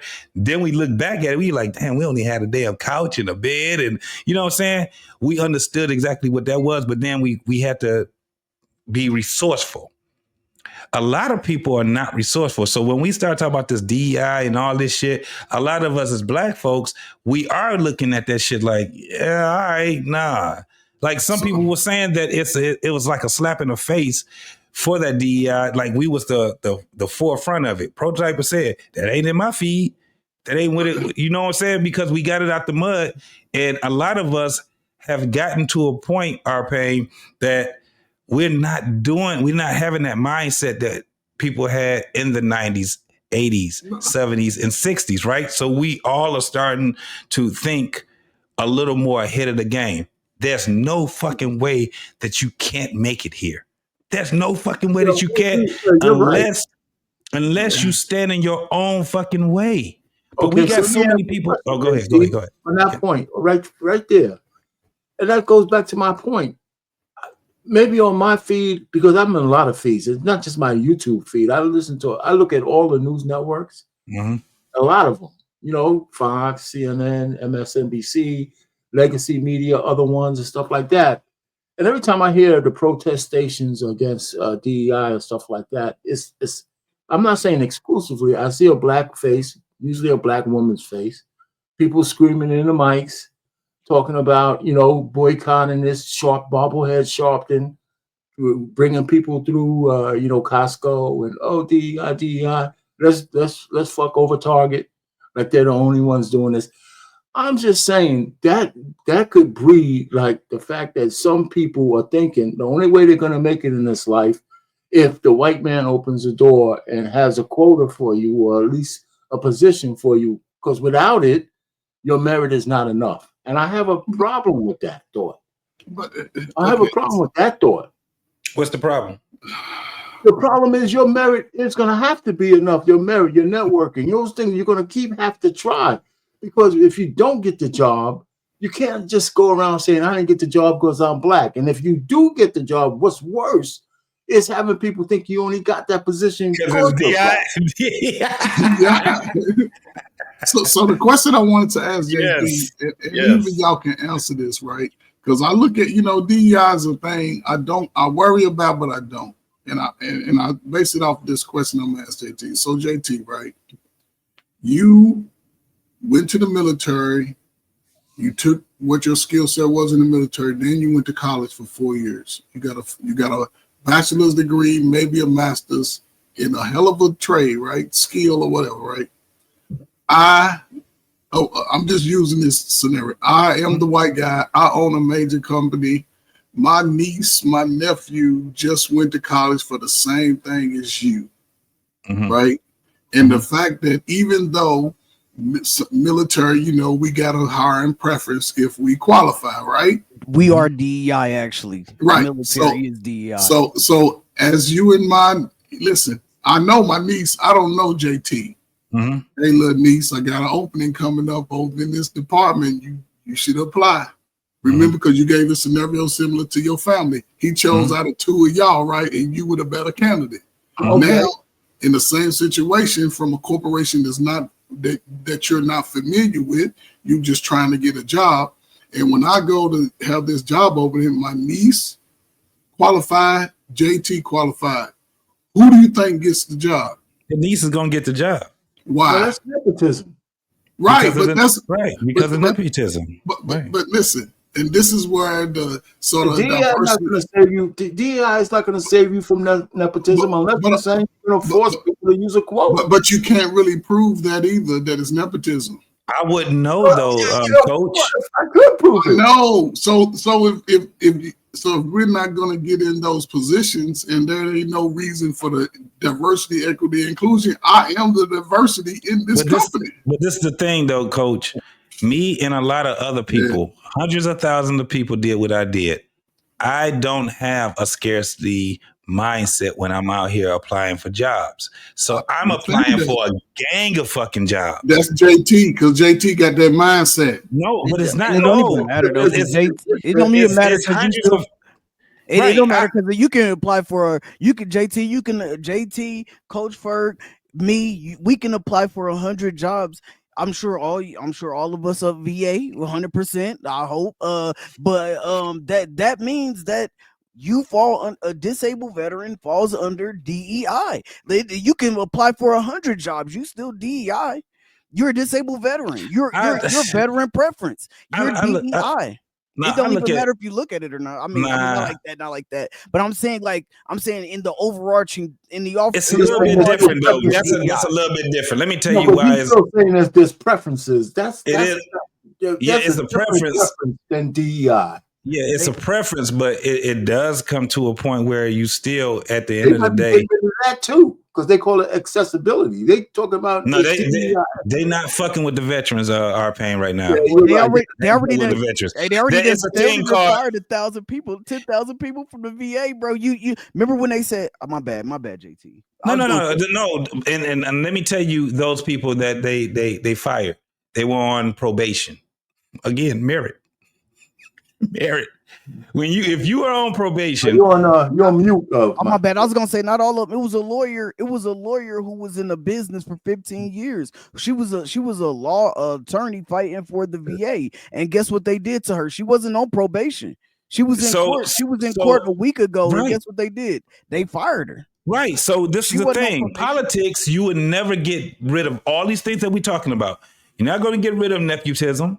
You're not going to get rid of all these other things. If you had, and you're right, there were people, the most people that got let go in the VA were people that were in higher positions. It didn't touch nobody that was in entry level positions. They touched very few, and that was the DEI people that was there. The most people that got touched was the people that was in higher positions. You know why? Because they're cutting the fat. That's what they're doing. JT, you know what it affects though? You know what it affects? I just want to say this. This is what it affects. Because remember when when I did my VA claim, it took me 13 months to get my VA claim done. Ooh, that back pay was hell, wasn't it? I was like, ooh, that back pay, baby. I was like this. But then the VA started hiring all these people, so it would no longer take that long to process claims no more. That's what they did it for. That's why they started hiring all. It's called expedite. They're doing an expedite. Right. Yeah. So when my auntie did hers in 2020, it took hers three months. It took her 3-4 months for her to get hers done. So now that they didn't fired all these people again, that shit's about to go back to 12-month wait. Maybe, unless technology changed the way they do business. So this is what happened. Technology did. You just said it, Arpain. Technology changed all that shit. What they got right now, do y'all know what Blue Button is? No, it's medical. In a medical, if you go to somewhere like a hospital or something like that, and you want your medical records and you want to know how to, you can do, set up all your appointments and stuff like that. That's Blue Button. So they have a thing called My Healthy Vet. They're changing it over now, and it's about to connect with Blue Button, the civilian part of it, right? That just cut a bunch of fucking positions right there. Everything that they're doing now, you don't have to run your ass to the veteran hospital anytime. There you go. Yep, absolutely. You don't have to just run your ass there every time you need to get something from there. You don't even have to do this. The craziest part. You don't even have to come to the VA to talk to your physician, right? They can do your screening on the phone. That's it. Video. The video, consultations and stuff like that. What's happening right now? So when you have a Donald Trump and he hires my man to go, and what they're doing is saying, okay, how do the country, how do we benefit to make the country stronger? The craziest part is that everybody ain't gonna make it. We ain't got to complain about it no more. You got to understand that everybody ain't gonna make it, and people gonna get caught up in this bullshit that's about to happen. The problem is that people think that they can fight back, and they think that, well, we just wait for the next president to come. It's not that simple. It ain't that simple. Man, that's tough, bro. I honestly, it's very tough. That's my point. I hate to see all these people losing their jobs, bro. But this is the thing. We can come to the consensus, though, Frank. This is what we have to come to the consensus of. When people say it's about to be fucked up, the only thing we got to do is say, you're right. Do we know what's coming down the pipeline? Some of us do, because guess what some of us do? We tap into it. We're looking, we connect to it. The other ones, if they want to sit back, well, you got Trump doing this, Trump bad, and this. What's that going to do for you? What is it going to do for you? If you're 20-something years old and you ain't got a career right now, if you ain't figured out what to do, if you don't have a business, if you don't have something that's going to help you, man, you about to be fucked in this motherfucking game. But see, JT, that's the negative connotation you brothers don't need. Listen, is it not reality though? What y'all saying? But both of what y'all saying is true, because here's the thing about and I'm just going to speak in reference to the VA, right? Because the VA, when you file a claim, you need eyes on the documents, right? And those people eyes were going through your documents, finding something that could relate you to the service connection or the disability. And computers can't do that. You can go review your records. Listen, I do it all the time. My medications, my records, my scheduled appointments. I do my travel pay online. But you do understand, Coach Ferg, that we are like what, 1.9% of the population? But JT, that 1.9 is, listen, JT, if your 1.9 is a 400, 500,000 soldiers trying to get a disability. I'm with you. I'm on that. But what I'm saying is that you have now watch this. We're supposed to be way more than that, Coach. We're supposed to be way more than that. But guess what people are not doing? They're not claiming shit until they get to the point where when they get out of that plant. Right, and that plant then cut their goddamn wages. Instead of them making 100% of what they were making, now they're only making 81% of what they were making. Right, so now they're like, shit, I'm on a fucking fixed income now. Guess what they run to? But a lot of people don't even know about. But here's the thing, JT, they run to it, right? Now Frank has, I don't know if you ever filed a claim, JT, if you received VA disability. Okay, so you put in a claim. This is February, right? And for me, I've been lucky. None of my claims have taken over 6 months to complete from beginning to end.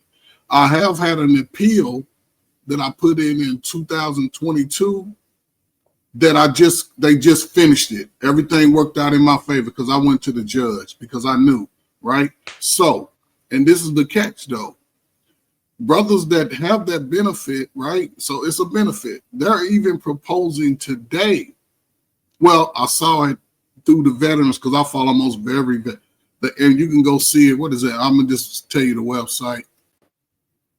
I know the website that you said, that you can say it for everybody else. Yeah, I'm gonna find it. Then I'm gonna put it in the chat because they're proposing right now that if your household income is over 135K a year, they're going to tax your VA disability for every $2 you make over 135. They're going to tax your disability $1. That's what they're proposing. Now, of course, everything with the VA, you see how it changed back and forth, right? So if they do this, then that's one. Then they proposing that after you turn 65, your disability turns over to Social Security. It does no longer VA disability. So they're, and that's why they but I just think he moved too fast as far as letting a lot of people go. But what they did was a lot of people were working from home. And you know they passed this mandate, everybody come back to work. And some people was like, they too spoiled from COVID. They ain't want to do it. So it's like, okay, well, we ain't gonna fight you on it. We're gonna go on exigent. Now, to me, I believe it could have been a process to give people a little bit more time. No, but he let them go. It's like everybody on Friday got their pink slip. He gave everybody now, you got hundreds of Yeah. thousands of veterans whose claims are just at a standstill and they need the help. What did you say, Payne? Well, what I'm saying is, I think all this is recency bias. I mean, I remember how bad, the stories were about the Veterans Association and stuff like this. The guy said he's doing exactly what he said he was going to do. People get fired all the time, and it's a tragic thing. I've been there. I've been on that heap before, and nobody said anything when Clinton let go of 400,000 people from the federal government. Yeah, 400,000.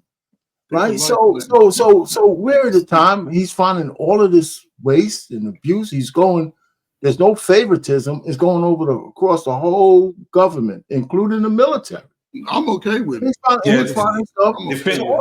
Department of Defense is catching it too. Are there some sad stories? Are there some mistakes? Absolutely, some mistakes. But I mean, but it's movement, and some of the mistakes you could recover from. Some of them you can't, maybe. But this deal he gave everybody that you don't want to come back to work in the office, I'll let you stay on, get paid until the end of September, and you must resign. 77,000 people took that offer. To me, that sounds like a damn good offer. Where from now you're going to get paid every pay period until the end of September. It's a good deal if you. This is a problem though, but you have to go find a job. They forcing those older people to retire. That's all they're doing. Them 75, they need to get out the way. The boomers, y'all in the way. No. Older people, that was anybody. No. Get out the way. No, if this is the thing, dog. If you already have over 20 years and say that you are a boomer, no, you can retire. You can retire. They're not gonna force you to quit, to resign. When you resign, it's the same thing that happened with the big three. You already give up your what they call it, your seniority. You're selling you right, because it sounds like a good deal. They're gonna pay you everything till September 30th, right? Basically October, the fiscal year. The day before, is it the day before fiscal year? Fiscal year is October 1st. October 1. Right. Yeah, but JT, it's not like they cut you off. Depending on your tenure, if you are 30, if you work for the government for 35 years, when you resign, you start your pension. You get on your pension then. So you don't have to resign. That was my point. You don't have to resign. Only thing you have to do is retire, because at 52 years old, you can do an early retirement. Now to your point, Payne, which one is better, right? The resignation, because you still get paid. Well, the point is, the day before fiscal.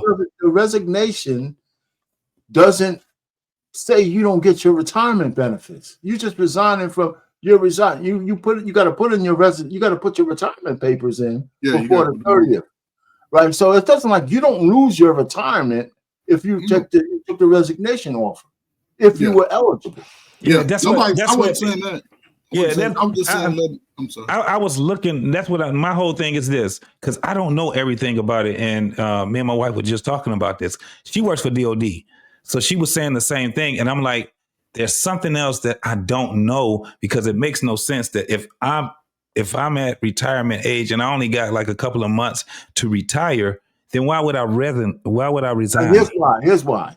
Okay, remember now, this whole deal is predicated on whether you want to come into office 5 days a week.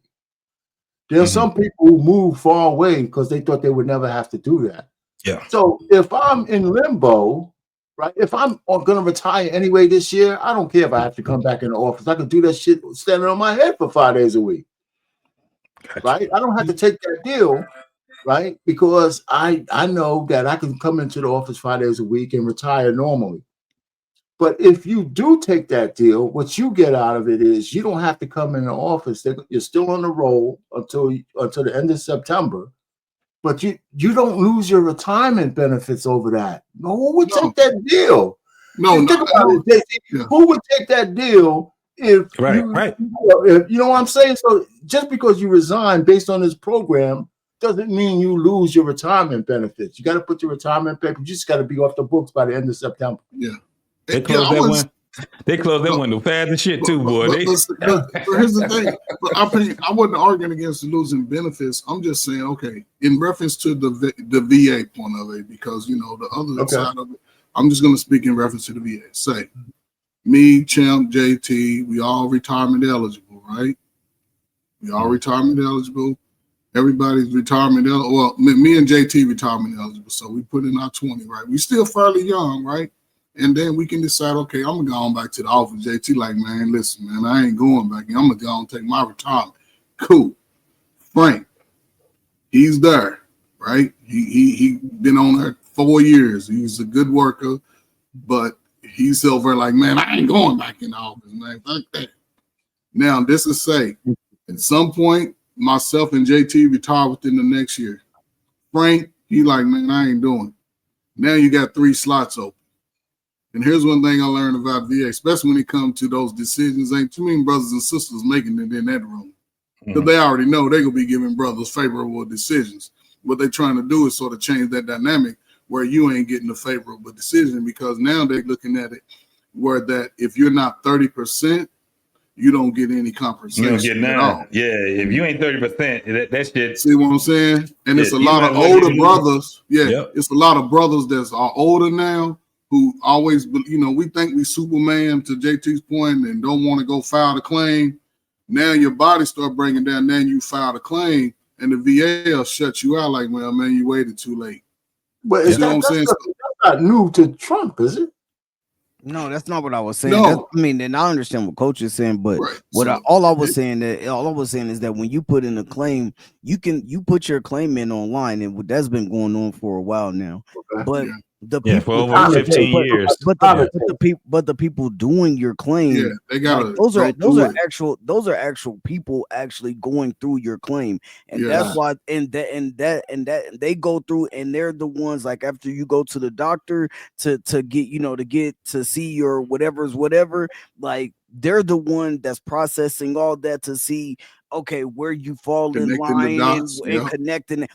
That's why they hired so many people at the VA, is all I'm saying. And so now I'm saying is technology didn't do anything for that part of the process. Oh, technology is behind. So they're so behind. That's all I'm saying. So like so now that they didn't got, they had all these people and they hooked it up, and now people were getting their VA claims done in 4 months, 3 months, 5 months. Like, now this shit is going to go back because to a year and a half, 2 years. Right.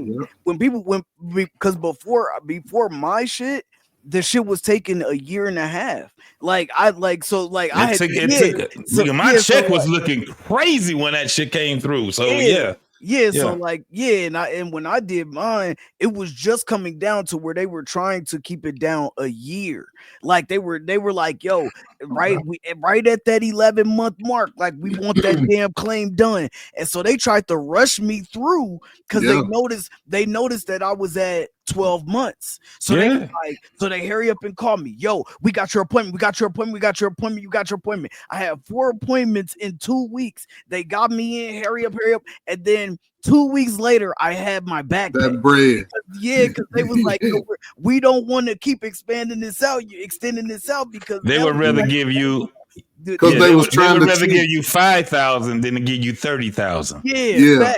The shit gets bad. It gets bad for them. Brother off because I got that good hundo. And that's what I'm saying. I put in a claim last July. They closed it in December.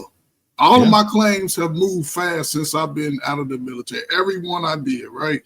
And I sort of think like, because he's a disabled veteran, because my injury was bad, but I recovered pretty good. That's a great point, Judge. So even my appeal but see, now it's going to go back to that 10, 12. Well, do we know who they fired and how many guys work for the VA anyway? So what percentage? 100,000. So yeah, no, we damn near in the millions, bro. Because veterans. Let me tell you. Yes, let me tell you why. Yeah. Veterans, we used to have just the hospitals that you had to go to, right? Every state didn't have a VA. Now, almost every state has a VA, plus they have a satellite. So all these, I know here in Michigan, man, there's satellites all through these cities right now. They got a satellite in anywhere from Flint, that's north, all the way down. I got 472,000 people. Yeah, over 400,000. That's all. All right, so they let go 1,000 people. You think it's going to go back to over a year? No, they just got rid of 72,000. 72,000 people for the VA? Federal. And a lot of that can be upper management, making that 90 to 150. 72,000 just out of the VA? Yeah, because the VA is just not. Now you got to understand, the VA is actually it's Veteran Affairs. So you got VA as the hospitals, and then you have clinics, the VBA. Benefits. Yeah, you got all of these different things. So that's the difference with them. Then you also have Department of Defense also, right? That's different, yeah. No, it's different, but it's also the it's same under the thing VA. Too.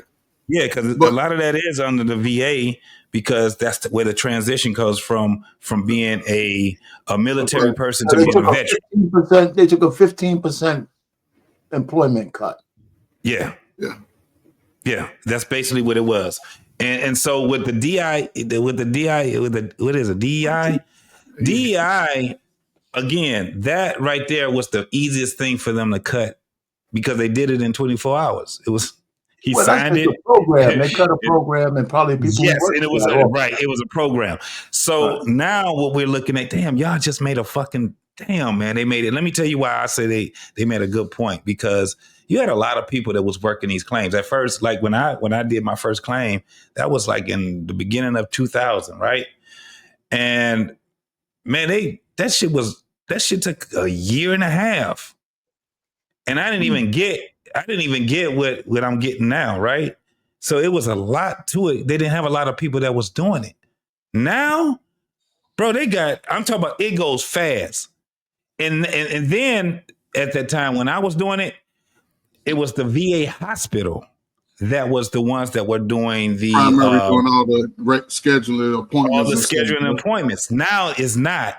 So what they have is they contracted all these different outsources. They outsourced it. Civilians and shit. Oh man, and it's crazy. Like you go there, next thing you know, every department is going through something similar, depending on. Yes. Again, what I'm saying is, the VA is one thing, and of course the veterans. I believe the veterans should get a whole lot better treatment than they do get. I really believe that. So I don't have any issues when they talk to VA, give the veteran this, disability that. I mean, we all know, especially, we all know people who've come back from the service that, that really needed some help and they didn't get it. Let me tell you what happened with the DEI also, though, Payne, that a lot of people don't know. The VA, they had passed this little program or whatever, bill, whatever it was, where these guys can come in and they can get transformation surgery. Oh yeah, okay, that's not DEI. That's transgenderism. This nigga JT is wild. Listen, do you know the cats that were doing that? This is the craziest thing because I've seen it. A lot of these dudes, bro, are over 60 years old doing it. It's crazy. I said, damn. So this is the thing. They were paying because that shit is over with. Do you know how fucked up it is? That's It's a done deal. But in the nature of the job that I have to see these folks coming in, man. And I've probably seen one guy that was probably in his late 20s, early 30s that ended up getting approved for that surgery, right? The rest of these cats, dog, they were damn near senior citizens, bro. That don't make no sense. That was crazy to me. Hey, look, the Pete Hegseth, whatever his name is, man, he's putting they're shutting all that shit down. It's in courts. It's in courts now because again, you're essentially going back to don't ask, don't tell. Yeah, this is this is all I'm gonna say before I get ready to get out of here, man. I had a long day, dog. All I was gonna say, and also the second part about that whole the VA people getting laid off or fired or whatever, is most people that work at the VA are veterans. Yes. That's the only and that's the only thing too is I just seen a Marine on there talking about, you know what I'm saying, that he had came through, that he had been working there and everything like that, and they fired him. You know what I'm saying? So he went overseas. I think he got hit by an IED, came back home, started working for the VA, and now they let him go, man. It's like, bruh, when you hear stories, and I understand that people are gonna get let go, and I get it. All right, cool. But man, to know that you know, I know how hard it is to even get a job in the VA. You know what I'm saying? To even get a job in the VA, literally, I probably put in 3 applications before, you know what I'm saying, after I got out, and I ain't never even got to the hiring process, right? So at the same, and we got 6 bases here in Colorado, which is, you know what I'm saying? So it's all right, whatever. But to come back home after that, after being at war, coming home, and then you go and you get hired, and then they fire you, dog. That, I guarantee I bet anything over half of those people were veterans, bro. That's tough, bro. Well, let me ask you, if you're a veteran, though, you know, the bright side is that even if it's not a preference program, people are favorable to hiring vets. Yeah, that's true. I've never had a problem ever getting hired, ever. So you might have to get another job, but you have an advantage as being an American vet. There's a lot, baby. I don't consider that DEI. Shit, just serving your country gives you merit. Let me tell you, the shit I had to go through. Fuck that. That is not. Y'all owe me this shit. You owe me this shit, man. You talking about? Now they said when you get veteran preference, though, that counts. That falls under DEI. That's all. But I see that a whole lot differently. Just if it's your skin color, it's a different type of diversity. But again, my thing is, how do we think Black folks are going to fare on this side of history? And it depends on who we follow going forward. Do we stay on the plantation yelling and screaming how much victims we are because Trump is a bad man? No. Or do we see what's going on and say, hey, it's a good thing to get a lot of waste, fraud, and abuse out of the system, not necessarily the shrinking of people and people losing their jobs? Because think about it, this guy is, there is a backlash for firing people if you want them to vote for you. If you want them to vote for you in 2 years, you got a whole bunch of people you fire. You ain't getting no vote. They don't give a shit how you feel. Right. So it's not like it's not without some kind of thought process that if we want to keep this gravy train going, how much people are we going to appease? Because definitely firing them doesn't make them your friend. It doesn't make them your friend. No. That's something that we have to roll it over. This is the thing, and one of the things I love that you did, Arpang, was that you said, "Listen, man, I had to break off the plantation." Right? I understood exactly what you were saying. We have to break away from a lot of these cliches that we've been attached to, right? Because what we have to do is look at things with an open mind for real, not that other bullshit, but with a real open mind. So at the end of the day, man, look, That's why I'm like, I had to disconnect with all the arguing and being in conversations of bad Trump and, you know, bad this and bad that, and look at it for what it is. Everybody is not going to be satisfied. You know what I'm saying? It's just, that's just what it's going to be. And we can fall on that whole thing. But that's one of the things where I just want to be at a point where I'm more vigilant. And one thing that I learned being a young man was that you got to keep, and you got to create options. You got to keep creating them.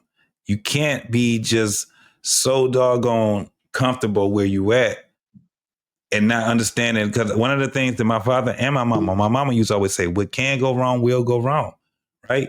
So you have to be able to have your body to a point where you can pivot, right?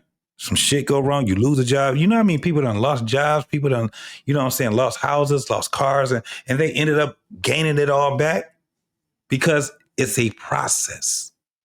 And that's what it is right there. I ended with that, man. Well, so I'm going to end it too, because I know we're going to get out of here. Listen, I got two. Here's what I get my issue. Okay.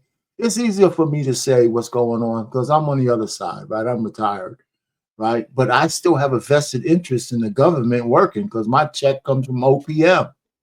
Yep. Right. So, but the point is, when I talk to young people, I look at young people. I have a daughter who's a Z. She's a fucking Z. And one who's a millennial. And the future, they're a part, they're wrestling in the future, just like the young people on some of these panels. So that's where I get my information from them. And a couple of times they say, listen, my life ain't YouTube, Dad. Out here is a little bit different some places, and they fill in the blanks. But what I tell them about their jobs, do not get comfortable. Yes. One of my daughters is an architect. I said, learn what AI means to architecture. Learn, go to make sure you take those classes. Make sure you put in for these damn, whatever they say in your job. Take the tough assignments. Do all those kind of things. And, even though you can stay home from work, go in sometimes and be in the office. Yeah. So my other daughter's a HR. I said her the same fucking thing. I say, listen, you're in the HR department. They're looking to do certain things, and she's looking, and they all got this level bent. I said, well, make sure you take your classes. She got a master's degree, right? And then she was up for a promotion. I said, you better in that interview, you tell that school, those people, that the school paid you for your master's. It's $11,000 a class. Shit. She's not taking like 12 classes, 11,000. I said, when you sit down in front of them and say, look, you just educated me. I got my master's degree. This job will help me put that to use. Yeah. This is good, she got the promotion. I said, make sure you fit it in there some way. Yeah. So I'm just saying, you got to stay on your cutting edge, no matter what. I tell them that shit all the time. Not all the time, but enough. Pain. Are you listening to me, brother? You see that message you gave your babies? They're beautiful. Go out. Don't make no excuses. Take advantage of those opportunities. A lot of people don't get those messages consistently from a father. Our pain. I hear you. And that's why I say for the dynamic to sort of shift to where you would like at least a glimpse of that vision. Mm-hmm. Brother, listen, brother. I'm gonna say this as long as I talk to you. Man, go talk. Listen, go to the school, right? Tell them who you are. You the man, I pay. You done did it. And listen, say, give me 20 boys. Give me 20 of them. And you get them in that room, and you put them in that war room, and you let them make no excuses. Because I'm telling you, they'll all be engineers and boxers, and they'll join the military, and they'll work in these spots. But that's what I'm saying. That's why I say now is the greatest time for a young brother. Because think about it. We know this. Hindsight is 2020, right? It's 2020. We all at the age now. We like, man, I wouldn't. But a lot of young men, they want to do it, but they have nobody at least saying, here's an avenue you can try. And if this don't work, guess what? I know another avenue you can try. But they have to be given. I'm telling you, it's so dynamic. They have to be given that, because look at what we grown man, and we looking at the shit we've been fighting against. Like, damn, we come out of this. These people don't even have a sight to see. They think it's normal. You're looking at it like, man, we fucked up. So I'm just saying, for me, and listen, I know every brother ain't. I'm not telling brothers what to do. I'm not saying that. No, but I learned for me early that hard work alone wasn't going to get it. It wasn't going to get it. So seeing my father work hard, seeing my mother work hard, didn't make no excuses on raising us. You know, my father kept me out of some shit. None of my sisters were pregnant before they graduated high school. You know, all of them are married. I was probably the wildest one in the family because I had the gift of gab but what I'm saying is this, I had to work through it.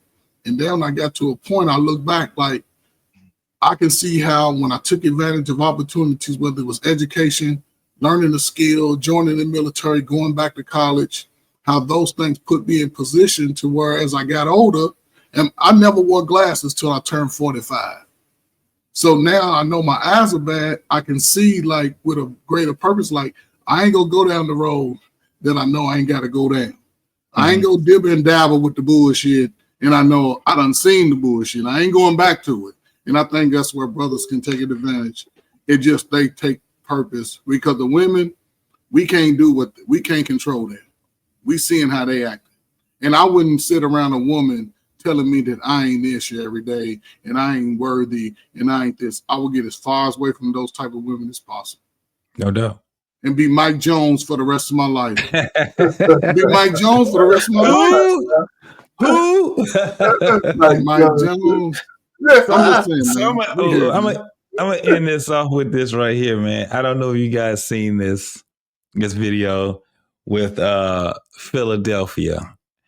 And they were, I guess it was a local Philadelphia news company that ended up covering their parade and, you know, after they won and stuff like that. But man, this was funny to me. I didn't know if it was satire or not, but it's funny as hell. Let's go ahead and watch it. Of course, we're on live TV, and around there, we apologize for the profanity. You guys are resilient, and you guys know how to fucking fight. And we apologize again for Saquon Barkley's profanity. Live TV. This city overcomes shit. And we apologize again for the profanity. Why'd you keep apologizing?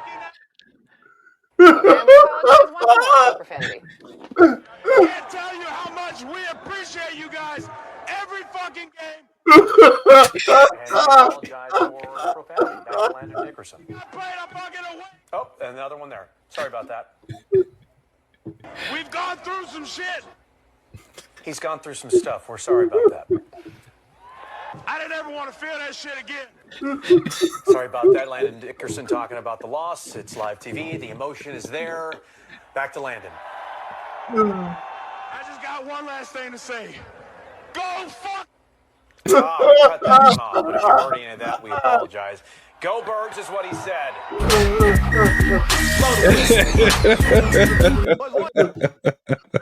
Yeah, you know what? Why didn't you apologize? That was so funny. I apologize if I just, listen, if you're going to show this, they're going to curse. You're going to say, listen, if you don't want your kids to listen, turn off the TV. Right. You have to just do it, man. They was in the moment. It's just going to happen. That's so funny.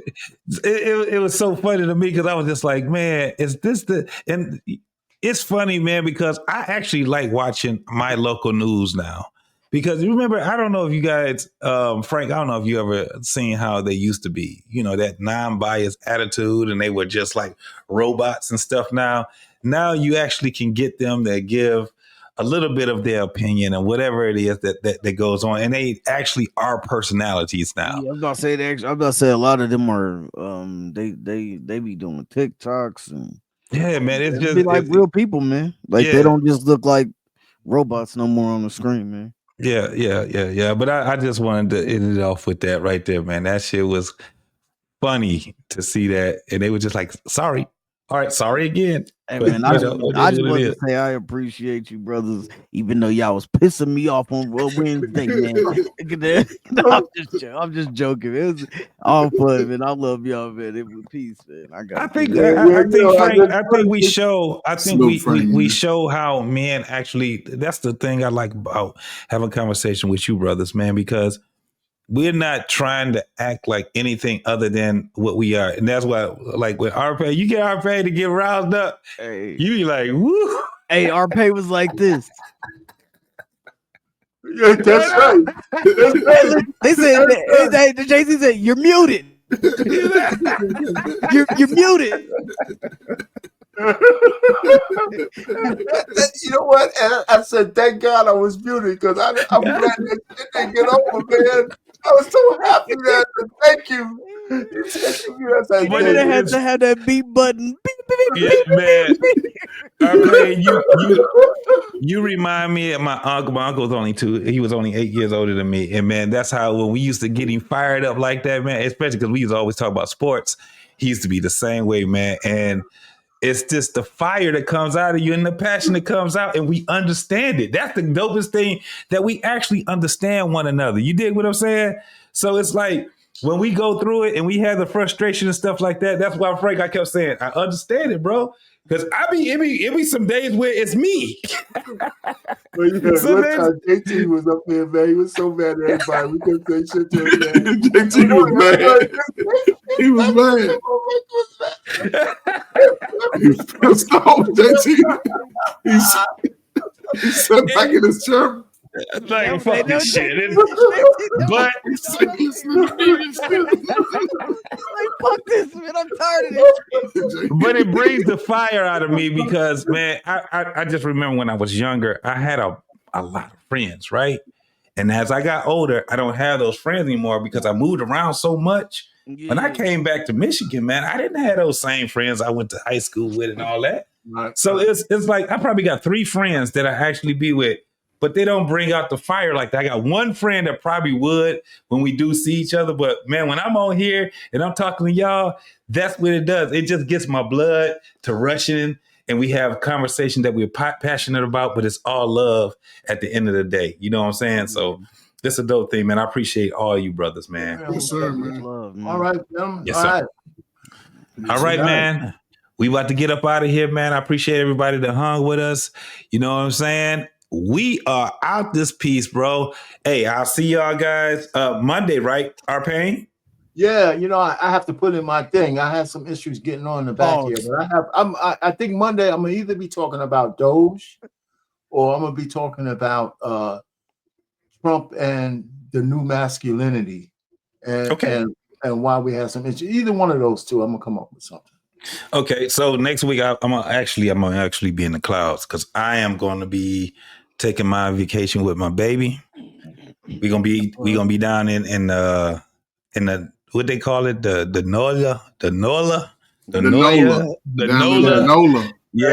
I wouldn't even be on YouTube, man. Are you kidding me? Don't even turn this shit on.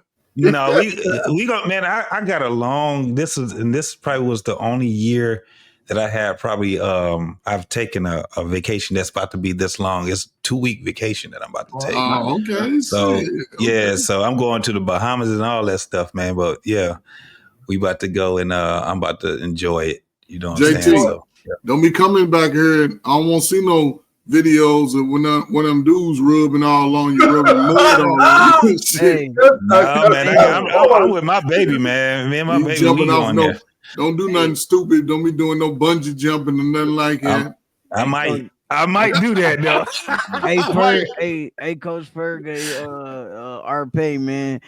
Since we ain't on the show Wednesday, man, I'm It's Thursday. It's gonna be Thursday. I know. I'm on Wednesday. Pop the balloon review.